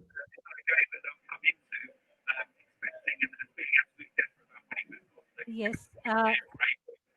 Is there anybody who wants to speak? Sorry. Yeah. So these two ethnic groups, one in Nigeria and the other in Northeast India, they provide the scope for a comparative study of these two totemistic tribes, the Yorubas and specifically the Nagas, as expressed through their orature, culture, and literature. And I propose to negotiate and identify their commonalities, the diversities as presented through their literature. So one thing which has initiated me to compare and contrast these two areas are both these two ethnic groups did not have any kind of written literature initially. And there was a considerable period of time, but their oral tradition was so strong that it sustained even after such a long time. And later it was transcribed, of course. Their writings display a sensitive blend of the oral with their traditional literature. And this was found to be very rich and had their indigenous flavor. So an insight into the rich culture and tradition of both the Yoruba and the Naga tribes helped to ascertain how they later forged new affinities but retained their uniqueness of their particular respective cultures. So as primary materials, I have selected Wole Soyinka's play, A Dance of the Forest, and the works of certain Naga poets like Temsula Au, Esterin Eralu, and also the writer Charles Chesi to showcase my argument. Among the Nagas, we all know that there are different tribes, and each tribe has their distinct and unique myth and ritual. Yet, there is a strong similarity with the Yorubas. The Yoruba comprised around 21% of the population of Nigeria, and they believed in the existence of a supreme deity, Olodumare, who resides in the sky and can only be reached through the intervention of the protectors called the Orishas. The Orishas intercede on behalf of the humans to the divine. Similarly, when we go through the Naga folklore, we find the presence of a benevolent and very strong, omnipotent God who resides in the skies and is called Ukemenu Ofu. Since this omnipotent being was considered too lofty for direct contact with the people, the Naga people concerned themselves with the spirit world, which was much lower in hierarchy. And this all-pervasive power of the animistic and inanimate spirits of nature and the presence of the evil spirits can be felt in both the works of the Nagas and the Yorubas. And just as Rebecca Madam has already mentioned about the presence of the dead in the world of the living and how the living look up to their ancestors for protection, that basically gives strength to the argument that I'm going to present. So the Nagas too believed that the spirits reside in stones. And one very interesting thing that I have come across is for the Nagas, the stones are important objects of worship. And most villages have a spirit stone called Kipotse. Interestingly, Wole Soyinka, in his poem Hunt of the Stone, he refers to the stones which are symbolic of the divine essence of the universe. And Shangho, the god of thunder and lightning, a natural force and source of energy, he casts thunderstones at the people down, and the priests, they search for these stones and they collect them, since they are believed to have magical powers. So these areas where we find that in spite of the fact that there is such a lot of geographical distance between these two tribes, yet there are so many similarities. And there are innumerable gods, representative gods. Like in the Naga pantheon, we have the god of intellect, the god of nightmare, the god of death, fruitfulness, hunting, fishing, etc. In Volsoinka's play, the creation myth is also related to the topical myth and the natural world of the Nigerians. The gods and the spirits are drawn from the natural world, such as the hills, the mountains, the seas, the rivers, the trees, leaves, and even the rain. So both the Nagas and the Yorubas believe in the existence of the living and the dead. And in the poem, The Blood of Others, the Naga poet Temsula Ao, she declares, "We believe that our gods lived in the various forms of nature, whom we worshipped with unquestioning faith." We find the Yorubas also believe in these forces of nature with unquestioning faith. And like the Yorubas, the Nagas were a tight-knit community with their oral traditions and veneration of their ancestors and their elders. So this enabled their beliefs to survive in the face of much persecution. Their religion can be described as a folk philosophy, a system developed to give meaning to the physical and the spiritual world.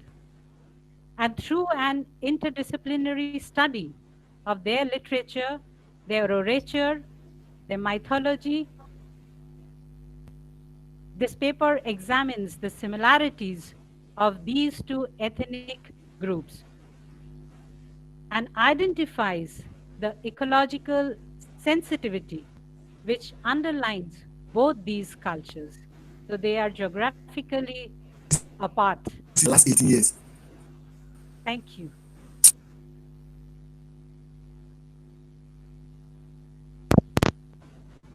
Thank you, Dr. Manisha Sarkar, for this excellent representation of a comparative study of the Yoruba myth and the Naga myth. Your paper has actually drawn our attention to a branch of study called comparative mythology. And this comparative mythology is a study that takes into account the emerging trends in the comparative analysis of two cultures based on the making of myth and culture. Both myth and culture are interrelated. And in the mythic memories of human beings, we have this presentation of culture. So with this view, we can, if anyone has any question or observation, we can, or we move on to the next session. At the end of the session, if time permits, we will go for question and answer session. Yes, please. That After the presentation, we can ask questions. Okay, okay. So our next speaker is a lady, Professor Asabe Kabir Usman, from the Department of Modern European Languages and Linguistics, Usamau Danfo Dio University, Sokoto, Sokoto State, Nigeria. She would be speaking on Hausa culture, tradition and change in the writings of Balkhisu Saisu Ahmad.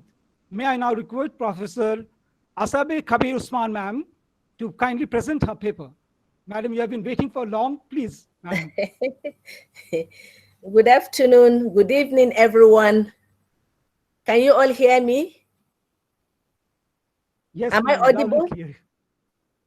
Yes, madam. Okay, thank you. I'm glad to be here I'll begin by congratulating the organizers for organizing this webinar, and I'm glad that I was able to join at the right time. Thank you very much for making me part of this great achievement. My topic is Hausa culture, tradition, and change in the writings of Balkisu Salisu Ahmad. I'm sure it's a new name to many people in the literary scene because she writes in the Hausa language, and most of her works have not been translated, and many literary artists from outside Nigeria and even within Nigeria believe that we only have a few female writers from the northern part of Nigeria like Zainab Al-Kali and a few others. But I want to categorically tell you all today that we have vibrant literary artists, writers who write in the Hausa language, and Balkisu is one of them. From 1990, when she started writing, to 2010, when she wrote her last novel, she has 22 novels to her credit. And I believe that's an achievement, and she deserves to be critic in the literary canon. You see, Hausa prose fiction, of which Balkisu's books happen to be amongst, is a kind of literary genre that emerged in northern Nigeria in the early 80s. It's written in the Hausa language, and as of today, though men started writing in the Hausa language, today female writers have outwitted the male writers, and we have so many titles. I don't have all the titles, but at present in my house, I have more than 5,000 titles of these books. So Hausa female writers write about their personal experiences. They also write about the different ways they have devised to change the culture and tradition that has affected them or has segregated them, so that they can be part of the developmental development of the society. And they try as much as possible to infuse part of their tradition, the culture, but with change, so that they do not offend the cultural setup, as everyone knows that Hausa society is a patriarchal society like most African societies. So for me to do justice to this topic, I have chosen three out of her 22 novels. And these are Allura Cikin Ruwa, Sa'adatu Sa'ar Mata, and Mata Rahamani. And I will quickly go through the synopsis of these novels. Allura Cikin Ruwa, translated a needle in the river. You know, it's metaphorical because when you drop a needle in the river, only the lucky one can get it. And here, the woman is called Allura Cikin Ruwa. That is, she's a needle in the river. And in Hausa society, only the lucky man will get this needle. And that is the woman, especially if she's pretty or if she's beautiful. So the novel tells about love and forced marriage. We have a graduate of a university who was forced to get married to someone she had never met, even though she had someone she wanted to marry before she was forced to marry someone. At first, the lovers thought of eloping, but later on, the young girl felt she shouldn't leave because of the culture and the tradition of her society. So she went ahead and she accepted to marry the man she had never met. After a lot of challenges, other things, she accepted the marriage, and the marriage worked out, and she was able, with the support and encouragement she got from the husband, she was able to advance her career and became an accomplished lawyer who helped the downtrodden, especially females, to win cases like rape cases, forced marriage cases, and others. That's a little synopsis of the book Allura Cikin Ruwa. In Sa'adatu Sa'ar Mata, which is translated which is translated Sa'adatu the Glowing Star. It tells the story also of love of two lovers who were forced also to part, and they married different people at different times. And then when Sa'adatu's marriage failed, she went back to the university. She got a university degree, and she became a successful journalist. And not only that, she went into entrepreneurship, and she was able to achieve her life desire of becoming someone to reckon with in society. At the end of the novel, she met her first love, and they were able to marry together. And with her education, her entrepreneurship, and her business, she was able to make good her life properly. And then the last one is Mata Rahamani. It tells a story that is girl children are a blessing. It tells a story of the rejection of the female children by a husband, and later on, these female children rose to become forces to reckon with in the society. One became a medical doctor, another one became a business mogul, the other one became a lecturer, and they took different professions, and they were able to help the society. You see the importance of these writings here. When we look at them, we'll find out that there are several professions in Hausa society that were formerly thought to be professions for men. But with this new awareness, we have women who have started writing. So you see, from the synopsis of the novels, we can deduce that in Hausa society, the submission to the tradition, the culture, and the dominant religion, which is Islam, is stamped on the minds of the writers, and they write within the confines of this culture, tradition, and the religion. Ahmed, that is the writer Balkisu, is able to introduce a feminist angle to her style of writing and to call for positive changes in the lives of her heroines. So we know feminism as an ideology which talks about the subjugation of women and how women try to remove themselves from segregation, subjugation, and others. Most of Ahmad's Balkisu's literary works attempt to epitomize the African feminist principle of multiple allegiance, as she skillfully balances her obligation to Hausa culture and tradition with her identity as a woman.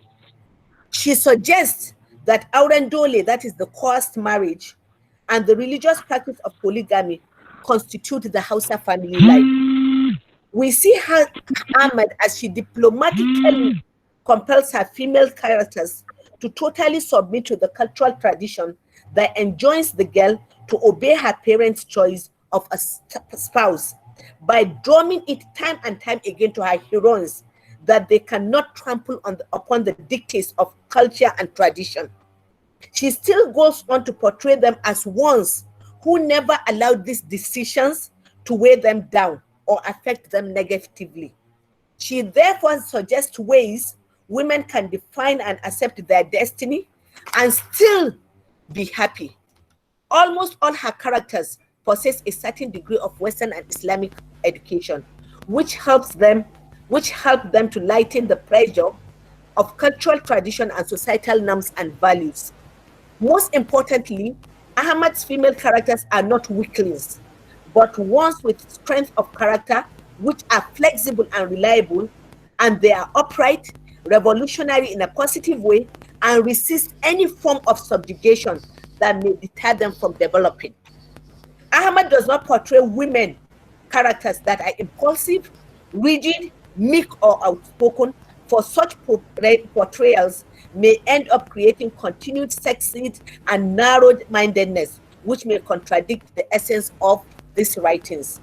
Culture and tradition are so visible in the marital institution in Hausa society that it is depicted in the different episodes in the selected works, that we would have to side with Okanepo and Nwodo, who claim that the true test of the woman continues to be the marriage institution, where every married woman has to fight out her survival as an individual. The episodes in some of the matrimonial homes depicted in the novels make some of the characters become conscious of the need to change their situation and the cultural traditional situation which entraps them. Ahmed creates credible Hausa female characters in her fictional works, women who dominate professions like journalism, medicine, judiciary, among others, that were earlier in the domain of men. She creates women who are not only economically and socially independent, but psychologically strong and as ambitious as men. We see her heroines from Hasia of Allura Chikinwa, who is a recognized and accomplished lawyer, Sa'adatu, the respected journalist and businesswoman in Sa'adatu Sa'ar Mata, and Safina, Rukaya, Sakina, Aisha, and Hadiza, who all had credible professions and careers in Mata Rahamani. They are all symbols of change and development in Hausa society. They turn out to be women of substance. Ahmad's characters are developed and their actions revolve around contemporary issues, social realities, and challenges as they affect not just the female characters, but also other members of the larger society. Ahmed creates a new vision of emancipated female characters who seek self-identity. They struggle against cultural and traditional impediments that affect them in the society to come out better than they were at the beginning of the story.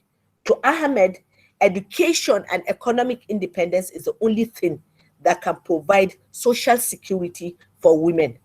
Through it, they can resist subjugation and indignity which the Hausa patriarchal cultural tradition encourages. So, on our concluding remark, the discussion above goes on to prove that Ahmad, like other female writers, has given a matter of fact and almost positive representation of the female reality in Hausa society. Female experiences are realistically portrayed and revealed as it is, and not as others think it should be, and not as it is written by men.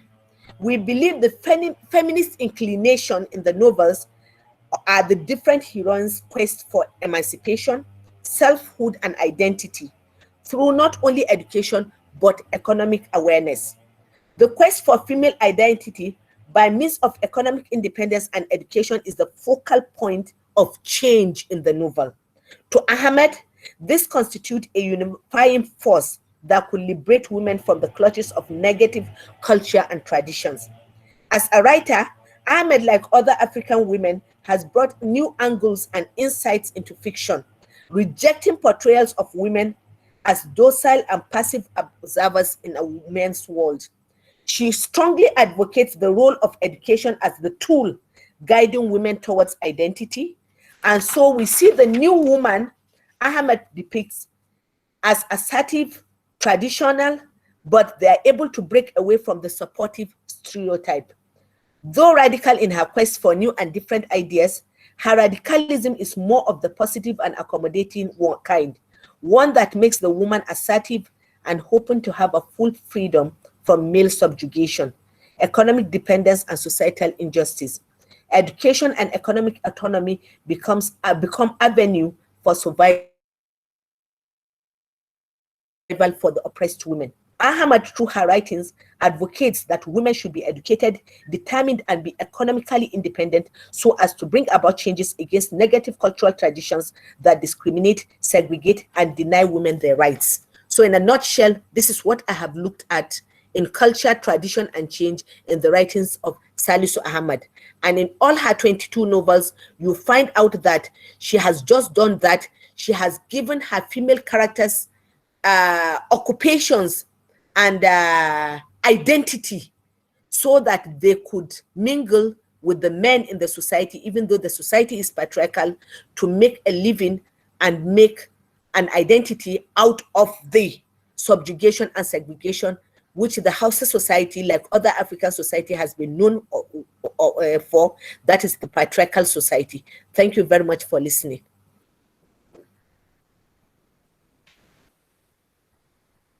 Thank you, Professor Asabe, ma'am, for your excellent discussion. especially drawing the attention to writers, renowned writers like Mathare Hamani, and to the entire Hausa literature. So it had been an illuminating lecture. We are much enlightened by your paper. So we will invite questions after this session. At the end of the session, we will invite questions because so many speakers are waiting for this presentation. Thank you, madam. So we hope keep on meeting again and again, madam. Okay, thank you. My pleasure. Thank you, sir. Yes, madam. We keep on meeting again and again on this web platform, online platform. Thank you. Thank you, sir. It will be my pleasure. Thank you, sir. It was an illuminating lecture, ma'am. So our next speaker, can we move on to the next speaker? Our next speaker, who has just joined us, is Alai Abdul Wahid Adebisi, Department of Arabic, University of Ilorin, Nigeria. The topic of his discussion today is revival of extinct orature of Offa town through documentation.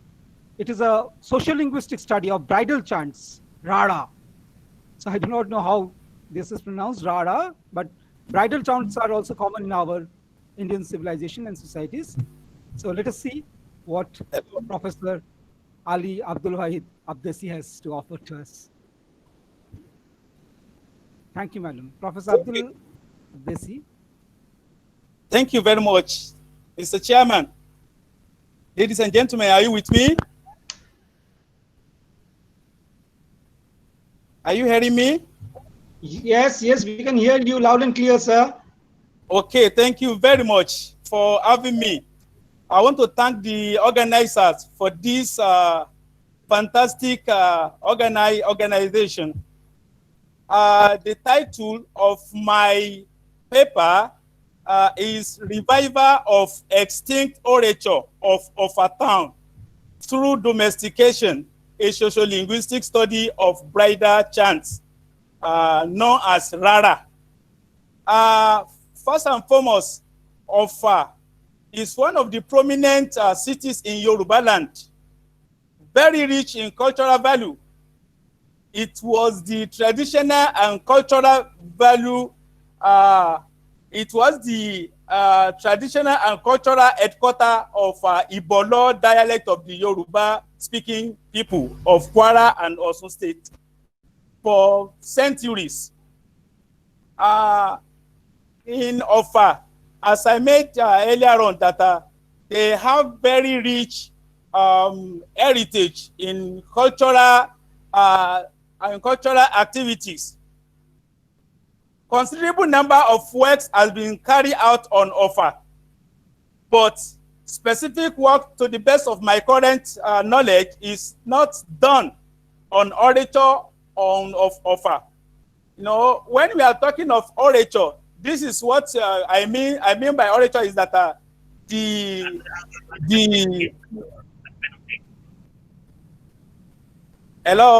Yoruba oral poetry. Yoruba oral poetry is the poetry of the Yoruba which encapsulates every ramifications of their existence. We have so many Yoruba oral poetry. We have Oriki. This is praise poetry in which they make the praise singing the beneficiary. We also have Ijala poems. Also, they have what we call Ofo. They have Ewi, as well as Rara. This Rara is what I mean by bridal chant. With all this heritage that of our people are enjoying in the past, in any occasion, they use this Yoruba oral poetry, which make them one of the headquarters of Yoruba kingdom, that is the Bolo dialect. All this good heritage, this heritage, this value, this Yoruba oral value, eventually are just fading out and going in extinction, as I may mention in my title, that some of this orature in Offa is going in extinction. My paper, this current paper now is aimed to to mapping out the way on how to rescue and to revive the extinct orature of particularly the bridal chant. The bridal chant is the poetry in which they used to practice when a bride is about to go to his matrimonial home. Now, what method do I want to use for this study? One of the methods I adapt for this study is that I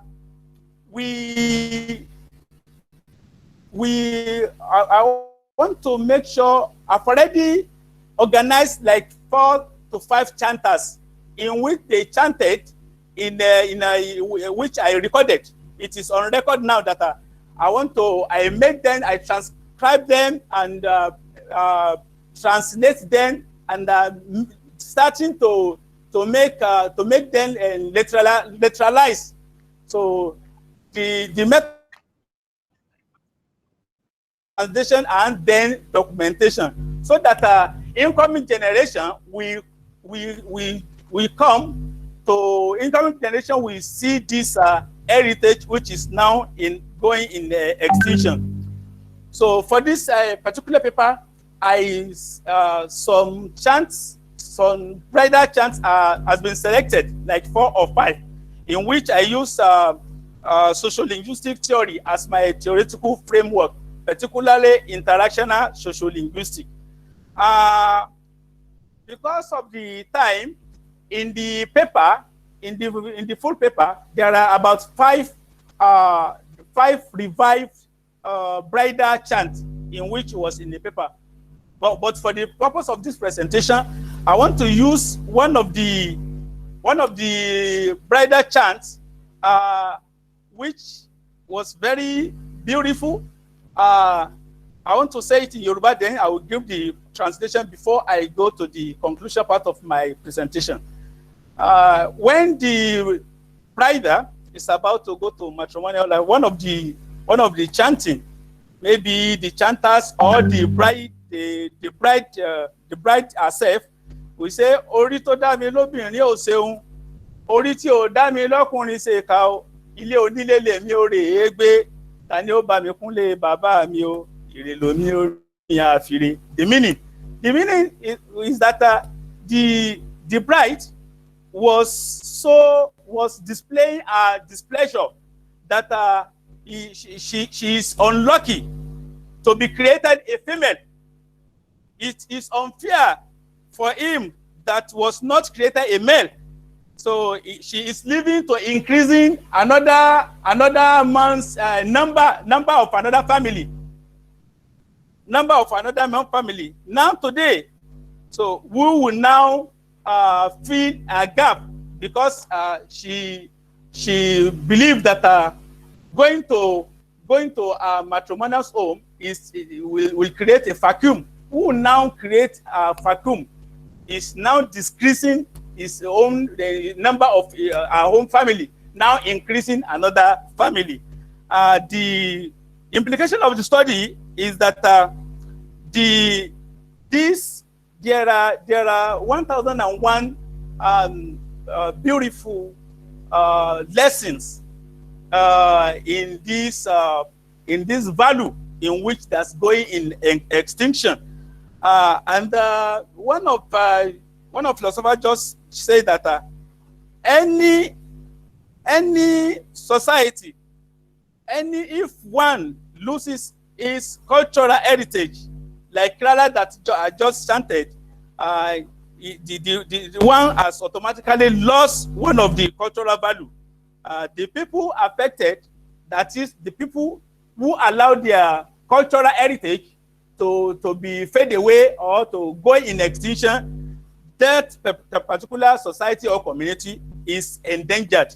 In conclusion, I made some recommendation that this orature heritage be revived. Which way? So for my paper, for further discussion of my paper, I want to use the method I mentioned earlier on, that I will have as much as chanters of a community to chant, then I will record. That is, I will make use of a recording target. Then I will transcribe. Then I will make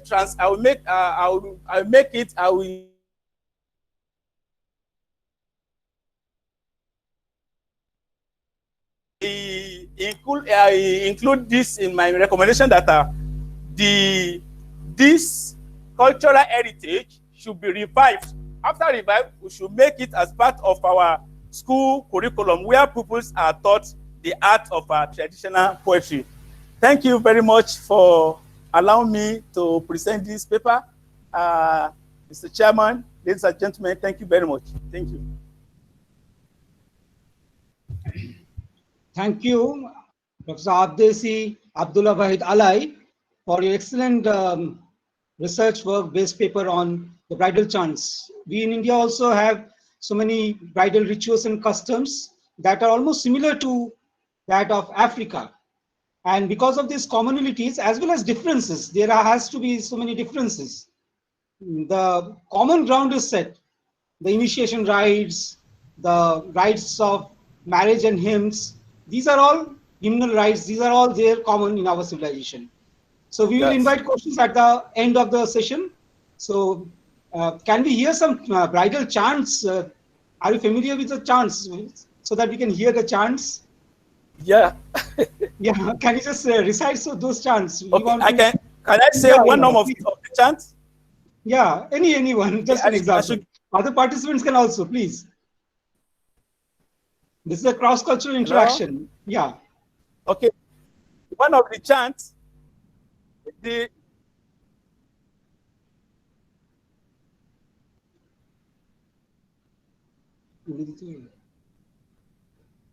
Hello? Yes. Can you recite those chants, the recitals of those chants? Hello? Hello? So some network issues are there. The sound is not good. Yes, sir. Please. Hello? Should I give one more chant? Yeah. Yes, sir. Yes, sir. Please.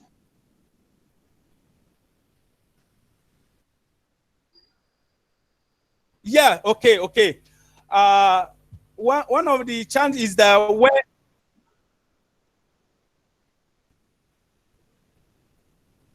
Okay. One of the chants is showing appreciation for our.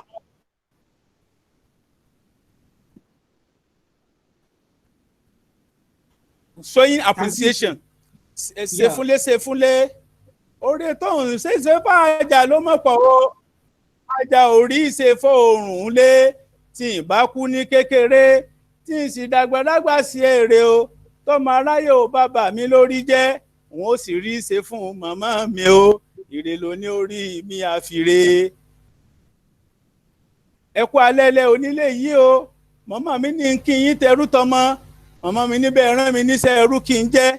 Màmá mi níbi bẹ́ẹ̀ rán mi níyọ kí n kọ ṣẹṣẹ o. Bí iṣẹ́ bá di iṣẹ́ ìwọ sí onílé yìí màmá mi ti ní wọn ò gbọ́dọ̀ jẹ o. Ire ló ní orí mi àfìrè. So the meaning of this is that the bride she is showing appreciation to her mother that when she gets opportunity to live long, she will show appreciation for her mother. Then the other chant is that she when is about to enter into the matrimonial house, she will start giving some messages that look, you this my group, the groom of the family of my husband. I'm a trainable lady. I'm here with you to cooperate with you. I'm an obedient girl. I will do whatever you want to do for me. What there are some warning.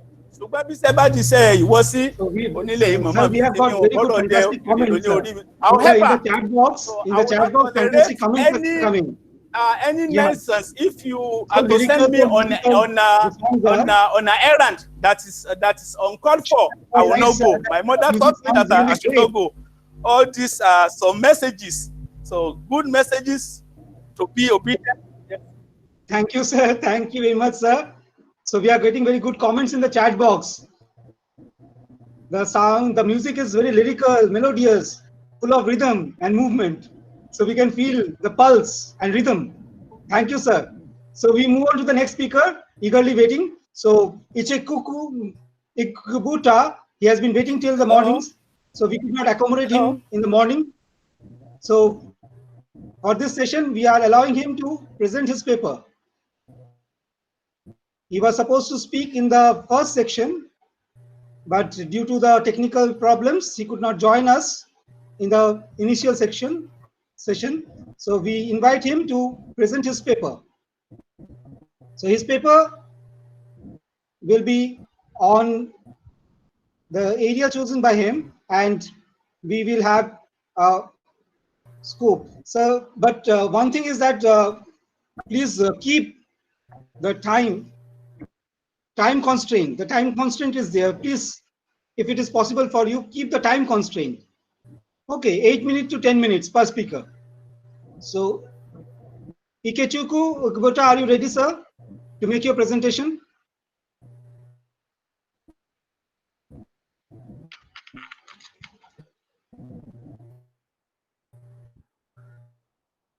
Yes, sir, you can make your presentation. Yeah, can you hear me, everybody? Yes, yes, we can hear you loud and clear, sir. Okay, good afternoon. Good afternoon, everybody. Yeah, I'm making a presentation with a title, de-emphasizing the adjective that precedes literature. An example of Alexander Solzhenitsyn and Wole Soyinka's novel. Well, it is a comparative study of Wole Soyinka's Season of Anarchy and Alexander Solzhenitsyn's The Golak Archipelago. Are you with me? Hello? Sir, continue. Hello? Yeah, Yes, so... sir, we can hear you, sir. Continue, sir. Yeah. Sir, yeah, sir. This paper tries to look at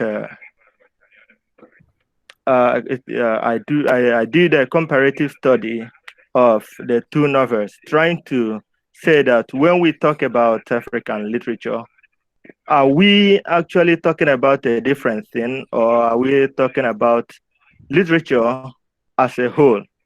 Or is there any need for us to look at literature as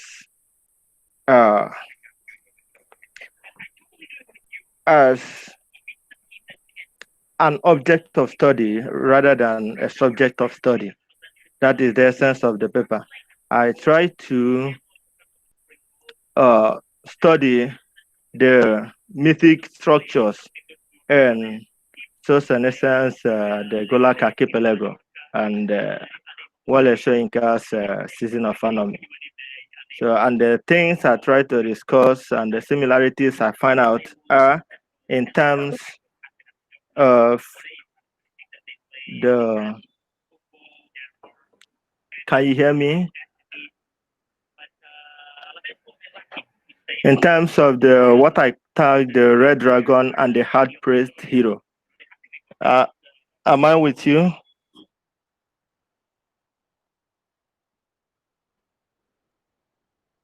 Yes, sir. You are audible, sir. Continue, sir, please.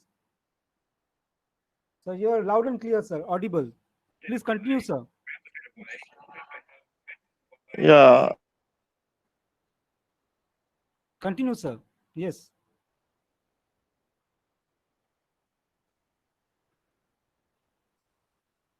Please, sir, some network issues, sir. Please continue. We can hear you. In that case, you can switch off your video mode. Just keep the audio. Yeah, okay. Okay. In that case, I think... yeah, it's now clear audible. Yeah.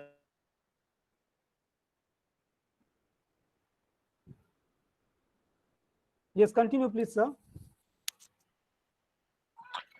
Please connect me with the Airtel. Connect me with the Airtel. I think I'm having problem with the You're loud and MTN. clear, sir. We can hear you, sir. Please Yeah. continue. trying to connect another source. I'm trying to connect another network source because this is giving me issues. So as I was saying, yeah, I looked at the red dragon as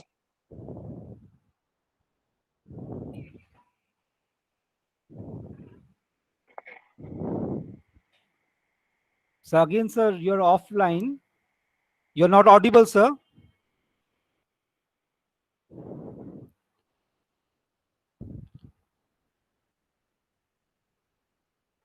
Ikichuku Igubuta, sir, you are not audible, sir.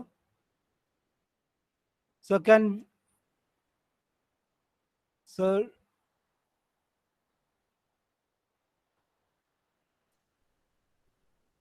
some networking issue, sir.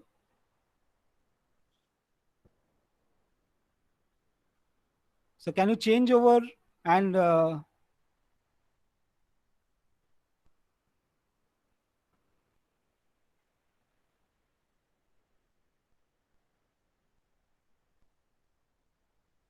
so we have got more presentations today.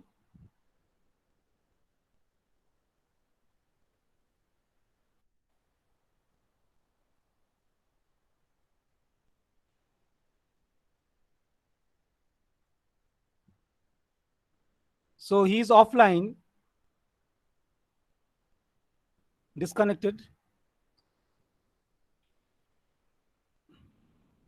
So can we invite the next speaker, and when Igubuto comes again, is connected to us again, we can continue with his. Okay. So Bambale Zubaru Lawal, are you present? Dr. Ikechubu Emmanuel Asika, please respond. Are you present? Can you hear me loud and clear? Asika, are you present? Dr. Ichikubu Emmanuel Asika, Department of English, COU University, Idembaria. So Samuel Awa is present. Samuel Awa, morning we could not connect with you. Samuel Awa has just joined us.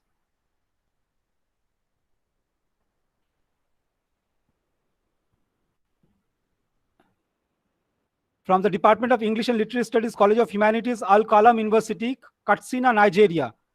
Ibrahim Muhammad Abdullahi. Ibrahim Muhammad Abdullahi.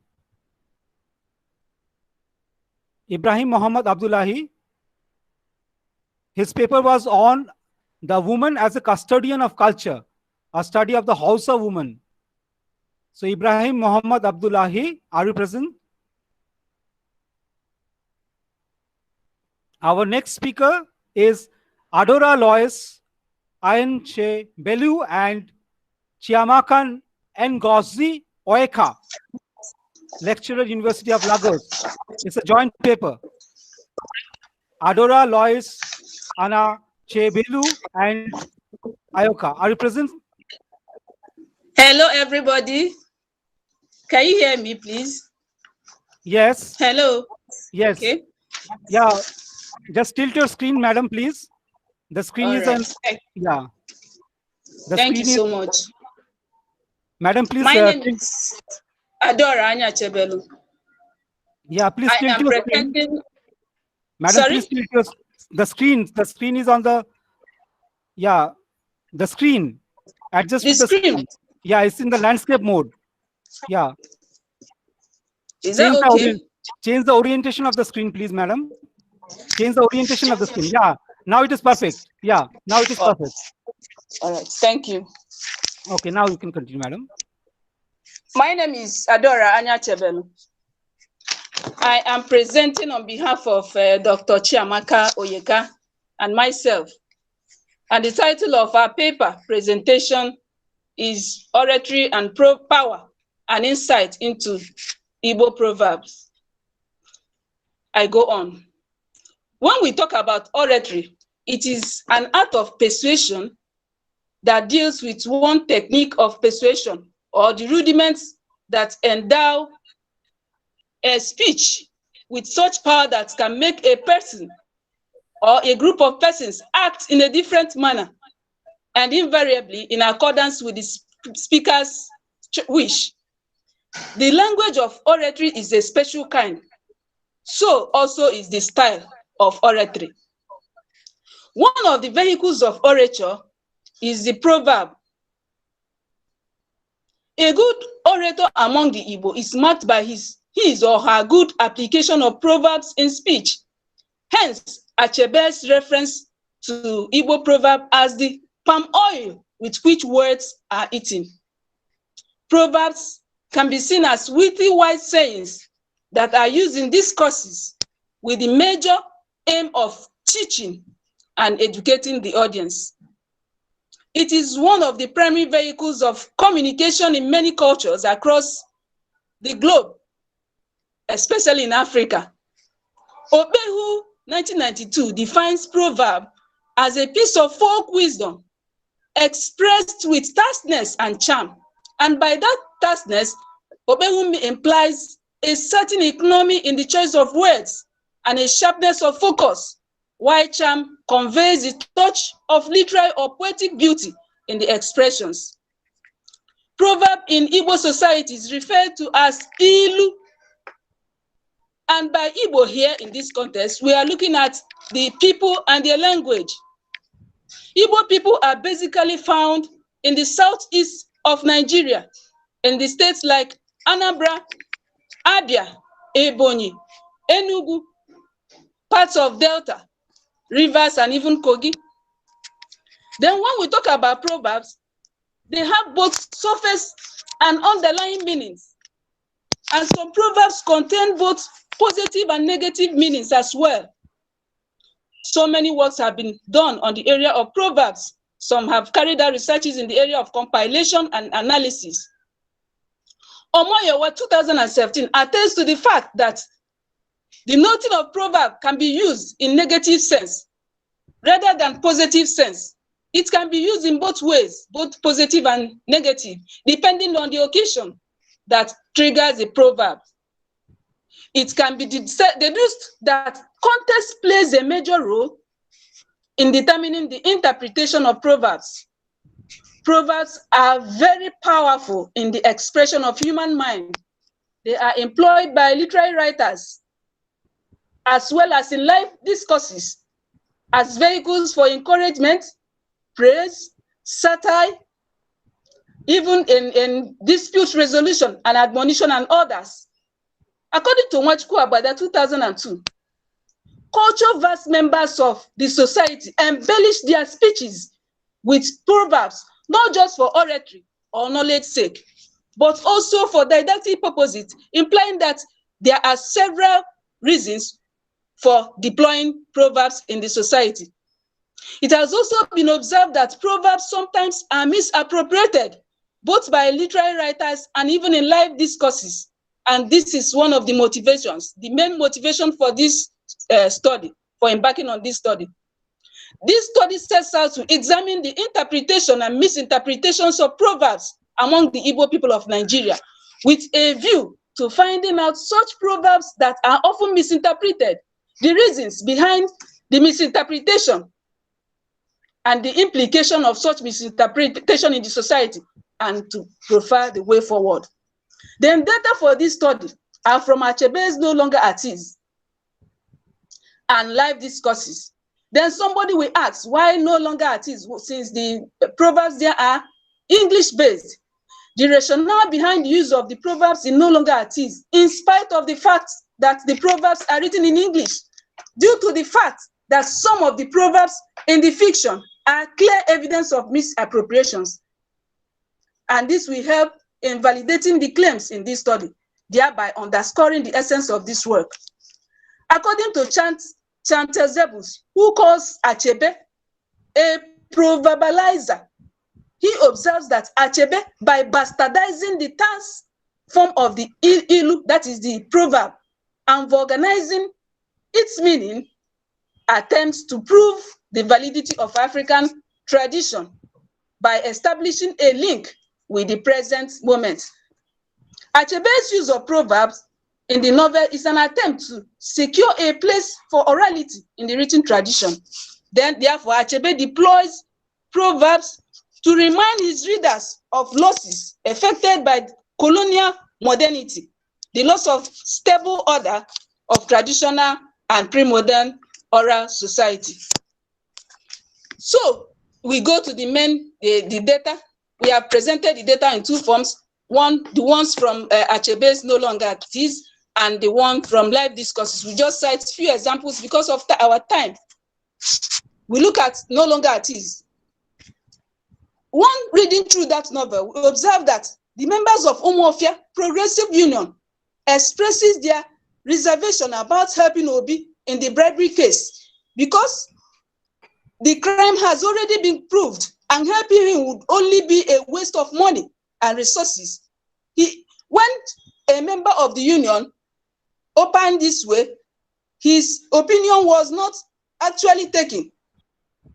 He was told that Obi's foolishness can be discussed later, thereby employing one of the Igbo proverbs that says the fox must be chased away first.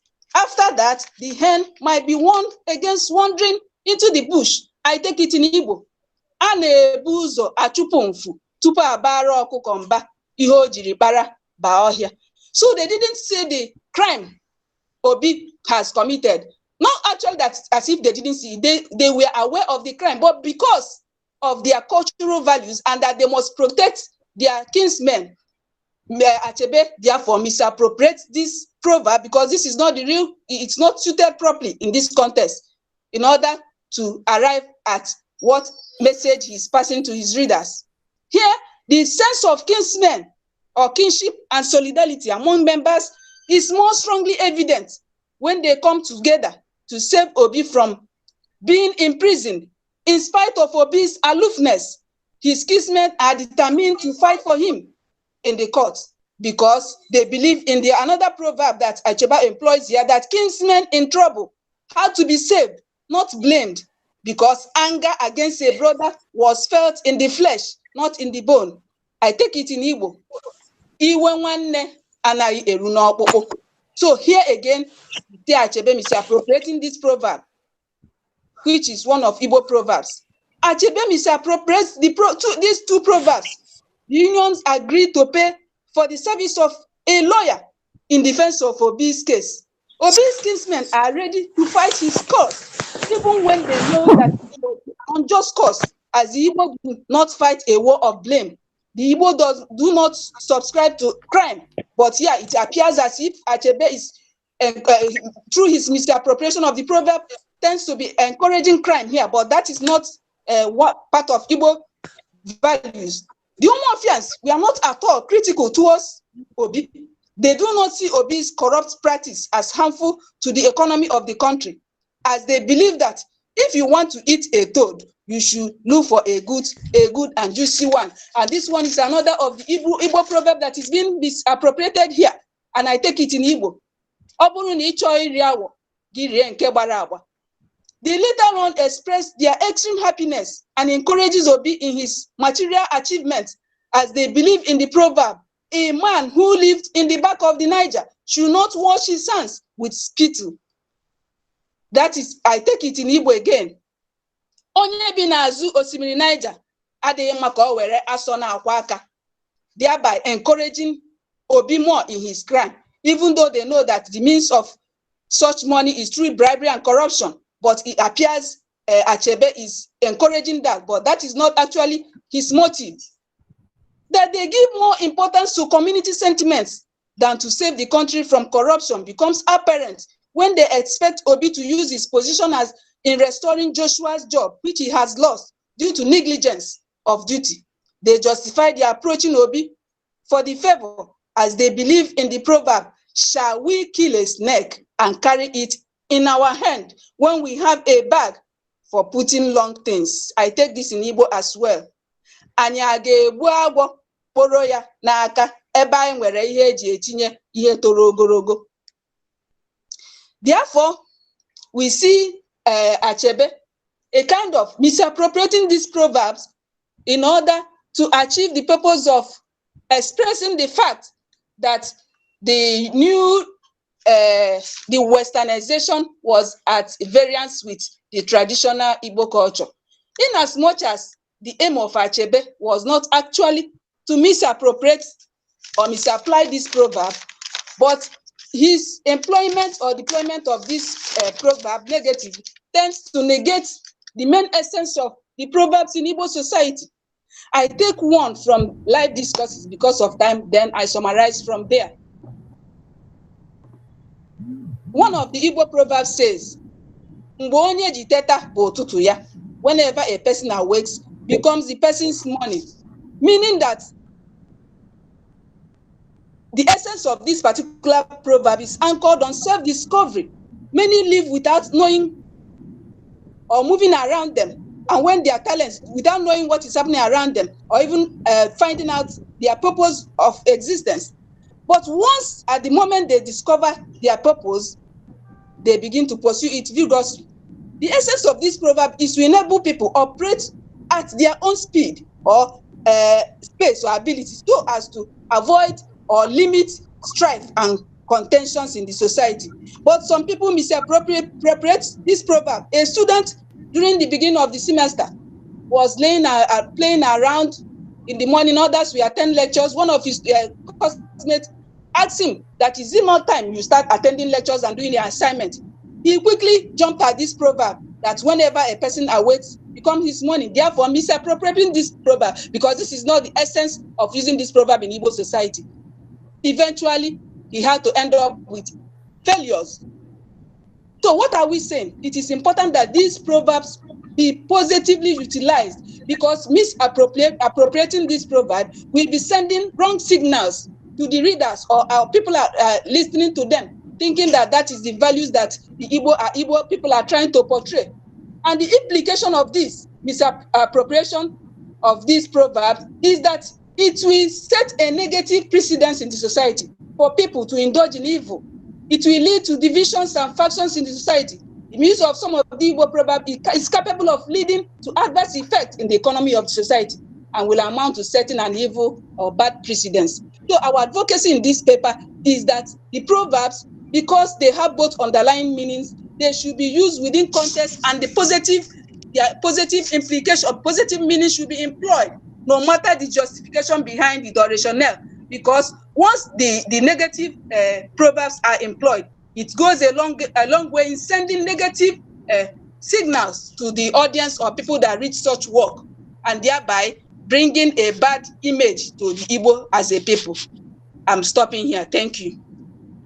Thank you, Madam Ada Agreshan, for your excellent analysis. Can you hear? Yes, Madam. Hello. Yeah, I'm with you. Yes, yes, Madam. It was an excellent presentation. You talked about so many areas, about the pre-modern society, about the modernity, our encounter with modernity, the use of proverbs. This excellent social linguistic study has actually opened us to a new way of seeing and interpreting text, major meta-narratives, even by Chinua Achebe. The works are now being, as you have referred to in your paper, the proverbs, the use of proverbs. Proverbs are something that are repositories of our history, of our culture from the below.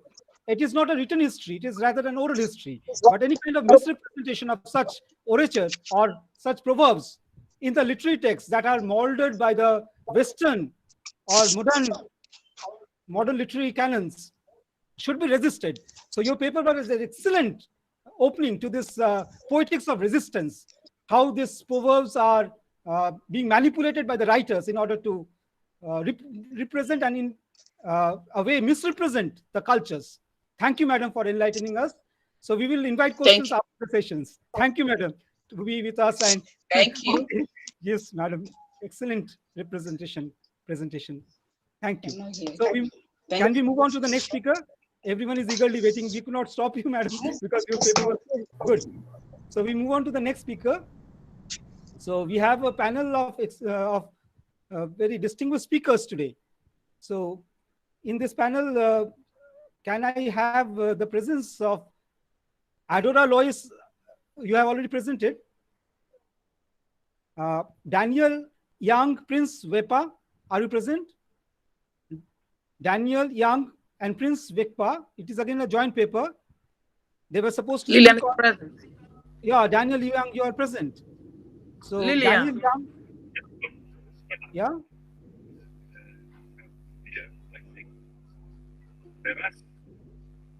Yes.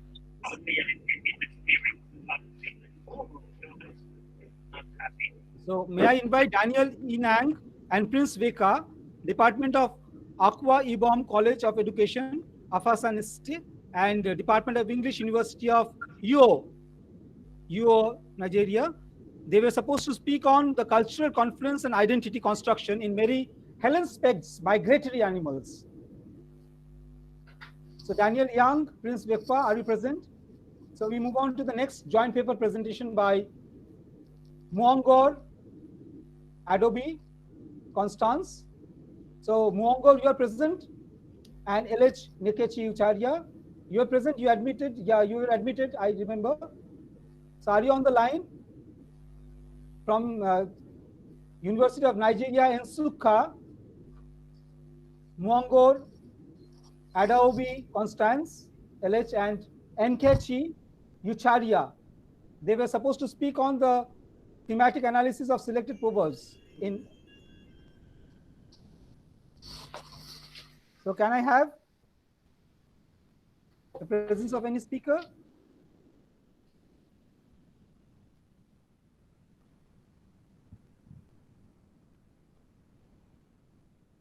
Asika, are you present? Dr. Ichikuku Emmanuel Asika.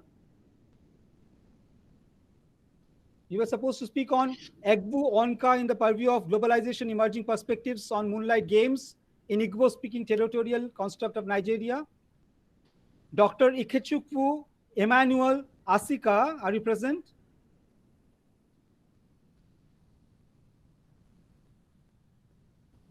Samuel Awa has joined us. Samuel Awa, do you want to make your presentation? Last session, your presentation remained incomplete. Hello, good afternoon. Okay. Hello, good afternoon. Okay. Monago, this is Monago Adobe Constance. Good afternoon. Okay, Monago Adobe, make your presentation.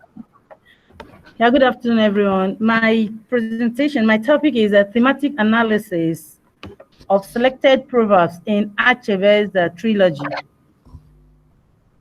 Hello. Yes, we can hear you, madam. Please. Okay. My work is based on the trilogy on Things Fall Apart, Arrow, No Longer at Ease, and Arrow of God. And I'm looking at, we are trying to look at the themes and the proverbs in some selected proverbs, not all, selected proverbs there. And then we look at language as a means of conveying culture and identity. And when we talk of culture or language, language and identity, they are like two Siamese twins that cannot be separated. They are like two Siamese twins that cannot be separated. So also is proverbs. So also is proverb. Proverb is an essential aspect of human communication. Proverb is an essential aspect of human communication. We look at these proverbs based on Achebe's trilogy, based on Achebe's work. And people have done works on proverbs. Many people have done works on proverbs, but we are looking at the intertextuality of works on these proverbs. We want to use intertextuality to deconstruct some of the proverbs used by Achebe, unlike other works done on proverbs like the structuralist and the functionalist and the stylistic study of proverbs. Our theoretical framework, what we want to use is intertextuality. Intertextuality by Christevia, 1966, which shows that every text, no meaning is absolute. No meaning is, every text has another text embedded in it. Now we go over to the objective of this study. Here we want to identify proverbs. We want to identify proverbs which reflect the supremacy of Igbo culture and tradition. I also want to explain how the use of Achebe's proverbs provides meaning, because in Igbo land, it is the proverb. It is only people that proverbs are not just words. They are metaphorical. They are words that needs meaning, it needs someone that knows, an elder, to like explain or express the meaning of proverb. You don't just understand proverb on the surface. So we are using this intertextuality to deconstruct these proverbs. And then our question is, to what extent has proverb reflected the supremacy of Igbo culture? To what extent has Achebe tried in his proverbs to reflect this the supremacy of this Igbo proverbs? And then our scope, we just we limit our work based on just the three texts, the three consecutive texts that Achebe wrote, the trilogy, the arrow of God, the things fall apart, no longer at ease, and then the arrow of God. And then we look at the analysis of these proverbs. First, we look at the colonization and disunity. In these three works, in these three works of Achebe, Achebe tries to show that the westernization brought disunity and colonization to Igbo custom and tradition. Achebe tries to show that the people of the Igbo land, the Igbo man, was disorganized. The unity that was there before the coming of the white man was disorganized by this Westerners. That is why in Arrow of God, Ezolu sent his son Oduche to learn the white man's culture. Oduche had to hide the sacred python, which is the custom which is tradition of the people not to kill. They don't have to kill the python, but Oduche had to hide this python. In fact, he had to kill. We had to hide this python and into a box, and this is as a result of disunity, as a result of westernization. Again, we also look at the theme of Christianity that we also look at we also look at the theme of Christianity versus traditional religion. We find out that when the white man came, there was problem, there was issue. I can hear. There was issue between the traditionalists and the Christian religion. In Arrow of God, the people of Umaro had strong belief in their God, and its chief priest. Religion is one of the important issues stated in the novel. For instance, it is forbidden for the chief priest to declare or eat new yam before the new moon, and this was one of its punishment measures easily used for his people. You know, when the white men, when they came, the people were not going from, they were like, they were living. Please, I really know. They were living. I really want to know when I'm to speak. I really want to know when I'm at. They were living. They left traditional religion to the white man's religion. So Ezolu decided to punish them by not announcing, by not eating the last yam, because if he doesn't eat the last yam, he will not announce for the new yam. He will not eat the new yam, and because of this, there was famine. This brought about famine, and this brought about the fall, the tragic fall of Ezolu. And then, in No Longer at Ease, Obiokonkwo shows that every man is equal because of westernization. When he wanted to marry Clara, he decided, because Clara is an outcast, Obiokonkwo decided that he must marry Clara because every man is equal in the sight of God. This thereby going against the I really want to know when I'm going to present. of the I'm listening to Adobe.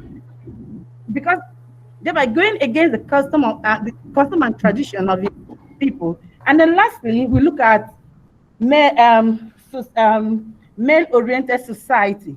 In Achebe's work, in this trilogy, Achebe tries to show that he portrays male supremacy over female. Achebe tries to show that, in fact, just like Nigerians here will say, that women education ends in the kitchen, or women are being educated. Achebe tries to show that men are more to be respected than women. Obi Okonkwo in Things Fall Apart was telling his son Moye that he doesn't want him to be like his father, who is a never-do-well. He wants him to be a strong man. That was why when he was cutting the seed yam for planting, Okonkwo was asking him, is the yam for eating or for planting? He wants him to be grown. He wants him to be, to be strong like him. Ezolo in his own aspect told Edogo, his son, who is a craftsman, that he wants him to be as aggressive as him, bringing out the male supremacy over women. In everything about Achebe revolves round about men, revolves round in male supremacy. And then finally, I have societal opposition. All the protagonists in Achebe's trilogy stand to some extent in opposition to their society. They stand in opposition to their society. They do that which they want, not minding what the society thinks about, or not minding what the society wants them to do. It is that which they want that they do. And conclusively, if allusion to English literature is what is constantly driving us to Western education, Proverbs draws us and brings us back to our culture and tradition, because it is the proverb. Proverb is just like a vehicle that shows us, that leads us to our tradition, that makes us understand more our culture and tradition. Thank you. You're welcome.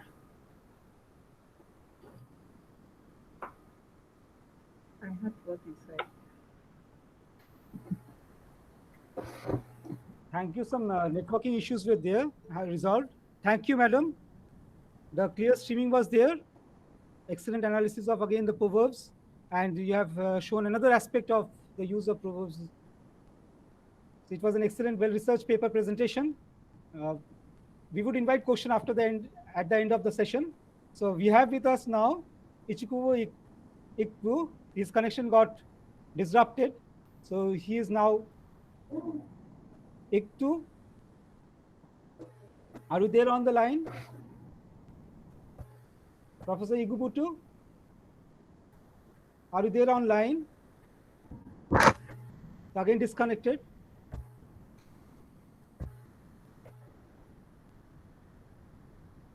So in the panel we have, I again call the names of the persons impaneled in this session, for this session. So just respond by switching on the mic. Okay, respond by switching on the mic so that I can understand whether the paper presentation is there or not. So for this technical session 9, we had Ali Abdul Wahid Adebisi. Are you present? Ali Abdul.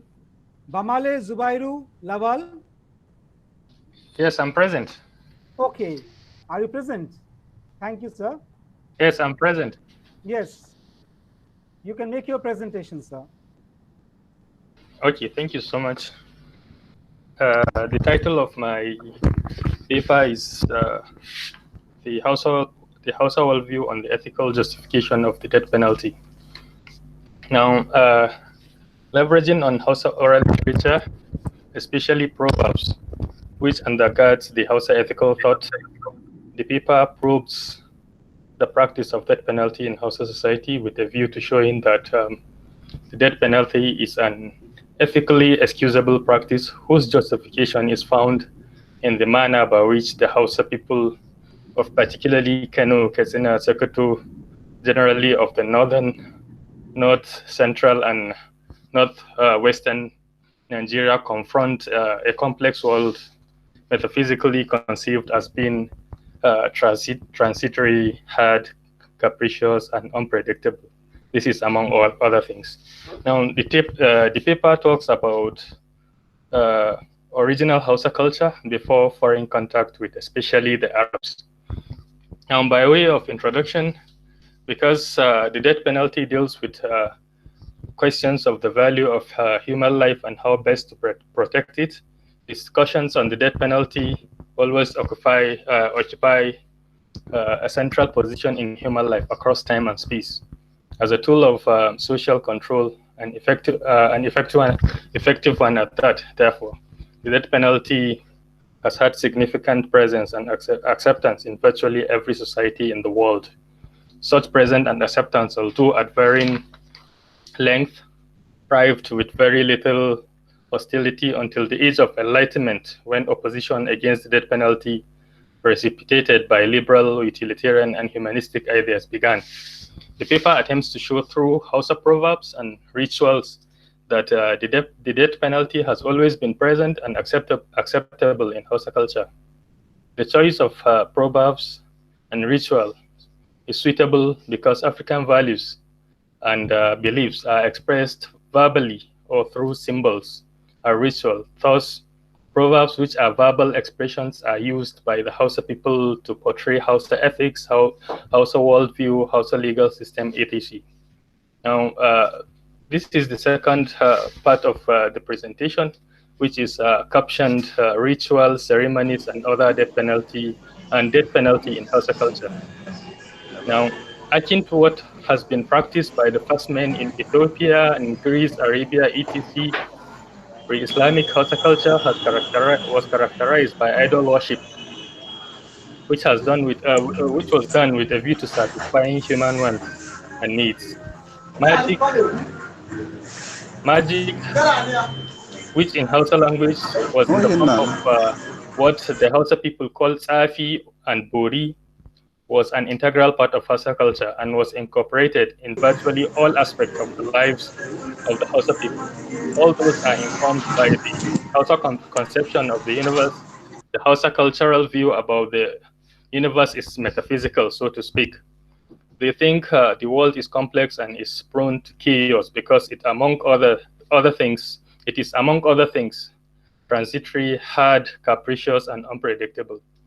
The Hausa culture is therefore structured to confront the world such that everything they do is carefully designed to not conflict with the world in order that the chaos is averted. Although the African traditional justice system was generally compensatory, it was also partly retributive, and it is in the latter that the death penalty is found. Now, the third part of the paper is titled Murder, Theft, Chastity, and the Death Penalty.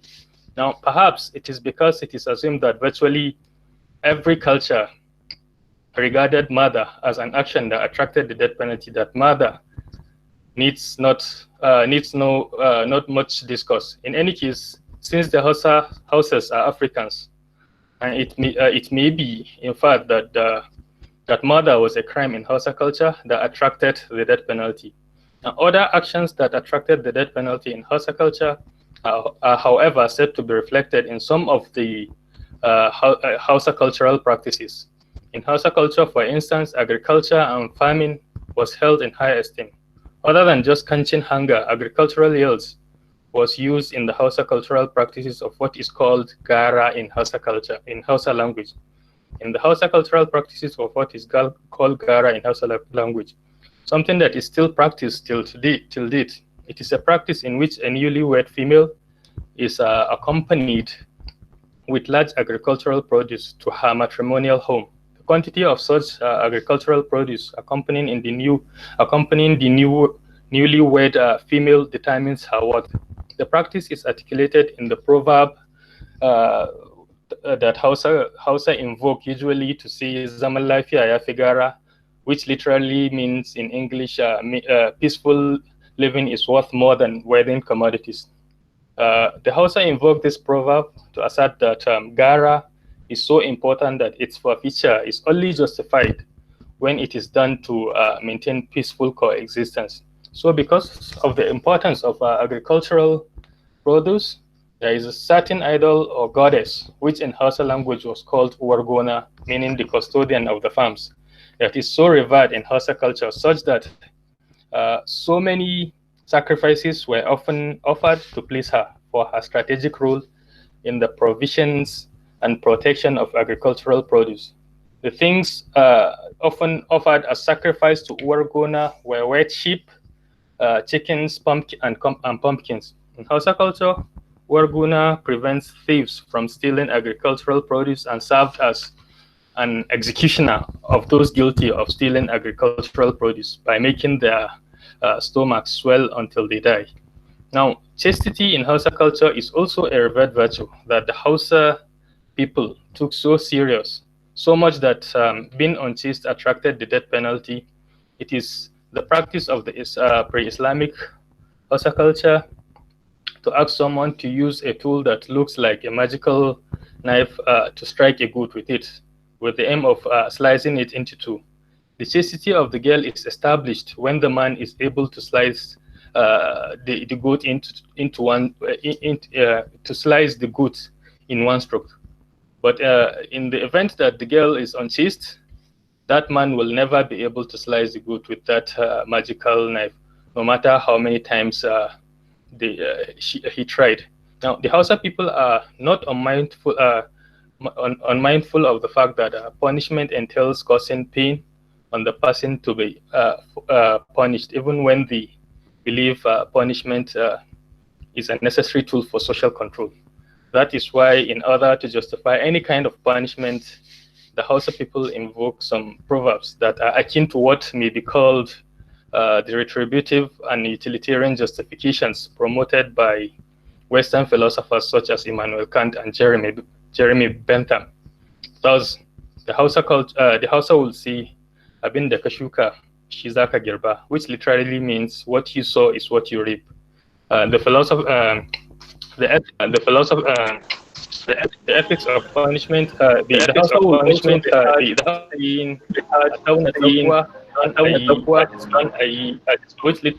which literally means the feet of serves as deterrence to another.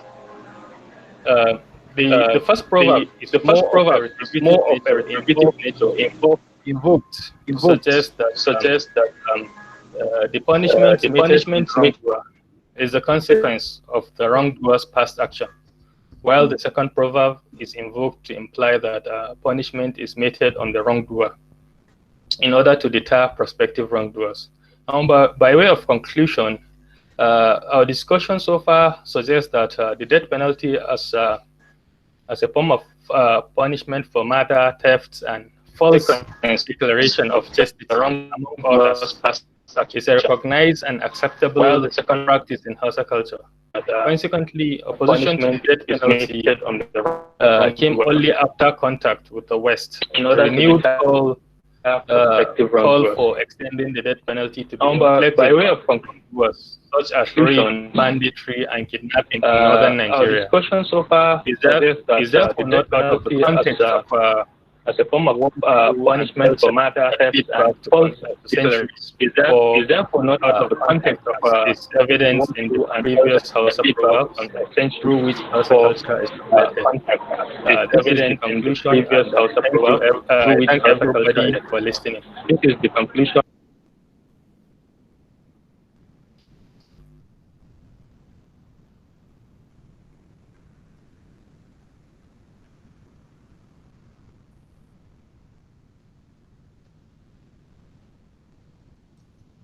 The connection is so we have some problem with network and connection. Yeah, please conclude, sir. So please draw your conclusion, sir.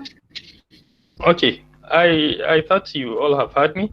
By way of conclusion, our discussion so far suggests that the death penalty as a form of punishment for murder, theft, and false declaration of chastity, among others, is a recognized and acceptable practice in Hausa culture. And then consequently, opposition to the death penalty came only after contact with the West. The renewed call for extending the death penalty to be inflicted on the wrongdoings such as rape, banditry, and kidnapping in northern Nigeria is therefore not out of context of the context of Hausa worldview and culture that date back to centuries before foreign contact, as is evident in the various Hausa proverbs through which Hausa culture is reflected and portrayed. This presentation may sound strange because it's coming actually from the Department of Philosophy, not the Department of English, Culture, or Orature, or Literature. Thank you all for listening. Thank you, Professor Sir Gambale Jabaru Lawal.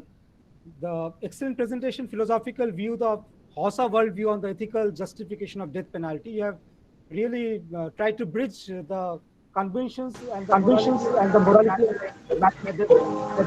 Thank you for your presentation, sir. We want to move on to the next. Thank you. Thank you. Sir, Thank you for giving me the. Although we do not belong to the Department of Philosophy, it was an excellent presentation, sir. We could understand, we can just bridge our little understanding of philosophy, the way you presented your paper. It was a well-researched one, and we could understand. Thank you. I'm grateful. So our next speaker today, as Professor Egbutu, he left us, he could not reconnect. I would like to invite Dr. Ichukwu Emmanuel Asika. Dr. Ichukwu Emmanuel Asika. I'm here, sir. Department of English. COO University. Igbarim. Dr. Ichukwu Asika was speaking on Egbu Onwa in the purview of globalization. Emerging perspectives of Igbo-speaking territorial of Nigeria. So, sir, are you present, sir? Okay, yeah, I'm the presenter, sir. Please make your presentation, sir. Okay, thank you. All right, sorry, I was having some technical issues the other time. All right, my paper is titled Egwonwa. Is pronounced, is an Igbo word there. Egwonwa in the purview of globalization. Emerging perspectives on moonlight games in Igbo-speaking territorial construct of Nigeria. So for those of us not that's outside that may not understand the Igbo language, the Egwonwa there means moonlight. I'm sure moonlight games is something akin to many societies in the world. So basically, what this paper did is to look at open conversation on Egwonwa moonlight activities that is seemed to be one dead aspect of folklore in our society. And so we all know that long before our societies transited into global villages, moonlight activities and its attendant games and paraphernalia we are a resource of not just entertainment, but education and training of younger generation. And so, but we realized that was long before we started talking about television, gramophone, these social medias and platforms and all the modern technologies we have around us. And so, what necessitated this study is the idea that this crucial area of folklore is dying in our present time. And not so many scholars in the field of oral literature have devoted interest again to study the Egwonwa. It seems that we've abandoned it to become one of the relics of the past. So what I try to do is to start up again an investigation on what are they, not just to collect this Egwonwa, but to look at the moonlight activities, but to look at the underlying philosophical inclinations, the educational, philosophical, and the ideologies that are inherent in these moonlight activities. And so we know that every average adult now within the age of 70, 80, 60 will know so much about Egwonwa. Even if the person may not have partaken in Egwonwa, the person must have seen the Egwonwa in display. And so this research is a field work. For now, is a research that is still ongoing. For now, we made do with about 5 towns, all located in Anambra State: Nibo, Nise, Agolo, Enugu, and Amobia. And then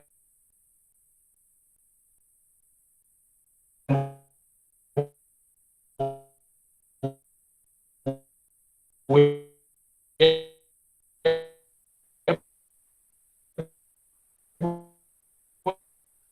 Dr. Asika, some issues with the sound system. Your voice is not audible. Dr. Asika, the voice, Dr. Asika. Randomly select some elders above 60 years. Yes, continue. Dr. Asika, continue. Your voice is now audible. Please continue.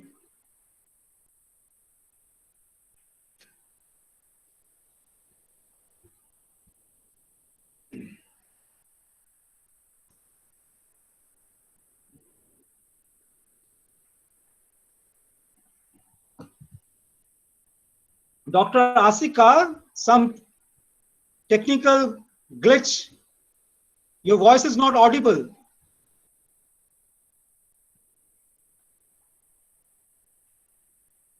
So the connection has got disconnected. So shall we wait or we move on to the next speaker?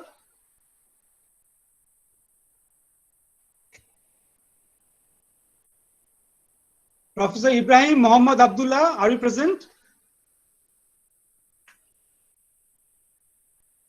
Professor Ibrahim Muhammad Abdullah was supposed to speak on women as a custodian of culture, a study of Hausa women. Ibrahim Muhammad Abdullah, are you present? Daniel Young and Prince Vekepa, you have just joined. Daniel Young and Vikepa. Yeah, joint paper. You were supposed to make joint paper presentation. Prince Vekpa, you are present. Please unmute your mic. Prince Vekpa, please unmute your mic. Switch on your mic, please. At the bottom of the screen, yeah. Please unmute the mic, please, so that we can hear you. Yeah, the sound, the mic is not on. Please unmute it. At the bottom of the screen, there's a microphone. Please tap that, touch that. Yeah, the voice is coming. Yes, you can make your presentation. Prince Vekpa. Prince Vekpa today is a joint paper by Daniel Inyang, Prince Vekpa. Okay, it's a paper by Prince Vekpa. Cultural Conference and Identity Construction in Mary Helen Spegg's Migratory Animals. He is from Department of English, Akwa Ayam State College of Education, Afghan State, and Department of English, University of Yugo, joint paper presentation. Daniel Young and Prince Vekpa. Sir, please make your presentation. Yes, sir, you can start. All right, thank you very much, sir. Good afternoon, everybody. My name is Prince Vekpa, and I'll be presenting the paper with Mr. Daniel Young. The title of my paper is Cultural Confluence and Identity Construction in Mary Helen Spegg's Migratory Animals. The study looks at how the major character in the novel, called Flannery, actually moves from America to Nigeria. And from that movement, you can see that her own culture, which is American culture, meeting with Nigerian culture, changes. And that change of culture has brought in a new culture in her life. And bringing a new culture, she has, in that case, constructed a new identity. And we can say that she has dual identities. That is to say, she has both the identity of America, as an American citizen, and also a Nigerian identity. And then we find out in the novel that even while she's doing this, of course, we all know that there is this subtle racial discrimination in African history between the American race and Nigerian race. However, Flannery in the novel, who is the major character, does not regard this discrimination. She actually destroys every form of racial discrimination found between the American culture and Nigerian culture. As a matter of fact, she comes to Nigeria and falls in love with the Nigerian cultural experiences. For example, she falls in love with a Nigerian man, Kunle, and forgets about the love affairs she had in America. And according to Specht, who is the writer of the novel, Specht tells us that she so loves Kunle that her former friends, her former lovers in America, she comes to detest. And that is because of how the former friends, the former lovers from America actually treated her. Therefore, she disregarded everything and detested everything about American culture and wishes that she were a Nigerian. And then we could also see the relationship between the major character, who is Flannery, and the writer herself, who is Specht. Specht, as a writer, actually left America for Nigeria to do her master's and PhD, particularly in the University of Ibadan. As she does that, she actually finds Nigerian culture, Nigerian cuisines, Nigerian transportation system, Nigerian religious system, and everything in Nigeria interesting. And then she decides to produce this novel, Migratory Animals. The title of the novel, Migratory Animals, symbolizes a lot. It actually shows that she migrated from America down to Nigeria. And as a matter of fact, she just does not want to go back to America.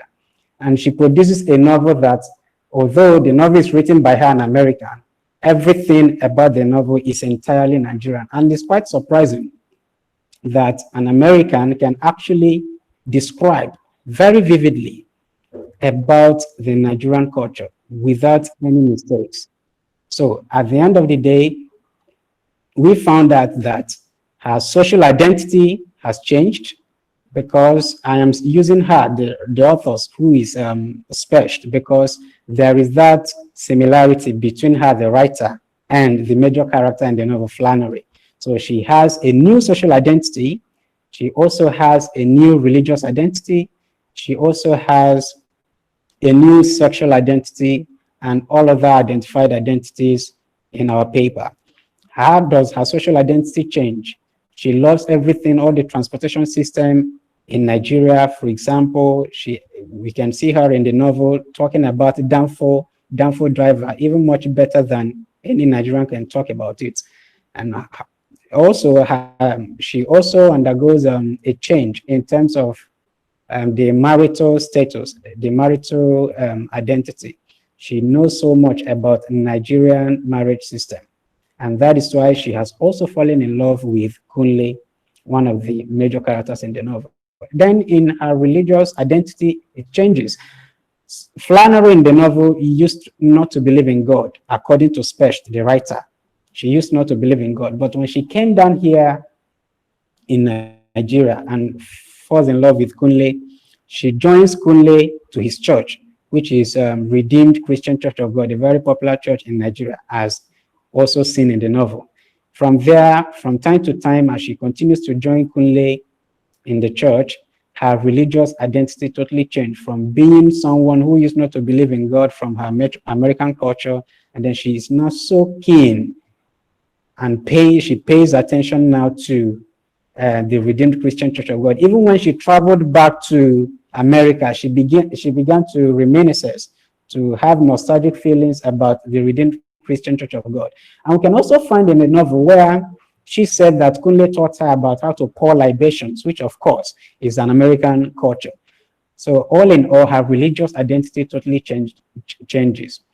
And then the sexual identity, her love affairs, of course, also change. By way of conclusion, we conclude that having seen that Flannery has destroyed all cultural barriers using using her love for Nigerian cultures and realities, we can say that literature actually traverses national boundary. And then again, it does not necessarily matter where you're coming from for you to define your nationality. You as an individual can actually define your own nationality and identity as evident in Flannery, the major character. Thank you very much. Hello. Thank you. Thank you very much, Prince Victor, for your presentation. So it was a very convenient extra. So presentation was very good, very comprehensive presentation. So we have we're drawn to your analysis.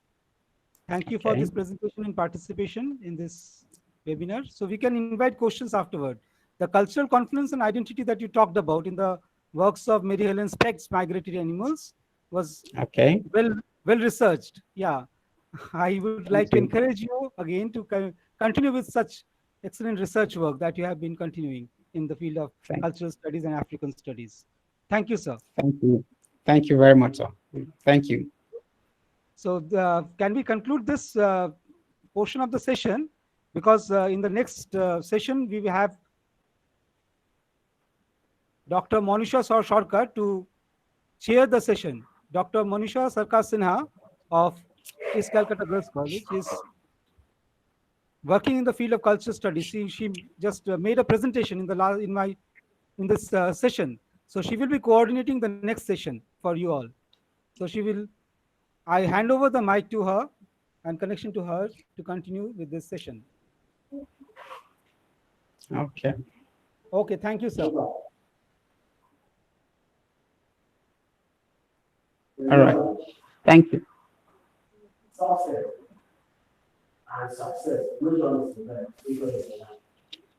Thank you, everyone. Okay, the next session will be chaired by Dr. Monisha Sarkar Sinha. I hand over this session to her. The one was wrongly pronounced. Madam Sarkar, please. The real pronunciation is success. Say no. Like I had success in my exam. I can also give it as someone's name, success. People name their children success. And that's the pronunciation success. The stress is on the second syllable, success, not success. Success. And the verb form of it is succeed. One way of knowing verb is good evening once again. I would request Prince Vekapa to please mute your mic. Yes, Prince Vekapa, will you please mute your mic? Yes, Prince Vekapa, will you please mute your mic? I'm sorry. Thank you. Thank you very much. Yes, so we've come to the end of the session. It's been quite a long, but I think a very enriching session that we have been going through, the deliberations, the discussions which were taking place. I mean, it really opened out new vistas and provided new insights into the cultural, social, oratory areas.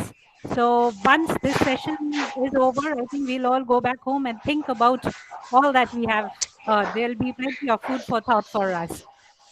So without much ado, I'd like to start the session. And the first speaker is Obina Ibezim, joint paper with Uchechukuwo Agbo. And the topic is Onomastics and Proverbs, a perspective of the Igbo religious and socio-political worldview. They are from the Department of English Language and Literary Studies, Alex Ikwawini, Federal University, Nudufo, Alike, Nigeria, and the Department of English and Literature, University of Michigan, Flint, United States of America. So this is a joint paper by Professor Ibizem and Aguizo. Yes, I would like to invite the speakers on the screen. Thank you very much. It's a privilege to welcome you, sir, on this webinar, and Thank we are you all very much. expectantly to hear your deliberations. So over to you. Thank you very much. My name is Uche Chukwuagbo, and I'm presenting the paper on behalf of myself and my co-author, Professor Obin Naibesim. The title of our paper is Onomastics and Proverbs, a Perspective of Igbo Religious and Socio-Political Worldview. Before I proceed, I would like to appreciate those who have presented before me.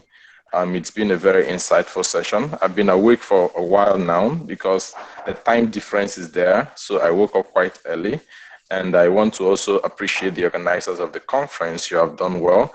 As a matter of fact, I believe that this probably is one of the advantages of the coronavirus situation. And I hope that after the whole COVID situation, we can proceed with such conferences. So to start with, I would like to share my screen, if you wouldn't mind, so that I can show you just a brief picture of what I have in mind, of the things that I plan to talk about this wonderful morning. It's morning where I am. Okay. So just give me a minute. Present now. Okay. Account tab. Okay.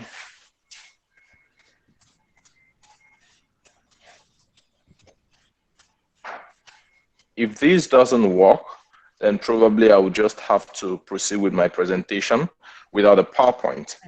So what I'm talking about is onomastics. Onomastics is simply the study of names, the art of naming in the traditional Igbo society. And also, I'm also bringing up the concept of proverbs, and I'm trying to situate these as the reflection of the socio-political and trado-religious system of the Igbo people. Now, the first thing that I would like to establish is that I would like to situate naming and proverbs as orature. We understand that there has been so much argument by lots of scholars as to whether before the coming of the white man, whether there was any kind of literature in Nigeria. We know that that argument has long been resolved because such people as Chinua Achebe, Isidore Okweho, Ngugi wa Thiong'o, and the rest of them, prominent African scholars, they have been able to establish that even before the coming of the white man, the truth is that there has been the existence of literature. The only difference is that the kind of literature that existed in Africa at the time was not written literature. It was called the oral literature. Now, some people have tried also to establish some kind of difference between orature, which is the oral kind of literature, and the scribal literature, which is the literary kind of literature. But then, a deeper study into the concept shows that there is really no difference between these two things, because each of them, although remarkably different in some aspects, contain fragments and elements that we can consider to be called literature even in the 21st century. So the question that we are here to answer is this. The first question we are here to answer is this. Is naming and proverbs, can these two be called a kind of literature?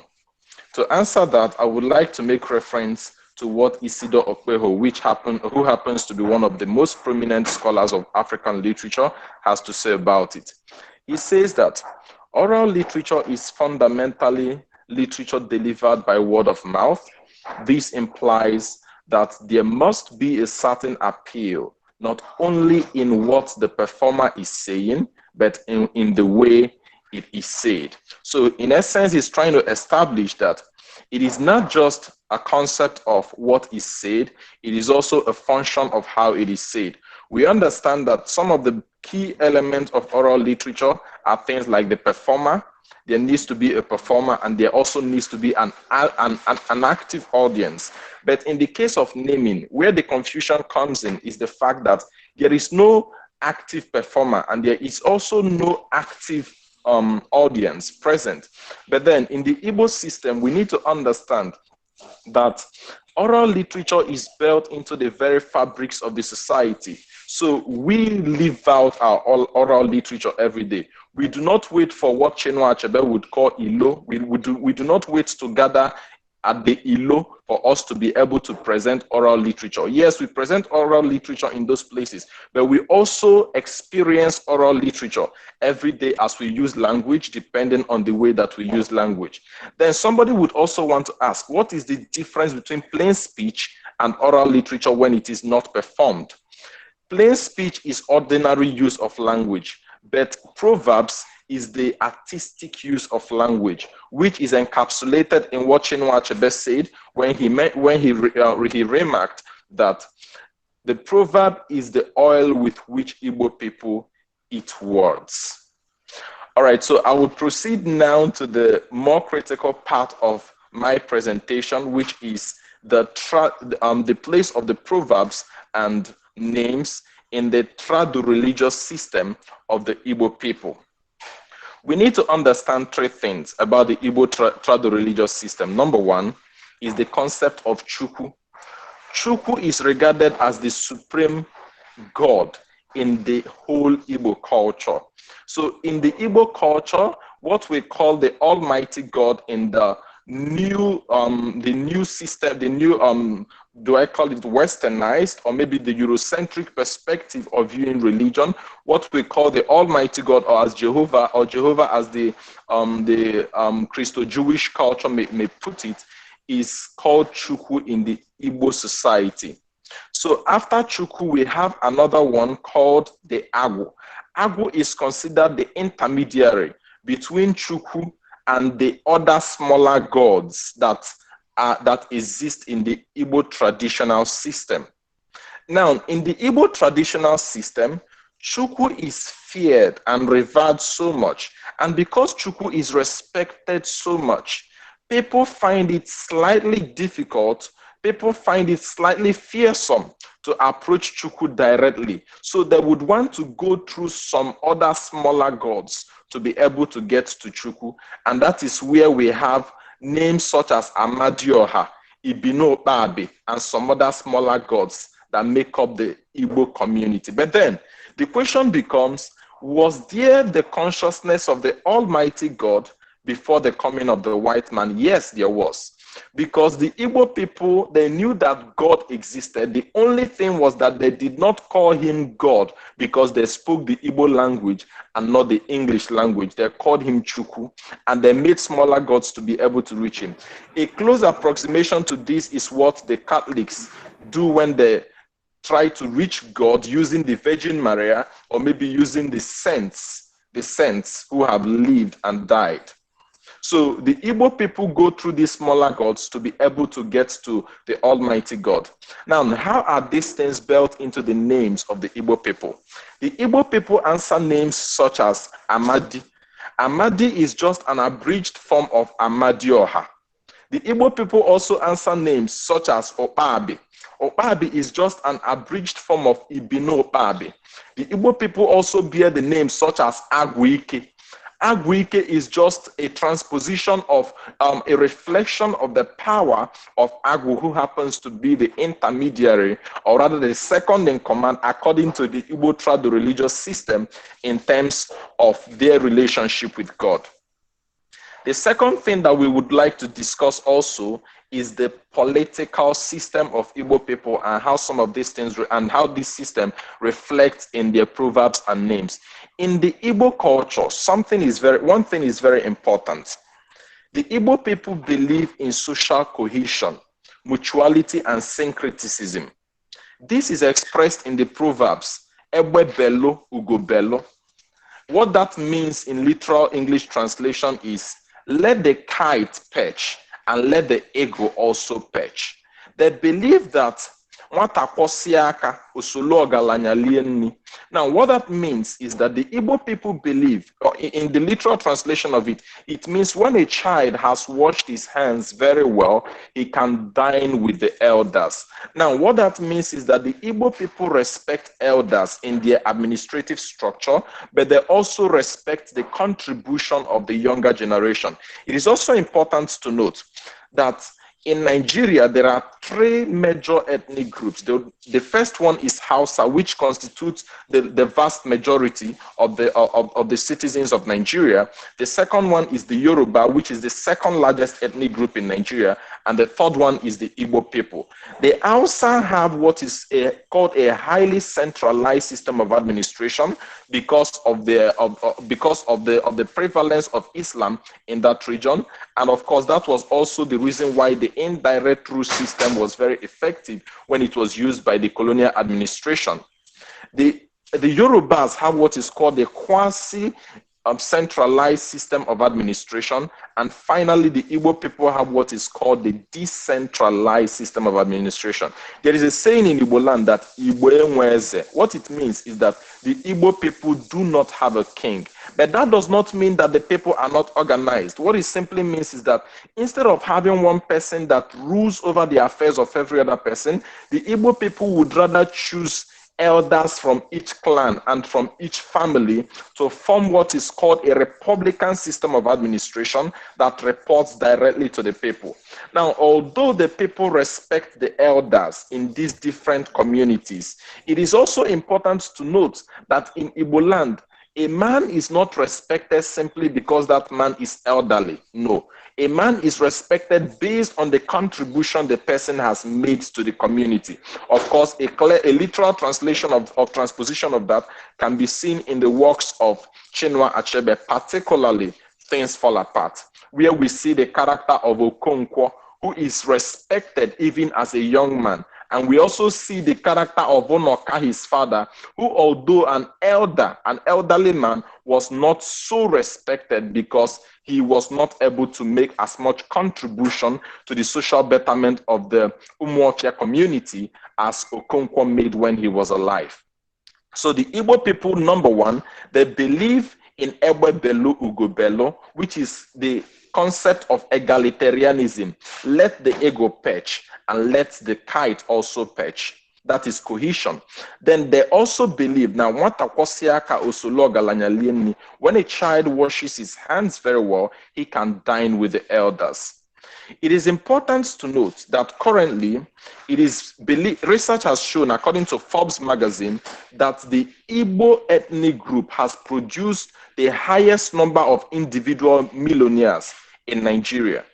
The reason behind that is because, to a very large extent, fragments of these their traditional social structures have not left them. It is rather unfortunate that because of the spread of westernization and a near dogmatic adherence to Christianity, the people are beginning to gradually lose sight of these social institutions that have served to promote social cohesion, syncretism, and the social betterment of the Igbo people.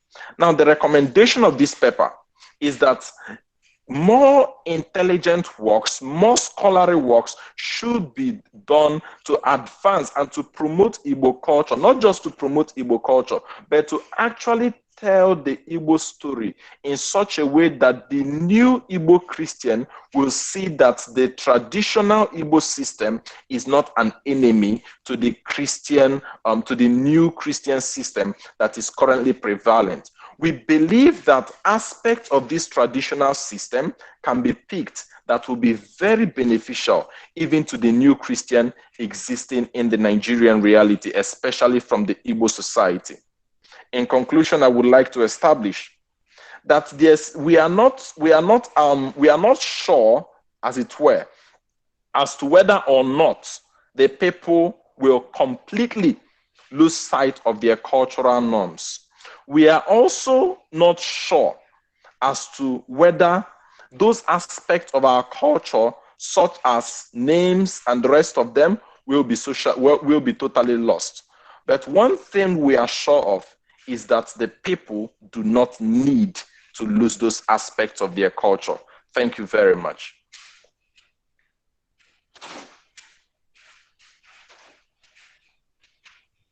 Thank you, Professor Agbo. For a very informative, I would say, the presentation. And especially we got an insight into the Igbo system.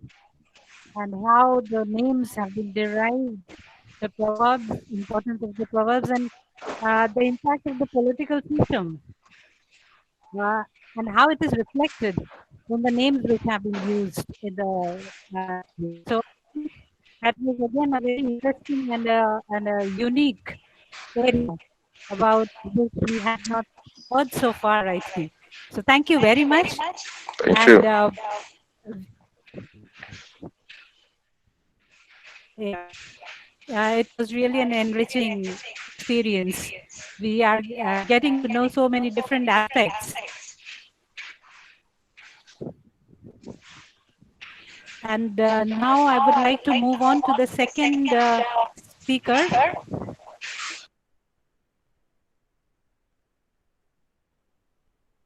Okoro Judith Chiagoziala and Kalu Chukwudi Okechukwu. I don't know, as I speak these names, I think the previous lecture which was given by Professor Agbo, that comes to mind, and the name Chukwu, the prominent date in the time of Yes, ma'am. Thank you very much.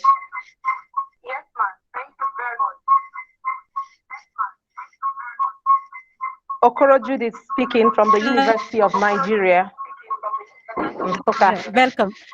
Yeah, your paper today is on modeling Igbo acculturation, narratives in Chukwu Meka, Ilkes, the potter wheel and the bottled leopard.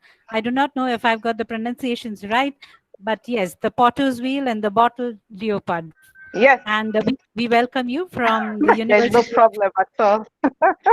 Thank you very much. University of Nigeria. Thank you. That's yet another Chukwu. Thank yes, you. Another Chukwu. I mean, now, Kalu Chukwudi Okechukwu and I. Yeah. Please continue. Okay.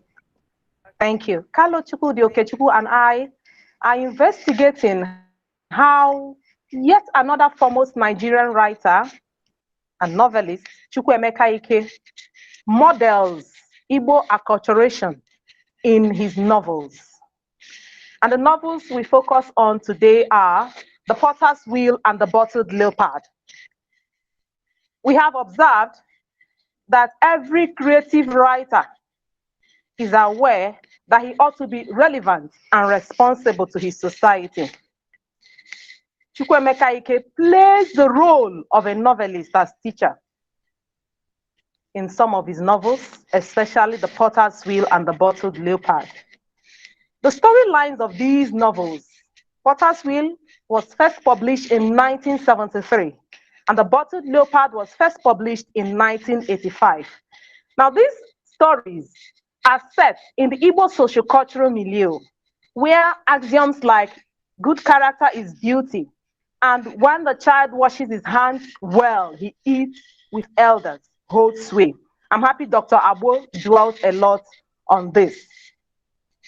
The major characters in these novels straddle the child-adolescent age bracket and undergo moral transformation in the course of their upbringing, underscoring the importance of raising a child well in the Igbo culture.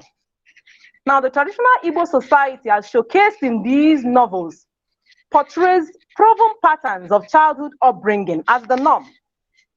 We set out to examine just how Ike models these Igbo acculturation practices through unique incorporation of proverbs, sayings, folktales, and so on. Furthermore, we would also evaluate the fundamentals of childhood character formation emphasized in The Potter's Wheel, which is the only novel of his 13 novels translated into the Igbo language, obviously to get a wider readability among the native speakers of the Igbo language. Just to add a little to what Dr. Abo said earlier, Igbo is a major ethnic group in Nigeria, known for industry in any chosen field. Her native language is also Igbo. The Igbo society has several philosophies that bind her together, most of which are emphasized in these literary products. These philosophies are weaved into narratives of creative works for the education of readers. That is to say, that as readers engage with these literary products, they are better informed. And that is why Okoro notes that education is mainly about acculturation. To be learned is to be cultured. Hence, learning materials like novels should therefore be interlaced with native thoughts and values. Some time ago, Achebe paid his tribute to Chukwuemeka Ike, and he presents him as an uncommon phenomenon. This is unconnected with the way he crafts his stories as a careful observer and storyteller, talking about Chukwuemeka Ike now. I've emphasized earlier that the Potter's Wheel and the Bottled Leopard are just 2 out of 13 novels authored by Chukwuemeka Ike. Now, the community's source of industry, that is the Igbo community, is apprenticeship, or what is known today as mentoring. This is initiated at the formative years of a child and can be undertaken in any setting. The target child to be could be sent to a trusted and model relative or associate in a distant town to either serve as an apprentice or helper, with the parents' underlying aim of transforming him or her through shared experiences. This technique was particularly useful in bringing up a child in the Potter's Wheel. The major character in the Potter's Wheel is Obuechina, Mada Abuchi. And I just want to tell us that this practice still holds till date. Yet another way of training up a child, which is a more modern one, is the boarding school system. And the boarding school system provides that safe space for distance education, as it were, especially because of its perceived regimented lifestyle and attendant discipline.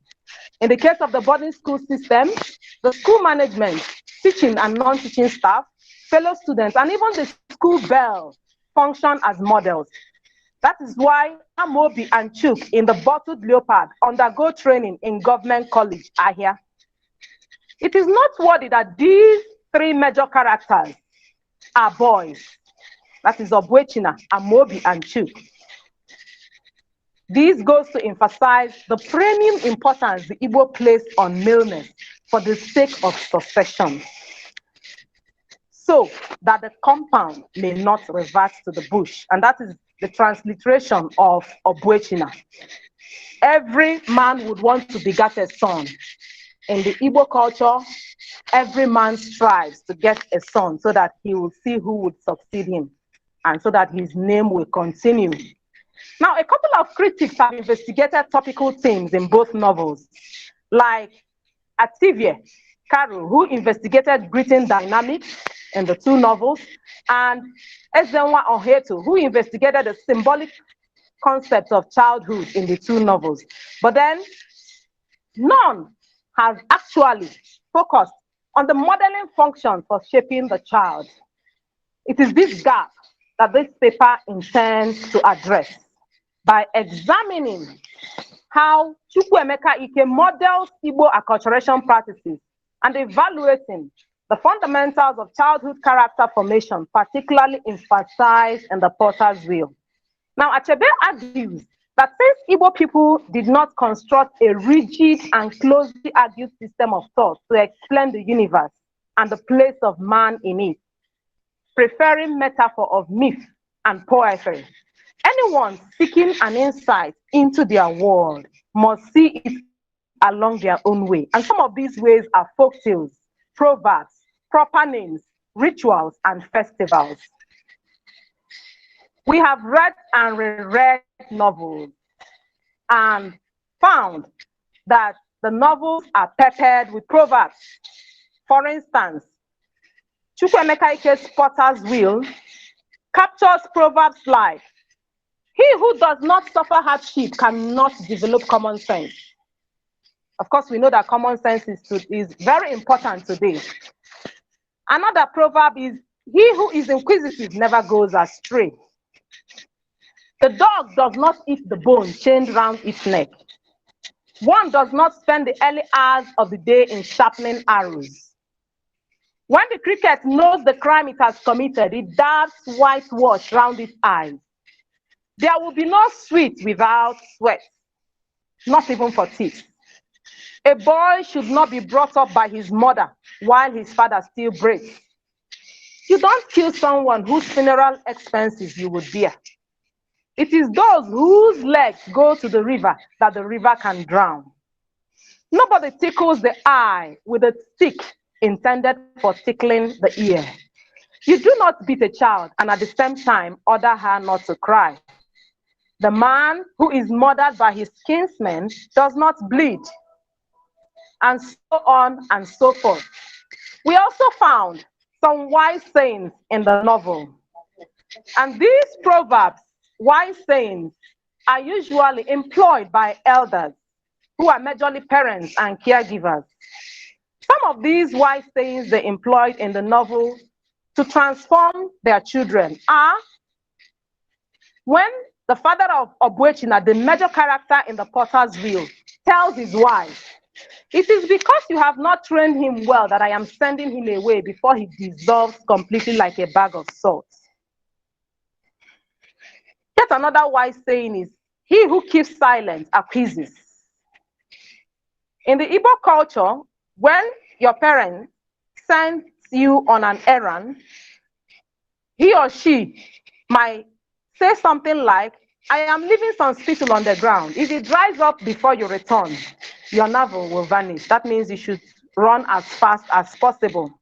Yet another wise saying we found is, academic brilliance could not flourish for long without a measure of common sense to back it up. Parents are merely caretakers of children for the Creator above.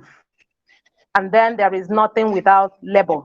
We also found some folk tales in the Potter's Wheel. One of the folk tales had to deal with Obanje, the concept of Obanje in the Igbo culture.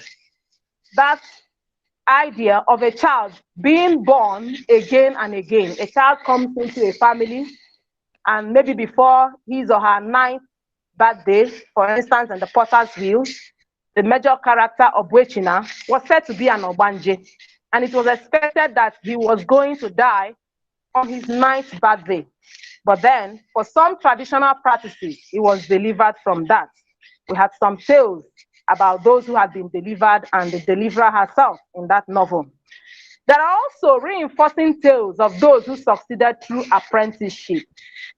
Remember that our paper investigates how Chukwuemeka Ike, yet another foremost Nigerian novelist, models Igbo acculturation narratives in The Potter's Wheel and The Bottled Leopard.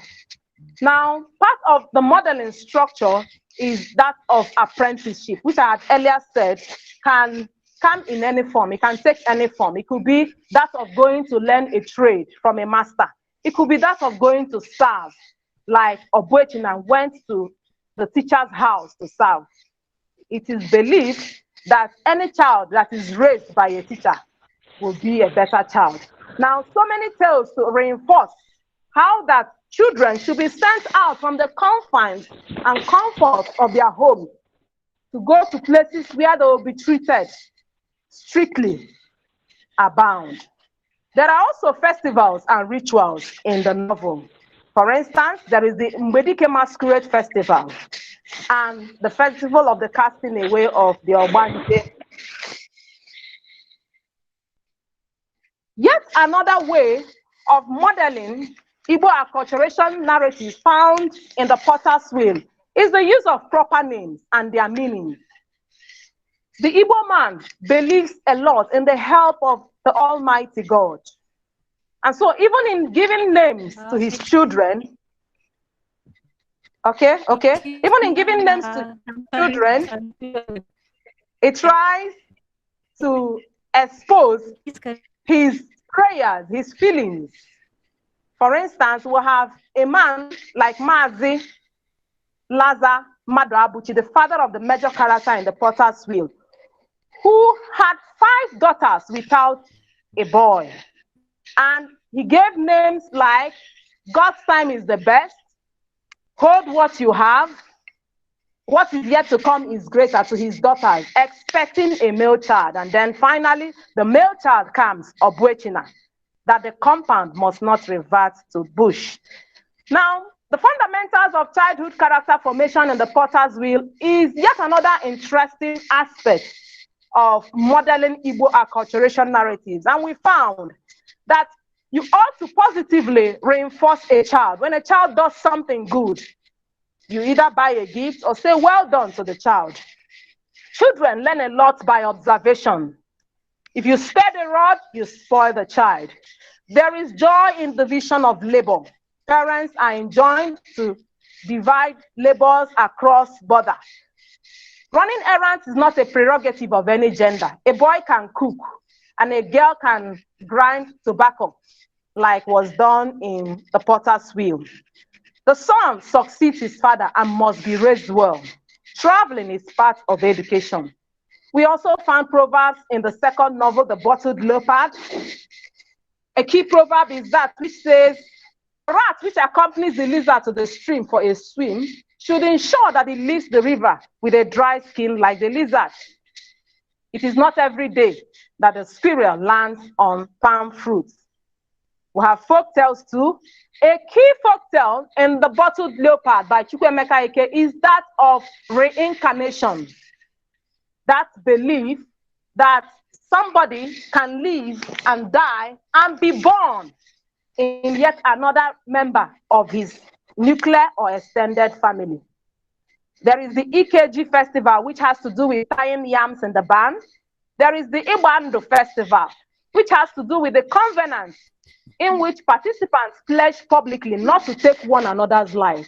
Now, the strategies in the novel for transforming the adolescent, the major characters in The Bottled Leopard are Chuk and Amobi, and they are adolescents.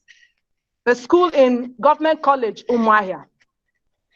In the novel, Government College. I would request you to please conclude. Okay, I'm rounding up. Ma'am, I would request I'm rounding up. Summary, Chukwuemeka Ike's The Potter's Wheel is replete with proverbs. The Bottled Leopard also embodies similar tales, with the difference of the boarding school system serving as the teacher, especially for Amobi, who came from the United States to school in Nigeria, in Africa. Now, the older generation, as portrayed by parents and caregivers in the novels, succeed in shaping their offspring the cultural way. Since African literature thrives in educating the society, literary products like these are sure to serve well and even beyond the African soil. Thank you very much, Ma. Thank you, my co-conferees.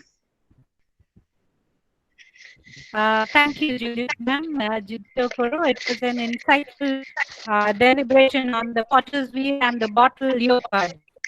We got to know not only about the Igbo culture, child bringing, and of course, the school system. And one thing which you mentioned, which really, sort of struck a note, is the importance of sun. And of course, the problems that the students have been facing. So that was quite an interesting, enlightening talk. We really enjoyed it. Thank you.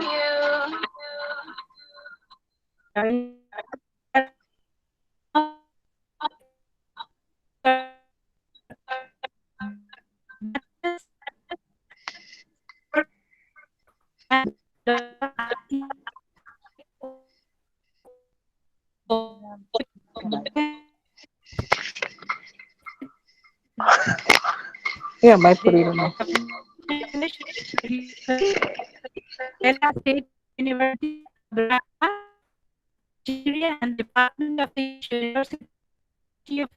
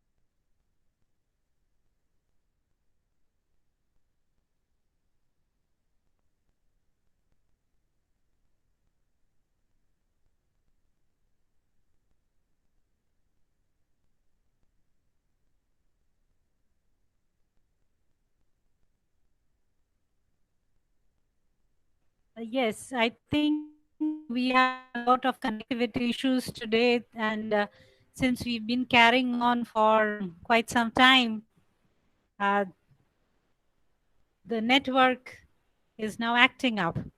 So if we have with us Martin Okwoli, if Martin Okwoli sir is there, or Onyeji Nuaji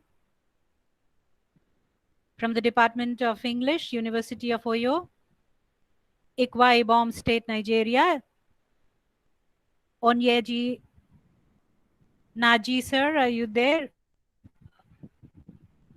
Topic is impacts of man-made tragedies in the African traditional society, a structural approach to Elet Amadis, the Great Pond. Onyeji Naji. Yes, are you there?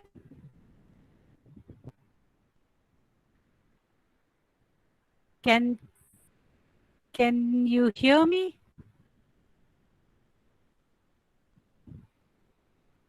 I think then we'll take on the next person who is there.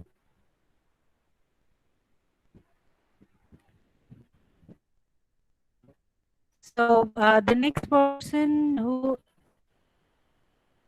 present paper Bhavish Pramanik, Philip Institute of Education, Haldia, G. Chatas, as a true representative of African literature. Dr. Bhavish Pramanik, are you there with us? Can you present paper? My audible? Dr. Pramanik, please unmute your mic. Are you hear me, madam? Yes, yes. Audible, sir. Madam, am I audible? You are perfectly audible. You're clear. We can hear you. Madam, I have sent my PPT. Can I get the help of it? You have sent your PPT. Yes, madam. You can't share it from your end? Yes. No, madam. Yes.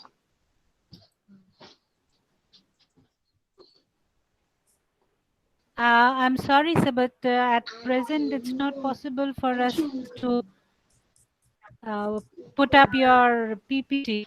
So Okay, can you madam. please start your presentation? Yes, madam. I am presenting. Yes, Dr. Pramanik, you are on. Yes, madam. Right. I am happy Thank enough to go to you as my chairperson because you are my elder sister of our beloved department, University of Kalyani. So thank you, the organizer and my co-participant. My topic is Buchi Emecheta as a true representative of American literature. So from a very elaborate discussion, we come to know that African literature is a emanation from the underdeveloped world. That is why, according to many people, it is unworthy of any attention. But Africa has a literature or orator. African literature had its roots in oral tradition, and that no pre-literary society should be considered as a having literature. So my area is Buchimeti 1944 to 2007. In my PPT, I have shown Bhutti's literary works. When bibliography is concerned, Bhutti had wrote 11 novels, child's literature 2, juvenile literature 3, essay 29, other essay 9, interview 17, autobiography 1, and there are many areas. My concern area is only novel. She has written 11 novels. In the Deeds in 1972, Second Class Citizen 1974, The Bright Price 1976, The Slave Girl 1977, The Joy of Motherhood 1979, Double Oak 1982, Destination Biafra 1982, A Story 83, The Rape of Salvi 83, The Family 89, and Kinhale in 94. Most of our novels are focuses on some area, that is sexual politics, racial prejudice, self-representation, postmodern deconstruction of identity, autobiographical, poverty and oppression, life experience of Nigerian women, post-colonial culture, feminist in spirit, and subordinate and indigenous society. From these particular features, Butti has herself come to conclusion that are the stories of the world. Our stories are the stories of the world. Then we analyze one by one. The very famous is Second Class Citizen. It is also an autobiographical novel. This is a story of an intelligent and resilient woman and a relationship between Britain and one of an African colonies. And we vividly seen here the experience of the immigrants and the place where most of the citizens consider themselves as second-class citizens. Next, the joy of motherhood. The heroine of the joy of motherhood, New Ego. It is deals with the lives and sufferings of New Ego. She is an illiterate daughter, but proud mistress. Her heart is a matter of respect, but her present colony is a polygamy and matter of exploitation.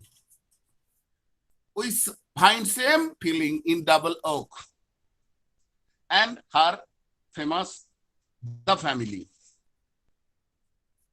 Next one, The Bride Price. It is a very famous, her three novels, The Bride Price, The Slave Girl, and Kinhandi, the last novel. All the theme is powerlessness and loss of autonomy, and which describes a vivid description of a Nigerian woman fought against the patriarchal society. Because Buchi herself, a character who assigned more battle, many battles with society, with literature, with her colleague, and even with her husband also. Because in her life, her husband never give her permission to write anything.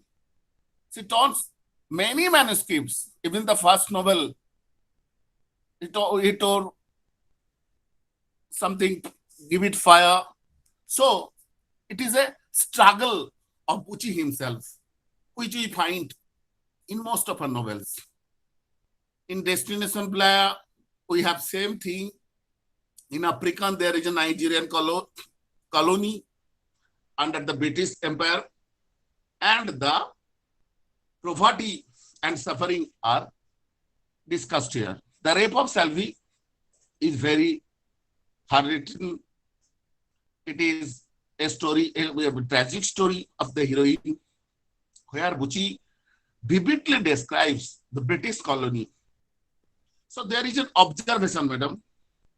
I have an observation on 10 students, out of which 8 students says their positive result, where only 2 students shows their negative result. When male is concerned, there are 6 male. Within 6 male, 5 shows positive direction about African literature, and only 1 shows negative direction regarding African literature. In 4 female, 2 or 3 shows positive direction, and 1 shows negative direction. When urban and rural is concerned, I have selected 6 people. Among them, 5 shows very positive.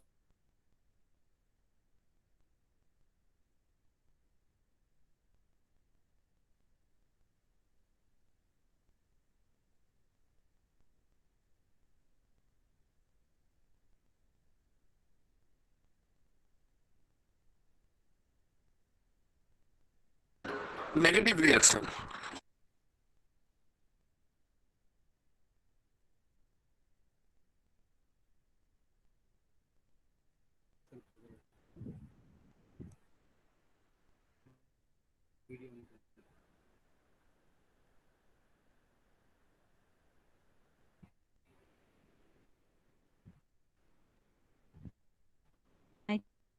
think we have again met certain glitches, network issues. We've lost Dr. Pramanik.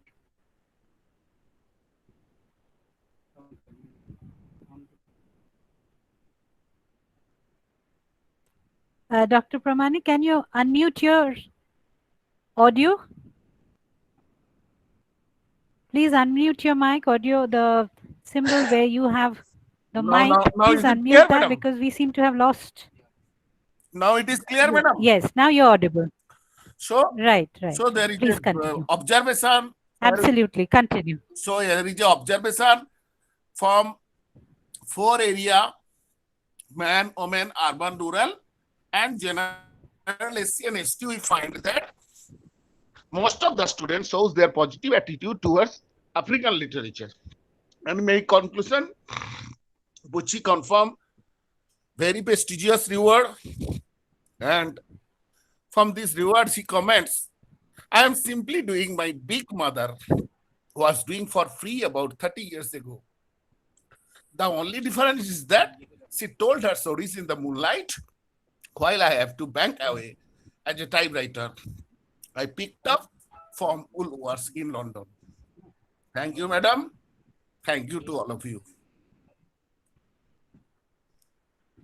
Thank you, Dr. Pramanik.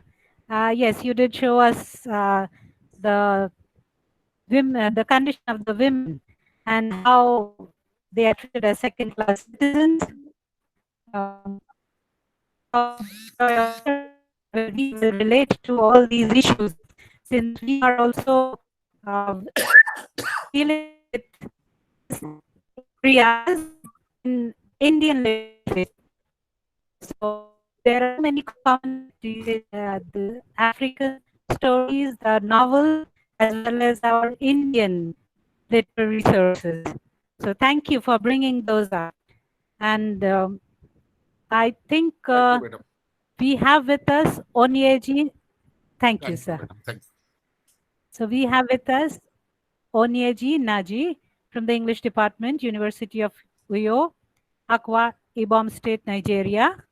Sir, are you there with us? Topic for presentation is impacts of man-made tragedies in the African traditional society, a structural approach to Elet Amadi's The Great Pond. Onyeji Naji, sir, are you there? Onyeji Naji?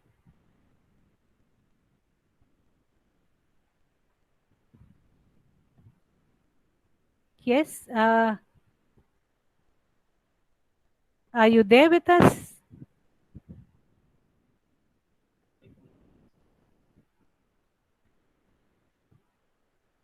I think there is again, the deliberations which have so far been conducted. Are there any questions or any opinions that you would like to share? Friday Okon, sir, if you are saying something, you have to unmute yourself. I'm sorry, you're not audible because you have muted yourself. So please unmute and share. Friday Okon, sir.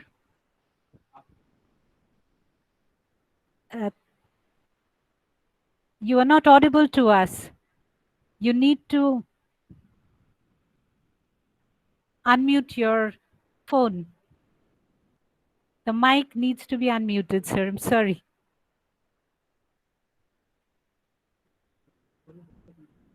Yes, Friday Okun, sir. If you have to share your opinion or make any suggestions, please, you need to unmute yourself because you're not audible at all.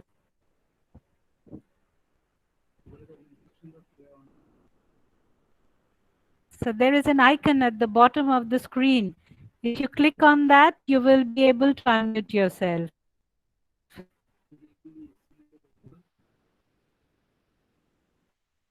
Igbutu, Ikwechu, Wu, sir, can you share your opinion?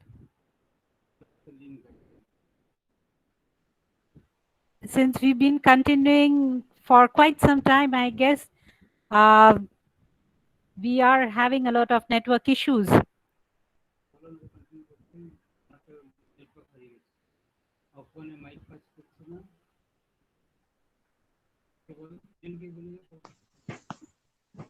Oh, if there is anyone, Krisa Bedu? Yes, ma'am, here. Yes, Eberi Krisa Bedu. I think you want to share something with us. So if you would like to share your Hello. opinion or suggestion or make a comment, you're free. Yes, ma. Thank you very much, ma. Right, you're audible. Hello, ma. Good evening. Hello. Good evening. Yeah.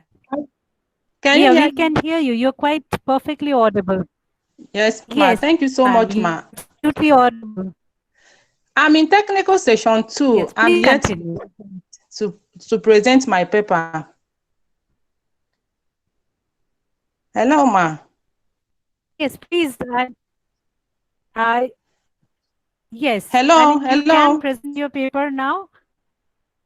Yes, we Okay, can I'm hear ready. you. You're audible, madam. Yes, so Yes, ma. please present your paper now. I think that will be the last paper of the session. Thank you. Continues, madam. Please do. Hello, everyone. Can you hear me? Hello, my name is Ebere Chris Agbedo. I'm from the Use of English Unit, School of General Studies, University of Nigeria, Nsukka. And the title of my paper is The Pedagogic Relevance of Multicultural Literature in 21st Century ESL Classroom. And for the presentation of this paper, the outline goes like this: the abstract, introduction, overview of literature, then another subsection entitled ESL Curriculum in Nigerian Tertiary Institution, then incorporating multicultural literature in ESL curriculum, and then conclusion. As a way of introduction, there is a kind of consensus among linguists and language scholars that there is a seismic relationship between language and culture. The inherent interdependence of language and culture and their interwoven nature, notes Agbedo, makes it easier to justify the incorporation of culture as part of the language teaching curriculum in language in education policy, LEP for short. The foregoing explains the general direction of Nigeria's cultural policy, which recognizes culture as an important part of language teaching and learning in Nigeria and duly provided for in the Constitution.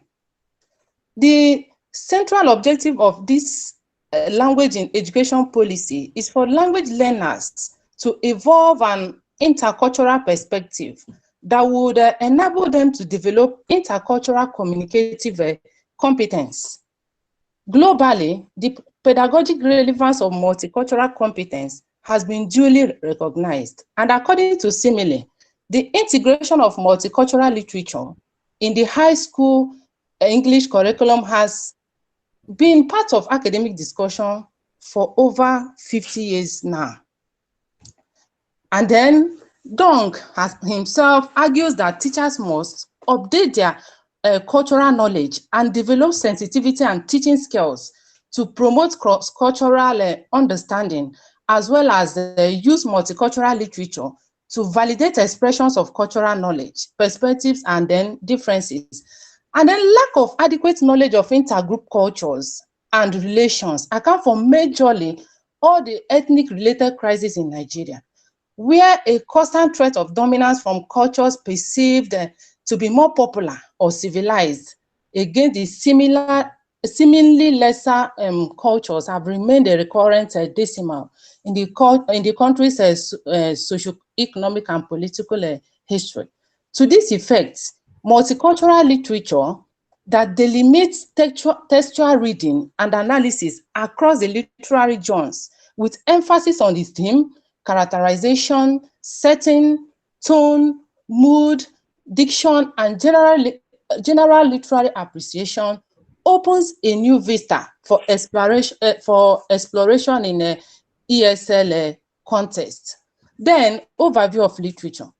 Extant literature shows that a number of empirical studies on multicultural literature in second language teaching and learning abound, but few were reviewed for want of space.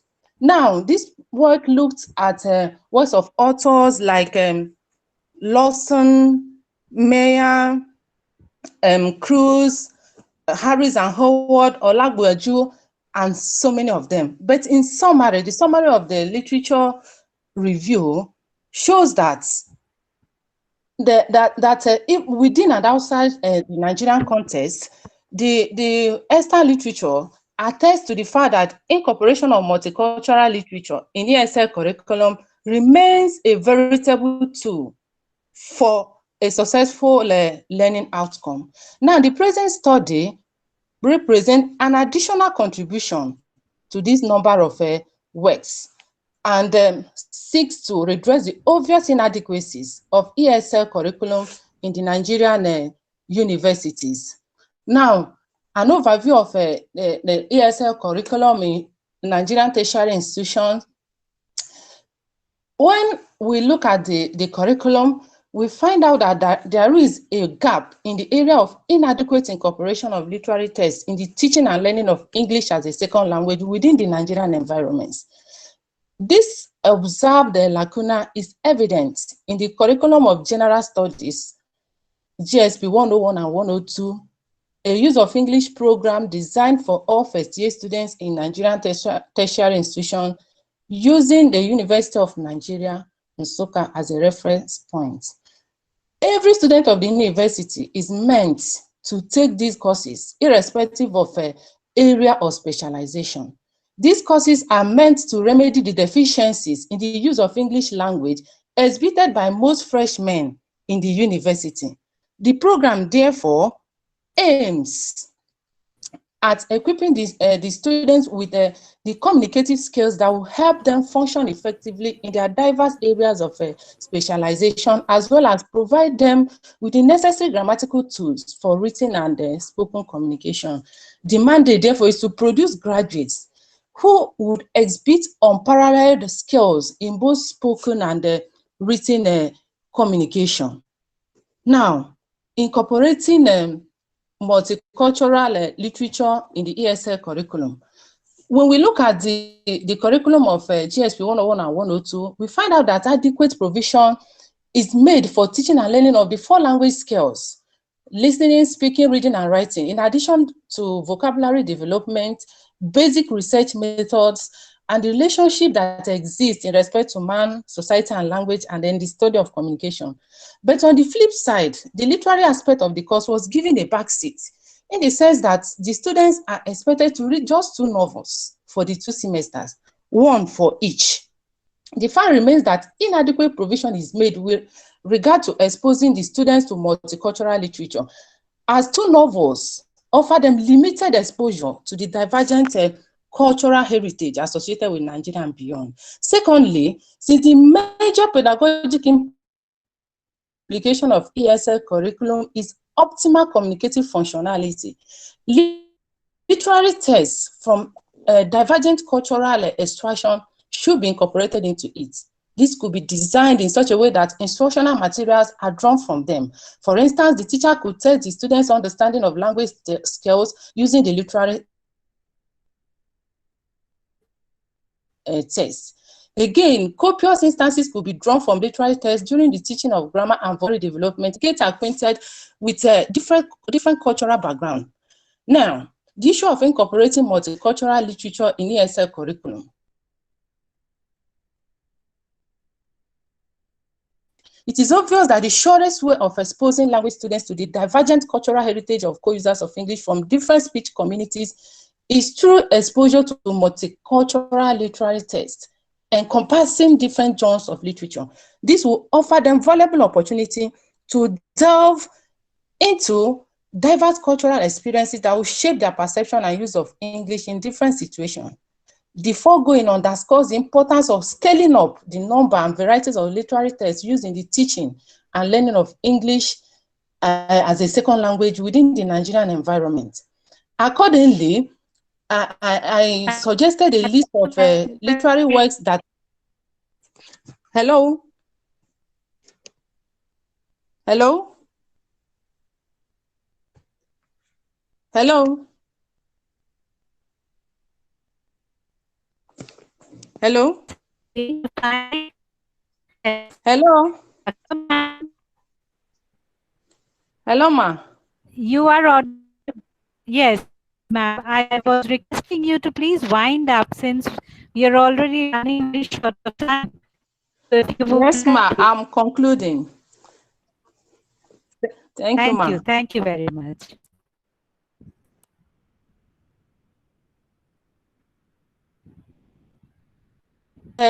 From different cultural backgrounds are incorporated, and I argue that such combinations should be made, and at least 5 literary texts should be included to the curriculum for each semester. That way, the students will be given the opportunity to gain insights into what is happening in other cultures apart from their own. So, in conclusion, this paper is making a proposal, and this proposal is expected to redress the obvious inadequacies of the current curriculum, as well as address the cultural content of Nigeria's cultural policy, as stipulated in the statutory provision of the National Policy on Education. Thank you very much, ma. And thank you all for listening. Thank you. Quite a relevant in most of us are teachers, so the problems that we face regarding teaching of language, curriculum, and you very clearly put forward the necessary problems that get to negotiate. Much. It was really an incredible informative.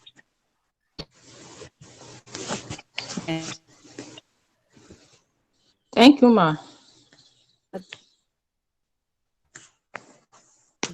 Thank you.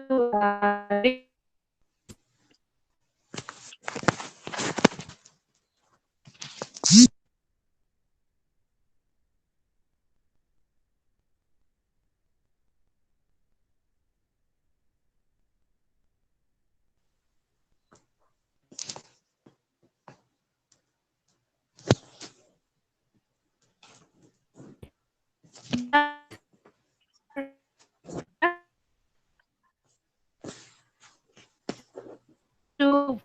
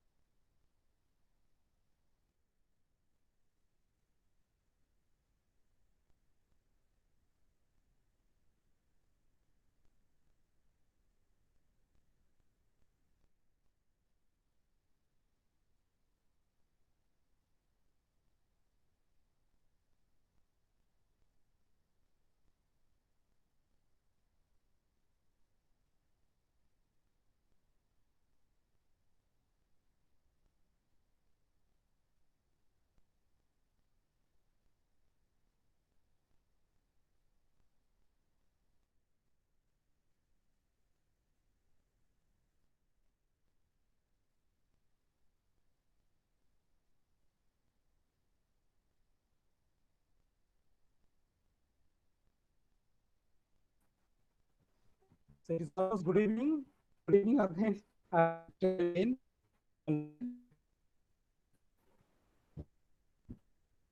Yeah. So before we conclude, I was supposed to speak on a topic. I was supposed to speak on the theory of independence, equalization, comparative study of Uluswankas, a dance of course, and Gugi Watyogo, Michere Gite Mugos, the trial of Didan Kimathi. So this presentation of mine shall mainly focus on the aspects of those aspects that relate our independence and process of Nsukka talks about decolonizing the mind, independence and decolonizing the mind. Most of the as well as the Indian writers, especially at theatre, they've taken two courses in their major dramaturgy, playwriting. Number one, going back to the traditional roots in the tradition of orature, orality, roots from their indigenous traditions, and shape that into performance. The second has civilization, the Western theater.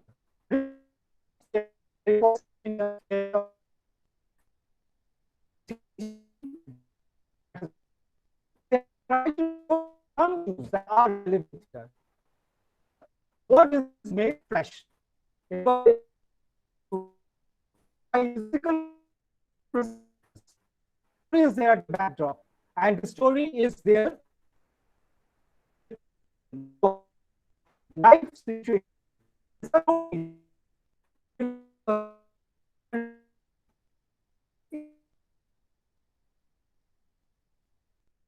Or colonized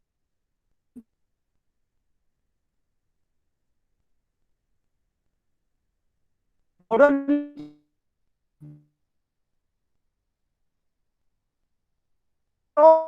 account in ways. In Wolesmankas, at the is a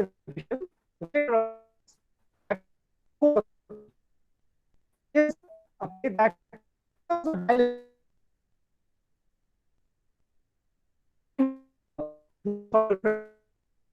the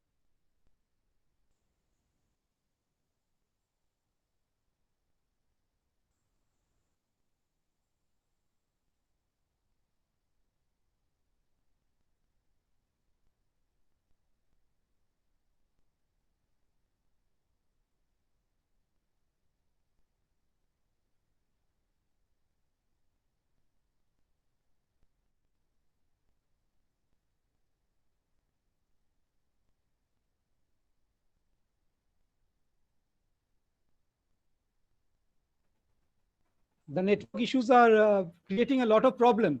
So I would like to thank all the participants for long speech. Professor, I must thank you for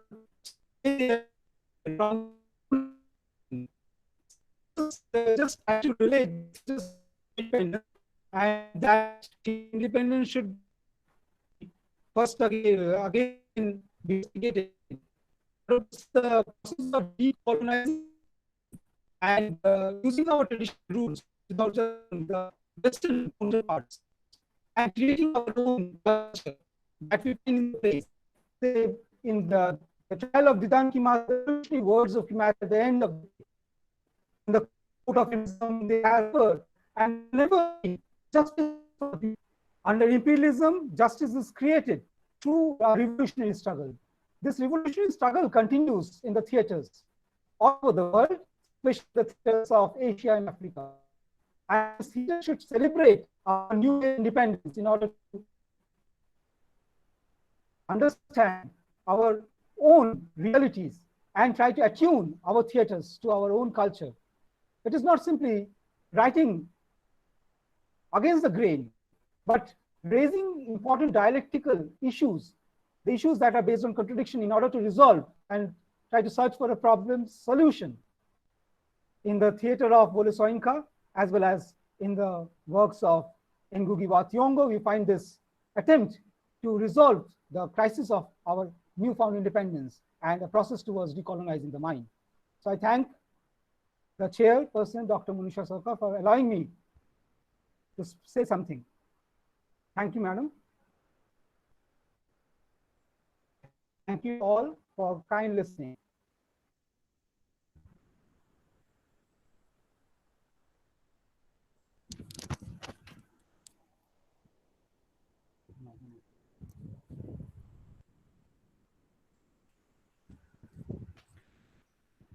Thank you, Dr. Sarkar. I think it's quite some time and we've been conducting this webinar, international webinar, though there have been so many wonderful papers and deliberations, and I would say that it was quite a profitable day, productive day. We got to know so many different aspects and areas which we had never thought about. So it has opened up new vistas for us.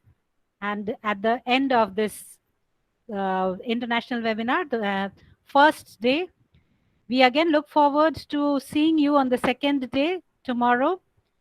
And the web link will be provided at 1 o'clock. So we would expect you and we would request you to all please join at 1. And thank you. Well, I would like to emphasize the fact that it will be Indian Standard Time, 1 o'clock. 1 in the afternoon in India. So Indian Standard Time, 1. The link will be provided to you.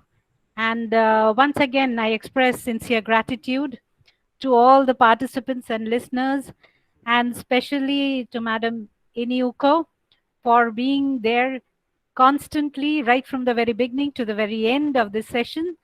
I know at times it is quite taxing, but we really are very grateful for her constant presence there, and all the participants who have patiently heard all the papers that have been presented and have enriched this session with their not only erudite presentations, but the presence and the fact that they have been there to listen and participate actively throughout the day's deliberations. I thank you all once again and hope you stay well, you stay safe and secure. With that, I would call the end of this session. Thank you again. Stay safe, stay healthy.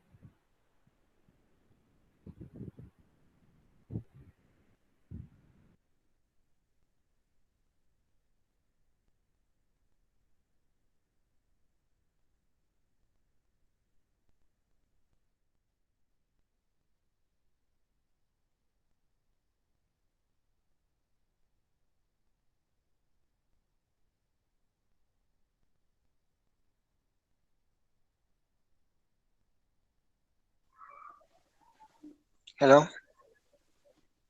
Hello?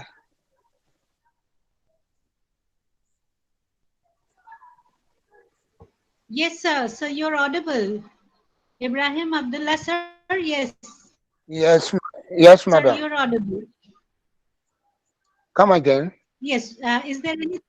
Yes. Is there anything you would like to share, sir? Yeah, I think I was supposed to make a presentation in this group. Hello? Yes. Yes, Hello? sir. Yes, said, sir. And your presentation was. my presentation was the 6 on the. So I Yes, the have woman this. of culture. There is a serious network problem down here. Would you like to go on? Would you prefer to go on with the presentation? I'm very sorry, I can't hear what you say. I only received some sounds.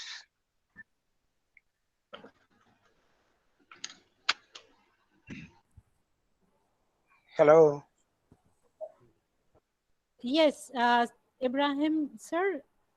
Yes, madam. Yes, sir. We'll be more than happy to accommodate you if you are willing to present your paper. We're still there. So if you want to present your paper, we will be there to listen to it. Of course, I'm sorry, most of the participants have already left the platform, but but if you are willing, so definitely we'll be able to accommodate you. Okay, I'm ready to make presentation. I'm here already to make the presentation. Right, sir. Absolutely no problem. So please continue. We'll be there. We Okay. are here to So, listen. okay. My name is Ibrahim Mohammed Abdullah from Nigeria, Al Kalam University, Katsina. And the topic Welcome, of my sir. thank you. The topic of my presentation is the woman as a custodian of culture, a study of the Hausa woman. Now, I intend to look at culture as the total repertoire of what describes people, their way of living, and their art. However, the Hausa woman is a unique woman among the community of women all over the world. However, the Hausa society is not a peculiar society different from other world societies. The only difference is the Hausa woman, like the Hausa society, is influenced by the Muslim culture. Their contact with Islam has already determined exactly how the culture should be. So predominantly the Hausa culture is a reflection of the Islamic culture and their own oral literature, their culture, their arts is determined and shaped by the tenets of Islam. However, the woman is a principal idea, an important factor in socialization of the child. This, I found out that she does it through the transmission of orature, which is known as oral literature. This oral literature is an embodiment of the social values, including the norms and whatever it has to do to describe and to qualify the Hausa people. More than 100 million people are the Hausa speaking people, and the Hausa is an open culture which is all embracing. So the Hausa culture is expanding because of its flexibility and accommodation. The woman is as well flexible and accommodating. Her duty, both Islamic and traditional, allows her to make a significant contribution in not only producing children that increase or sustain the number of people in society, but she trains them and directs them. In fact, in Hausa culture and the society, the woman is the maker of the society because she is principally the controller of the home. And the child, as the saying goes, charity begins at home. Attitude of the child is a reflection of the home, and the woman is responsible for that.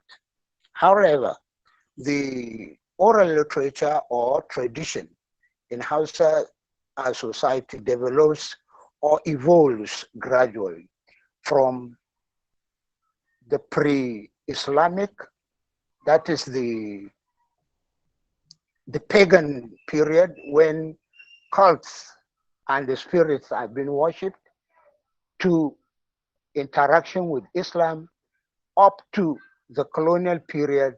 And the woman is now a post-colonial woman, that certain things have changed along the line. However, I have discovered that the woman was able to groom and introduce the child into the norms of the society through a number of cultural activities. These activities are like storytelling, fables, which the woman tells to the children, especially the grandparents. They say stories that trained the children. These stories are essentially important, and they serve as a traditional means of educating the child and another way of the induction of the child into the actual operation as an adult. The woman, in addition, not only tells the story, but she becomes the teacher, the guardian of society. By so doing, she is the wife who takes care of the father and the mother who takes care of the child. As a grandmother, she becomes an authoritative consultant in cultural matters and family. Thank you very much. Hello? Hello? Yes, sir. Yes, sir. So thank you very much. I think Yes, thank you, sir. I mean, though it was at the end of our session, but I think it was quite interesting because you talked about a very sensitive area, the position of women, and I think this is quite heartening to hear that the women are not only the makers of the home, but they are also the makers of the society. And exactly. the way they contribute through storytelling, through the traditional means, in order to prepare the children so that they can adjust to the society. I think it was a very interesting area that you were dealing with, and showed women from a new perspective. Though Hausa, yes, Hausa culture is, we are still new to it, but it was wonderful learning about the position of women in this culture. Thank you very much, sir. Thank you We very enjoyed. much, madam. Thank you. Thank you. It's been wonderful to have you, sir. Thank you.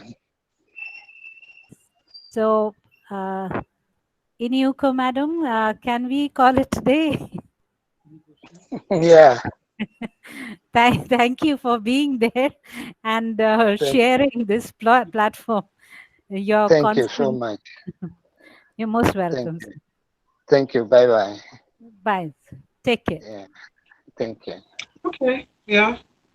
Yeah, madam. So, Inaugural, madam, I mean, I would say we were really encouraged by your constant presence there. Well, I've been quite inspired by the different perspectives that have been presented by the different scholars today. I believe that there will be opportunities for those who have missed today. I don't know, but there have been few who have sent messages. I see their messages to say they are back there or they are on now. Could they be made to present? I'm just wondering if that can be worked out so that they can be given opportunities. I don't know how tomorrow will be. Tomorrow, I don't think they'll get any chance. If by any chance, if anybody is here today, we can accommodate them. Otherwise, Yeah, but I see the message. The message here says Naji is around now, and I know he missed presenting sometime earlier today. I don't know if he's still here. yes, I don't know, but but I can't see him on the platform, web platform. that's if his connection will now be stable, you know. Yeah, but they've been quite inspiring.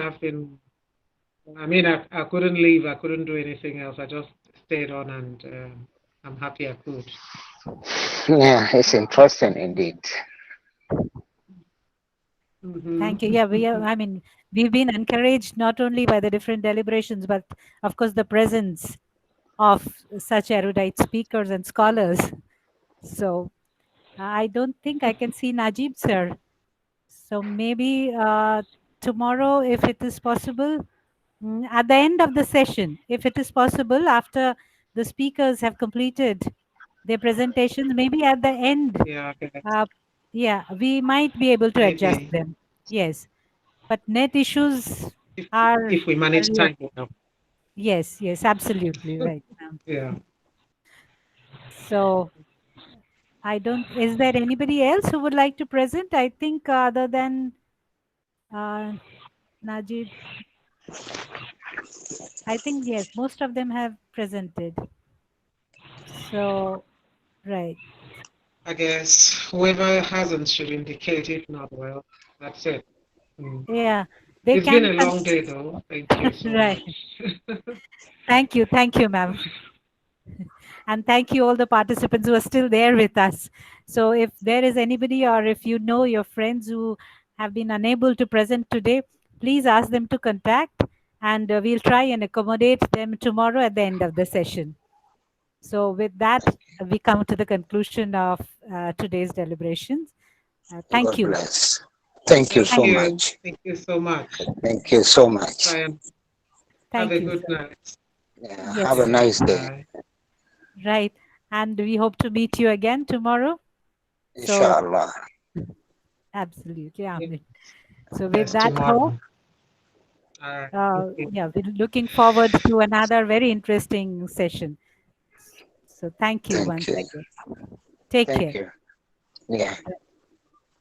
Thank you. Thank you.